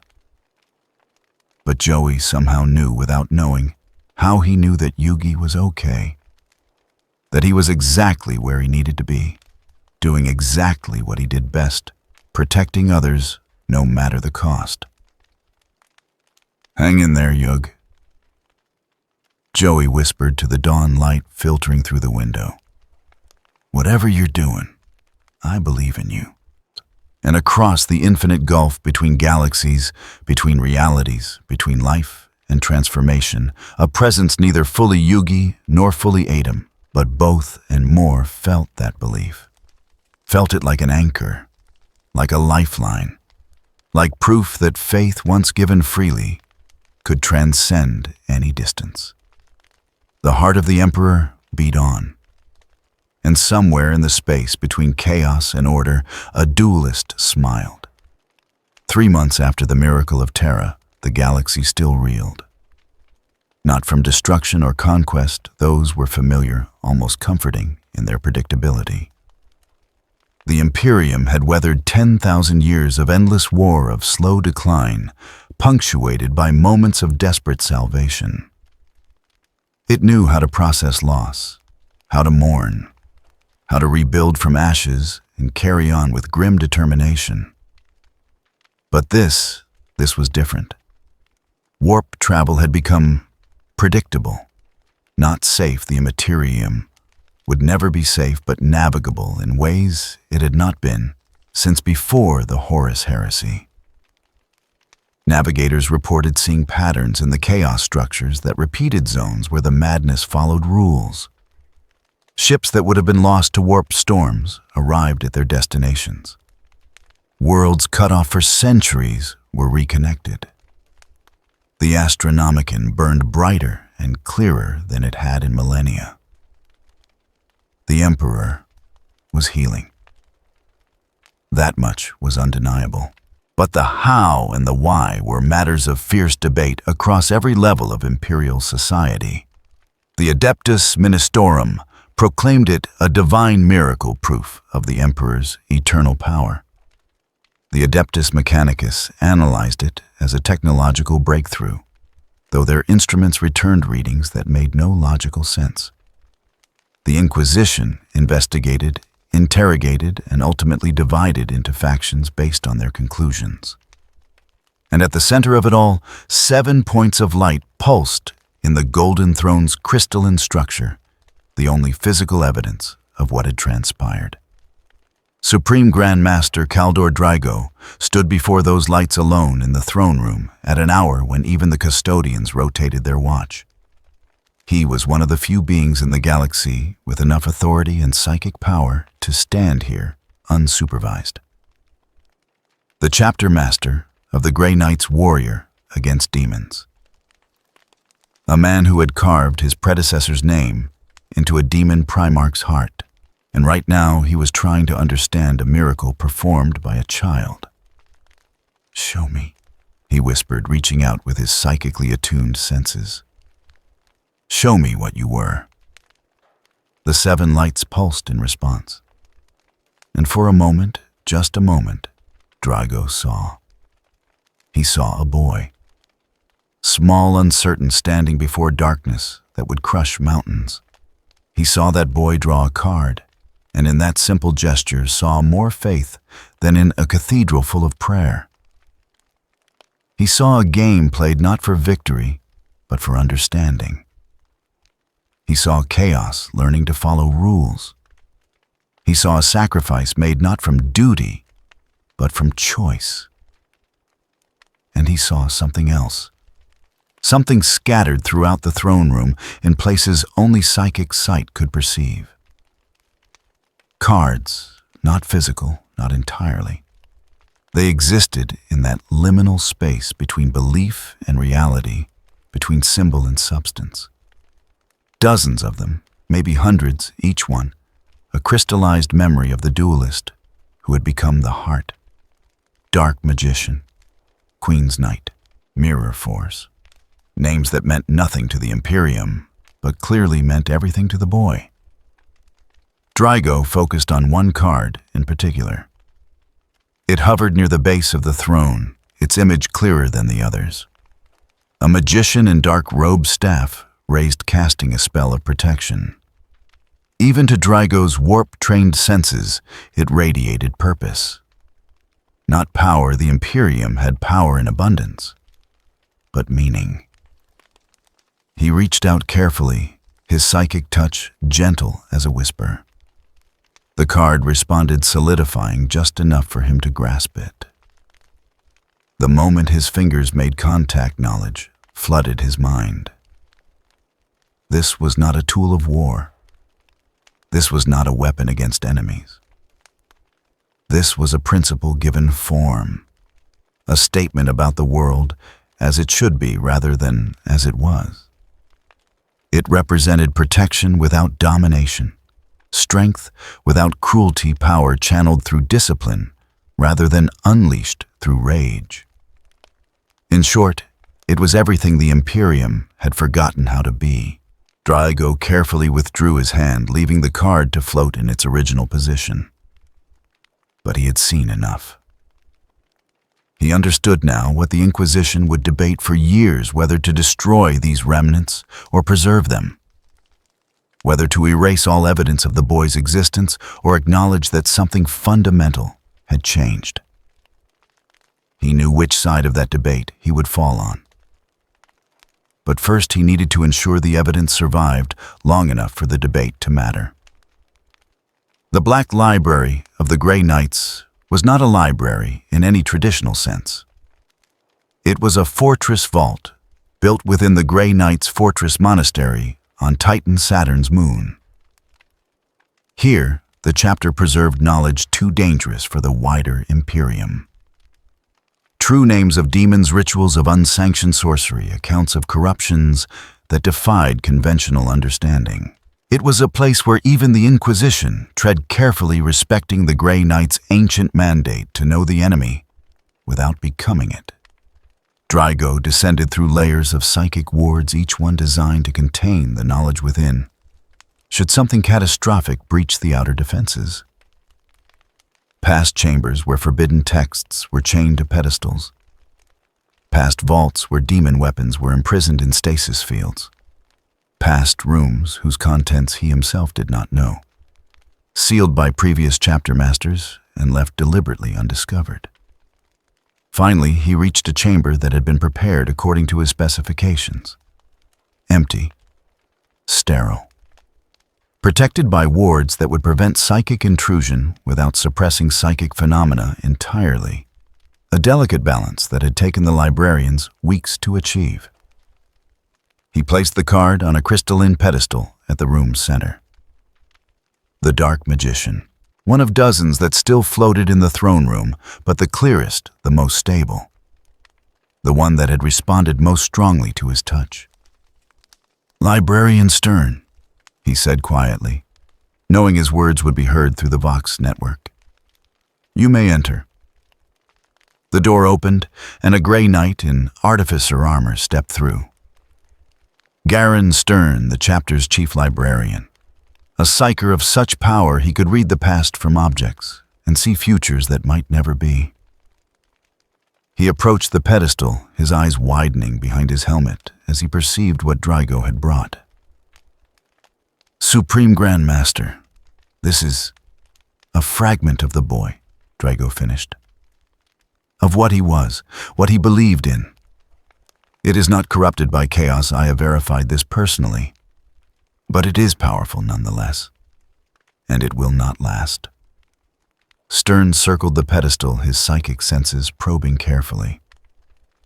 "I sense dissolution, as if it exists only because it is remembered. And as memory fades, it will fade as well, which is why we must preserve it. Not the object itself that may be impossible, but the knowledge of what it represents. The Inquisition will not approve. The Inquisition does not need to know, not yet. Not until we have secured enough evidence that they cannot simply purge all witnesses and declare the miracle of Terra a falsehood." Stern was quiet for a moment, considering the implications. The Grey Knights existed to fight demons, not to preserve heresies. But they also existed to know the enemy, to understand corruption without succumbing to it. And what Drago proposed. "You believe this knowledge is worth preserving," Stern said finally. "I believe," Drago replied, "that a boy from another galaxy taught chaos to follow rules. That he dueled a god and proved order and change are not enemies. That he sacrificed himself, not because he had to, but because he chose to. And I believe that if the Imperium forgets this, if we erase this act of pure faith from our records, we will lose something we cannot afford to lose." What? Hope. Across the galaxy, the Inquisition convened. Not physically, such gatherings were rare, dangerous, and inevitably ended with at least one Inquisitor dead from philosophical disagreement. But through psychic communion, through astropathic relay, through coded Vox transmissions that took months to compile and decrypt, the great debate began. The question was simple. What to do about the boy Inquisitor Covenant of the Ordo Malleus argued for complete purge. The boy had become one with the Golden Throne. He had altered the fundamental nature of the warp. He had created a precedent that might lead billions to believe they could negotiate with chaos rather than destroy it. Such thinking was heresy of the highest order, and the only solution was to erase all evidence that it had ever occurred. Destroy the records, he advocated through the psychic communion. Execute all witnesses who cannot be trusted to keep silent. Craft a new narrative, perhaps that the Emperor himself healed the throne through divine will. The boy becomes a footnote, then a rumor, then forgotten. The Imperium returns to doctrinal purity. Lord Inquisitor Kyria of the Ordo Hereticus offered a different perspective. The miracle had occurred. Millions had witnessed it. Tech priests had recorded it. Custodians had been present. To attempt a complete purge would require killing so many Imperial servants that it would constitute an extinction-level event for entire organizations. The cure would be worse than the disease. Instead, she proposed, we control the narrative. Yes, a boy appeared. Yes, he performed miracles, but we frame it as the Emperor working through him. The boy was merely a vessel, a conduit for divine will. His sacrifice proves not that humans can negotiate with chaos, but that absolute faith in the Emperor can achieve the impossible. A third voice, younger, but no less authoritative, Inquisitor Valdane of the Ordo Xenos. He had studied the boy's arrival, traced it back to the warp storm that had preceded it, analyzed the physics of dimensional breach. And he had reached a conclusion that terrified him. We're asking the wrong question, he said through the communion. We're debating how to control a narrative about one boy. But what if he's not unique? What if the warp storm that brought him here was just the first? What if other beings from other realities are already arriving, or will arrive soon? Silence, then uproar. If that's true, Covenant said slowly, then we face a threat far beyond a single miracle. We face an invasion of extra-dimensional entities, each potentially as powerful as the boy, each bringing their own philosophies and powers. Or, Valdane countered, we face an opportunity. The boy proved that beings from outside our reality can survive here without being corrupted, can achieve what we cannot, can bring hope rather than just more war. Perhaps the answer is not to purge or control, but to learn. The communion erupted into argument. 3 factions, 3 philosophies, none willing to yield. And while they argued across the Imperium, something simpler was happening. People were remembering. In the underhive of a world whose name didn't matter, a group of workers gathered in secret. They were not cultists. They bore no marks of chaos. They simply worked impossible hours in impossible conditions, producing ammunition for wars they would never see, dying young from toxins they could not avoid. They were the foundation upon which the Imperium was built, and they had never expected anything but suffering. Then the stories had reached them. Whispers passed from ship crews, from traders, from the rare visitors who descended from the upper hive. Stories of a miracle on Terra. Of a boy who had become one with the Emperor not through faith in doctrine, but through faith in compassion. Who had proven that sacrifice didn't require suffering. They had created a shrine. Nothing elaborate, a small alcove in the Hab block common area decorated with whatever they could find. A rough sketch of cards drawn by a worker who had once dreamed of being an artist. 7 small lights, salvaged glow strips, arranged in a pattern they didn't fully understand but knew was important. And words scratched into the metal wall. The heart remembers compassion. It was heresy, technically. Unsanctioned worship. The ecclesiarchy would have cleansed them all if discovered. But in the darkness of the underhive, far from the eyes of authority, they gathered and whispered their prayers. Not to the Emperor, not to the boy, but to the idea that somewhere, somehow, faith could be about hope rather than fear. Similar shrines appeared across the Imperium.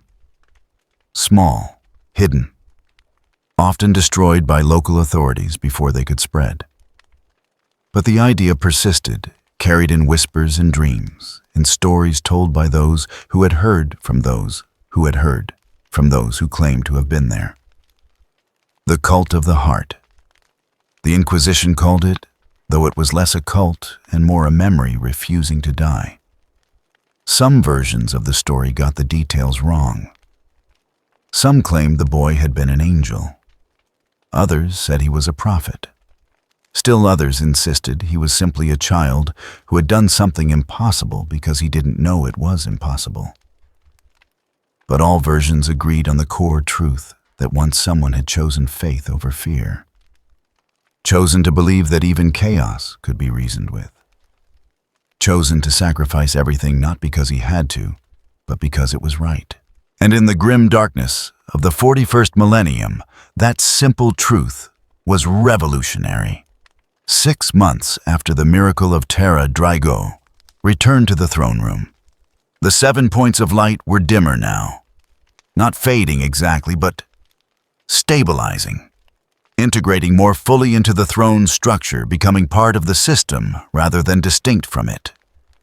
The cards that had once floated throughout the chamber were mostly gone, their psychic substance absorbed into the crystalline architecture. But one remained. The Dark Magician, the card he had preserved in the Black Library. And even that was beginning to fade, its edges blurring its image, becoming less distinct. "You won't last much longer, will you?" Drago said quietly to the card. "Physical objects require physical maintenance. But you're not really physical. Your memory given form, and memory fades." The card pulsed weakly, as if acknowledging his words. "That's all right," Drago continued. "I've recorded everything I could. Your image, your meaning, the feeling you evoke. Future generations may not be able to hold you, but they'll know you existed. That has to be enough."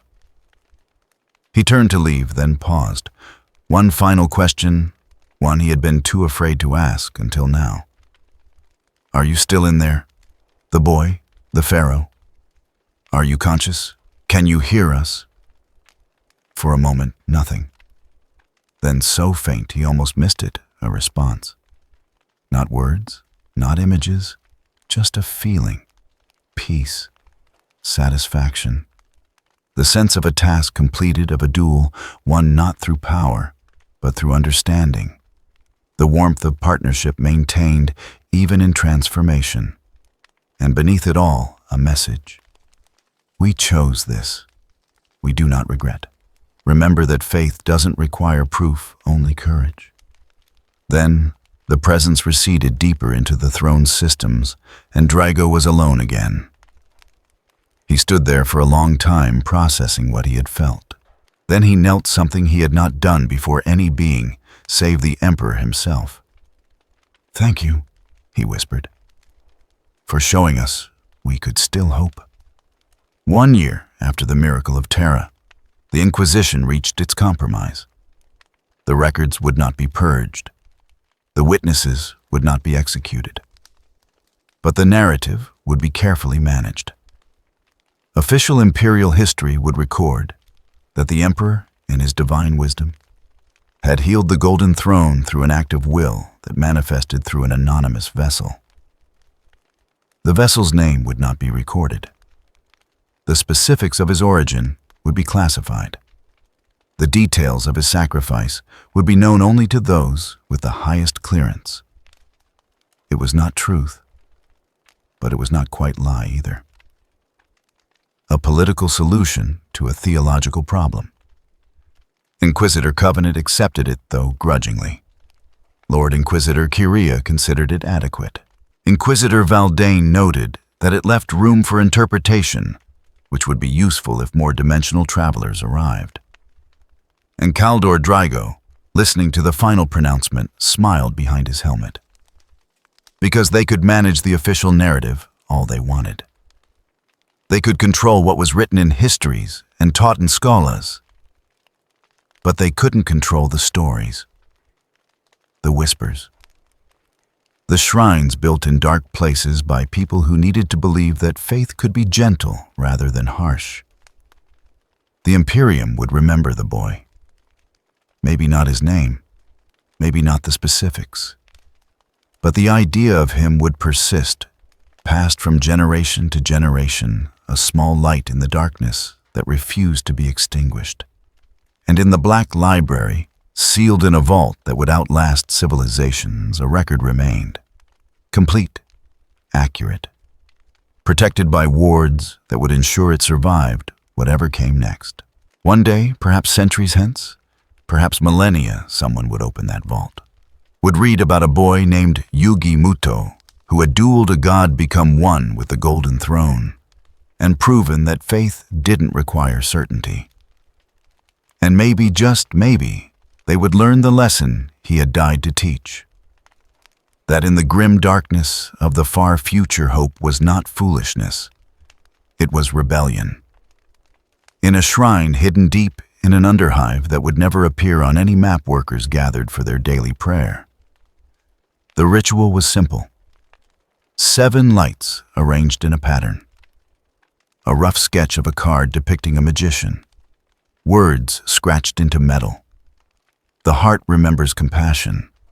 They did not know they were praying to a memory. They did not know the boy's name or his face or where he had come from. They simply knew that once someone had chosen faith over fear. And in knowing that they too chose hope. It was not much. It would not change the Imperium overnight. It would not end the wars or heal the suffering. But it was enough. Because faith once planted grows in unexpected ways.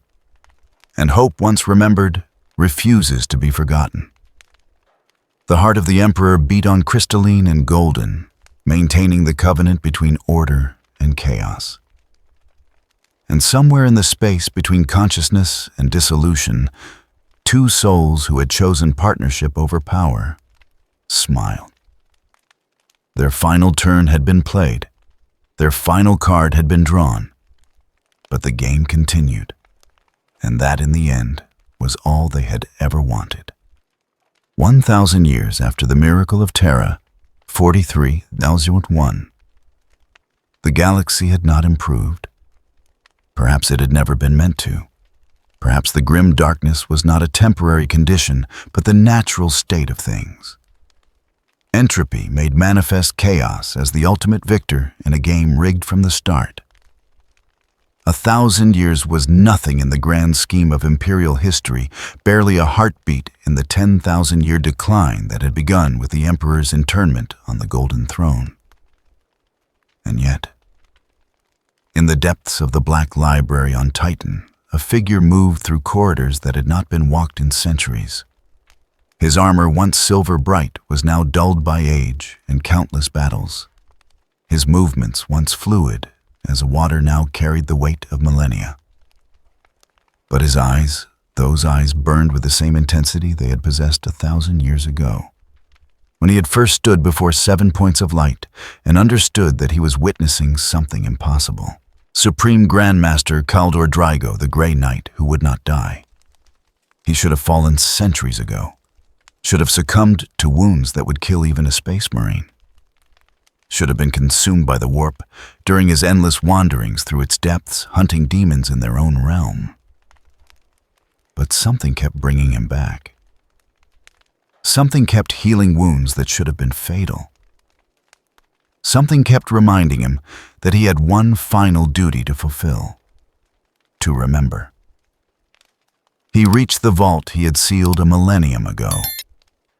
The wards were still intact, impressive, given how many times the Black Library had been breached over the centuries. He placed his hand on the door, and the ancient locks recognized him, mechanisms clicking open with the sound of old bones settling. Inside the chamber was exactly as he had left it: sterile, protected, empty save for a single crystalline pedestal at its center. And floating above that pedestal, impossibly, a card.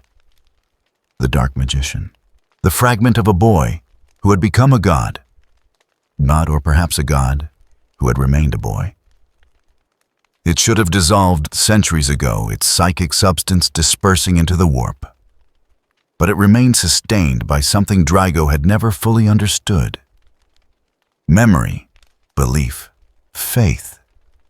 The same forces that kept him alive kept this card extant. As long as someone remembered, it could not fade. And Drygo had made remembering his life's work. He approached the pedestal slowly, his augmented heart more machine than flesh. After so many centuries beating with something approaching anticipation. Around the card, arranged in careful order, were his records. Not written in ink or stored in data slates, but inscribed directly into psychically attuned crystals that would preserve not just words, but meaning. The full story of YuGi Muto, duelist from another galaxy, who had taught chaos to follow rules. "I kept my promise," Drygo said to the empty chamber, or perhaps to the card itself. "Everything I witnessed, everything I learned, everything you represented. It's all here preserved against the day when it might be needed." The card pulsed faintly, acknowledging his words. "But I'm dying," Drygo continued, and there was no fear in his voice, only acceptance. "This body has endured far longer than it was meant to. The next time I fall, I won't rise. And when I'm gone, who will remember? Who will know to come to this chamber and continue the vigil?" The card offered no answer. It simply floated, a fragment of hope preserved in crystal and faith. Drygo reached out and for the first time in 1,000 years touched it. The vision that flooded his mind was not new. He had experienced it before that first time he had grasped the card. But it had changed, grown evolved over the centuries, as if the card itself had been learning, adapting, incorporating the experiences of those who remembered it.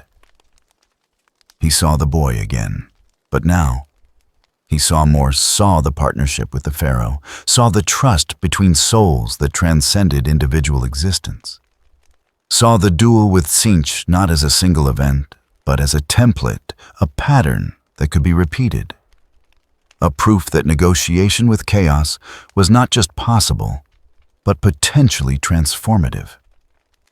And he saw something new, something that had not been part of the vision 1,000 years ago. He saw the future, or rather futures. Possibilities branching from this moment, each one showing a different path the Imperium might take. In one future, the records were destroyed. The last remnants of the boy's existence were purged. The Imperium returned to its comfortable certainty that chaos could only be fought, never negotiated with. And in that certainty it slowly died, unable to adapt, unable to change rigidly, marching toward extinction because it refused to consider alternatives. In another future, the records were preserved but misunderstood. The boy became a saint, his story twisted into imperial propaganda. The cult of the heart was absorbed into the ecclesiarchy. Its revolutionary message neutered, its hope commodified. And nothing changed because the lesson had been lost in the telling.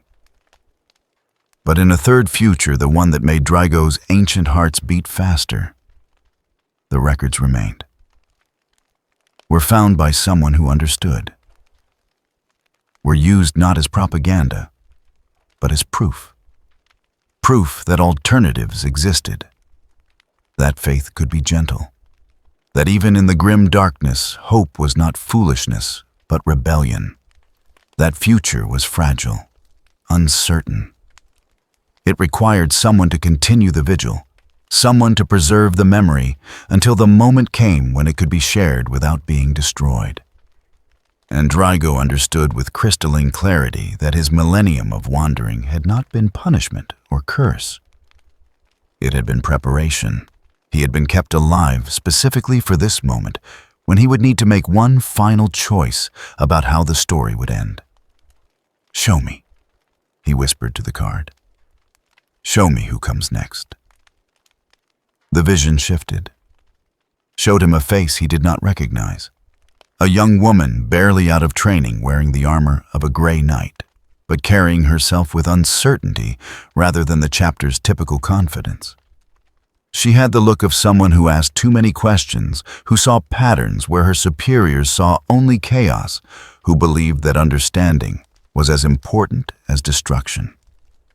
Her name was Seraphina, and she would arrive at the Black Library in 3 days, pursuing research for a project her superiors had not approved.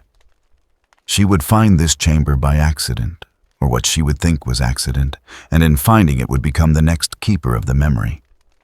If Drygo prepared properly, if he left the right clues, if he trusted that faith without proof could guide someone he had never met.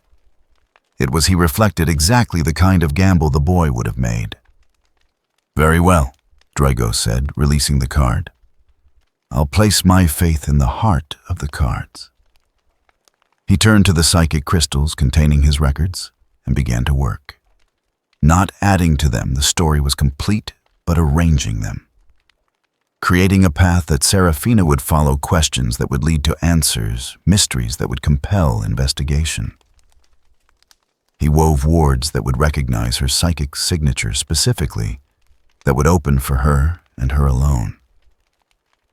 And he left a message inscribed on a crystal that would only activate after his death. If you have found this, then you are meant to remember what the Imperium has forgotten. 1,000 years ago, a boy from another galaxy proved that faith does not require certainty, that hope is not foolishness, and that even chaos can choose order, if approached with understanding rather than suppression. The Imperium will not accept this truth easily. Many will call you heretic for believing it. But know that once the Grey Knight stood for more than destruction, we stood for knowledge, for understanding, for the possibility that there might be another way. Continue the vigil, preserve the memory, and when the time is right, share it with those who have ears to hear. The game is not over. It will never be over. That is the point. Kaldor Drygo, Supreme Grand Master, Chapter Master, who would not die.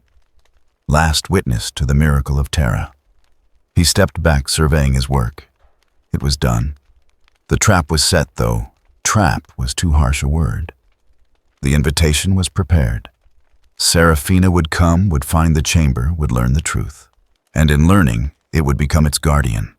Whether she would accept that burden was beyond his control. Faith without proof meant trusting that people would make the right choice, even when he could not force them to.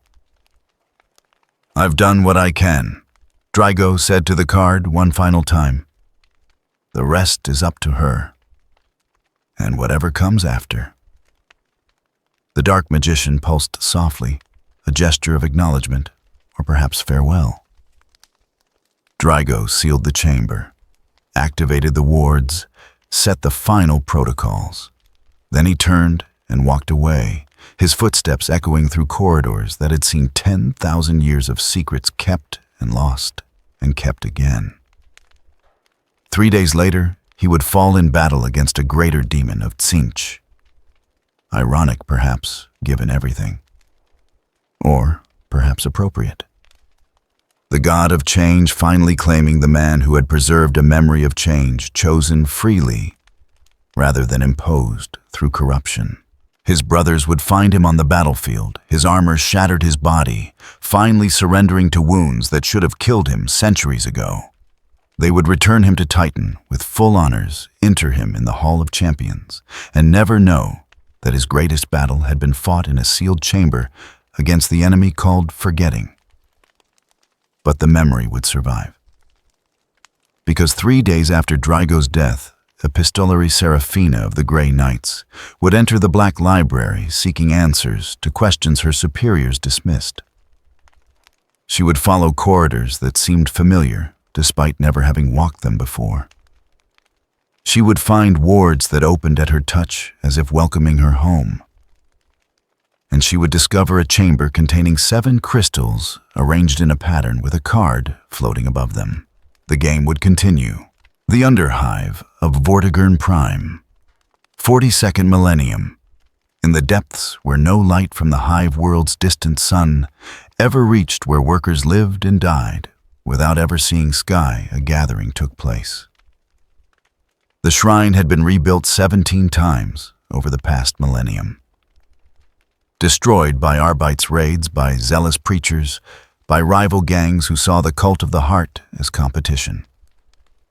But each time it was destroyed, it was rebuilt. Each time the faithful were scattered, they regathered. Each time the memory was suppressed, it resurfaced. Because some ideas refused to die. The current shrine was simple. An alcove carved into the wall of an abandoned water reclamation facility. 7 lights arranged in a pattern that had been passed down through 40 generations.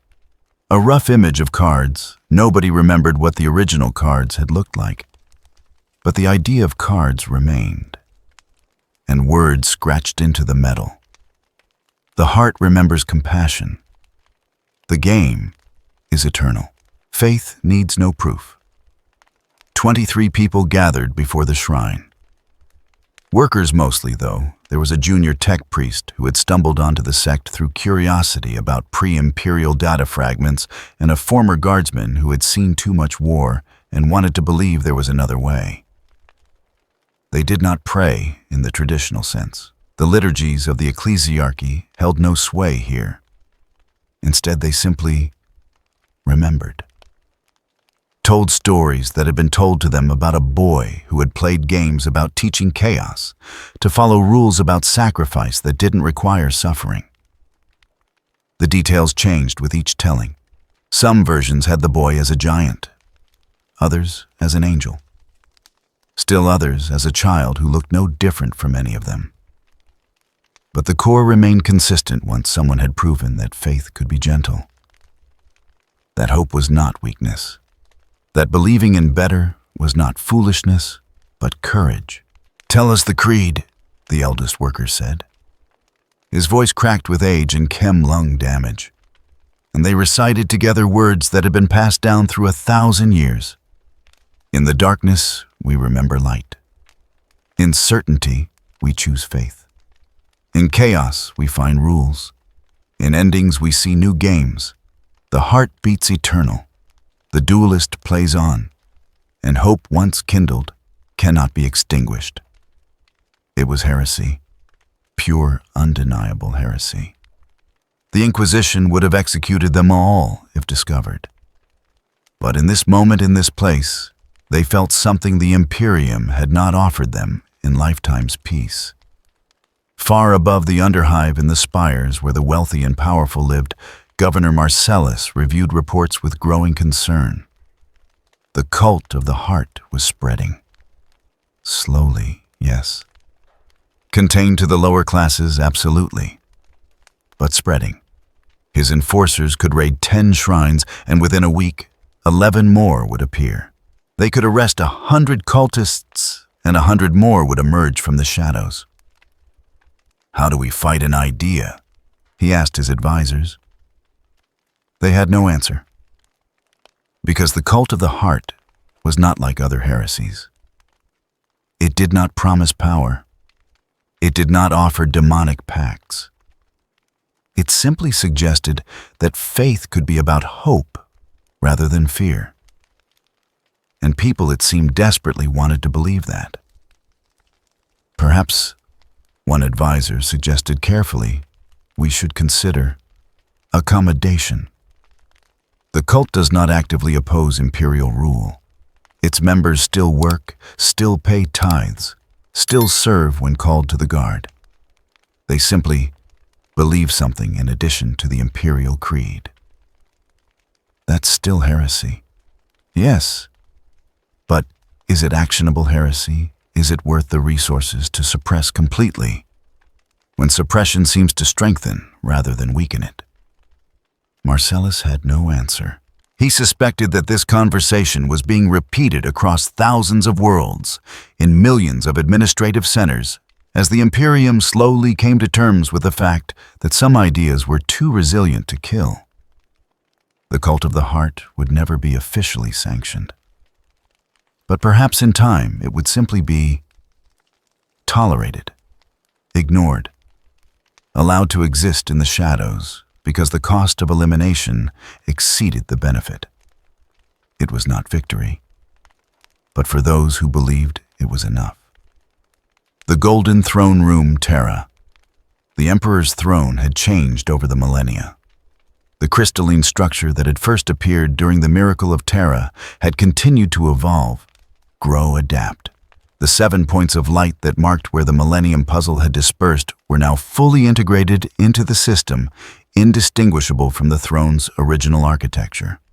The custodians who maintained their eternal vigil no longer questioned it. This was simply how the throne was, how it had been for as long as any living guardian could remember. But occasionally, very occasionally, when the throne room was empty, save for the Silent Sisters whose null presence created pockets of psychic calm, something would stir in the crystalline depths. A presence. Two presences. Neither fully individual, neither fully merged. Existing in that space between identity and dissolution, between consciousness and system, between memory and reality. They had no names anymore, had no faces, had no individual thoughts separate from the vast network of the throne's functioning. They were the heart, and the heart was them.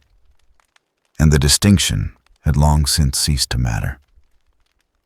But they remembered. Oh, how they remembered. Remembered partnership. Remembered duels fought not for victory but understanding. Remembered a moment when chaos had chosen structure freely rather than having it imposed. Remembered teaching a galaxy that faith didn't require proof. And sometimes when the warp was calm and the conditions were exactly right, that memory would manifest in ways the material universe could perceive. The warp. Somewhere between nowhere and everywhere. In the Imperium, where time and space lost meaning, where emotion became substance and thought shaped reality, a phenomenon occurred that defied even the bizarre logic of the warp itself. A structure appeared, crystalline, geometric, following patterns that repeated, but never quite identically. A small domain barely a fraction of the warp's infinite expanse.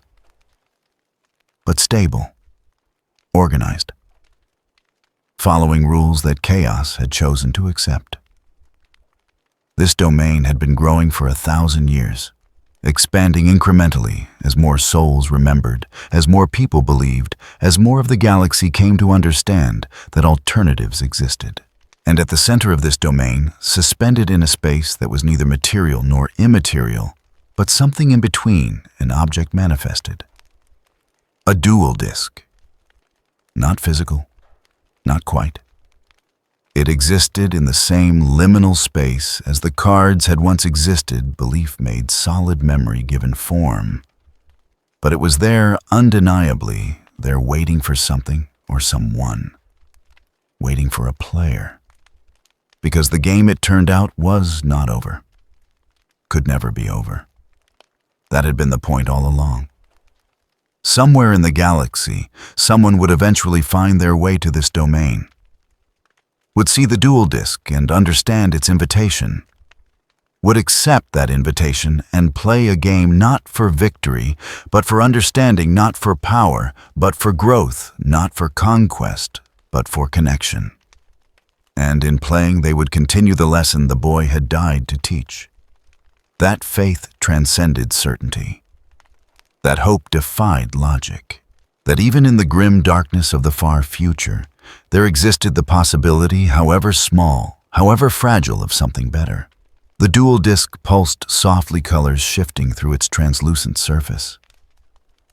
7 lights glowed within it, echoing the 7 pieces of a puzzle scattered across time and space and memory. Waiting. Always waiting. For the next duelist, for the next game, for the next person brave or foolish enough to believe that hope was not weakness, but rebellion. Epistolary Seraphina stood before the chamber in the black library, her hand hovering over the door. She had followed clues she didn't fully understand, drawn by intuition she couldn't explain to this place that should have remained hidden forever. Behind the door she could sense something, knowledge that would change her understanding of everything, truth that could not be shared without consequences. A burden she did not want, but somehow knew she needed to accept. The game is eternal. She whispered words from a vision she had experienced, but did not remember having. Hope is the rebellion. Faith needs no proof. She opened the door. Inside, 7 crystals pulsed with stored memory. A card floated above them, depicting a magician in dark robes. And on the pedestal, a message inscribed in light. If you have found this, then you are meant to remember. Seraphina stepped inside. The door closed behind her. The wards activated, protecting this chamber for another 1,000 years.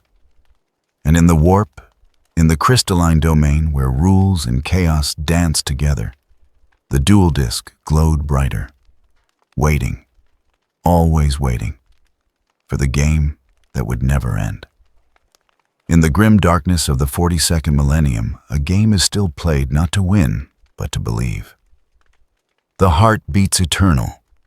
The duelist plays on, and hope once kindled cannot be extinguished.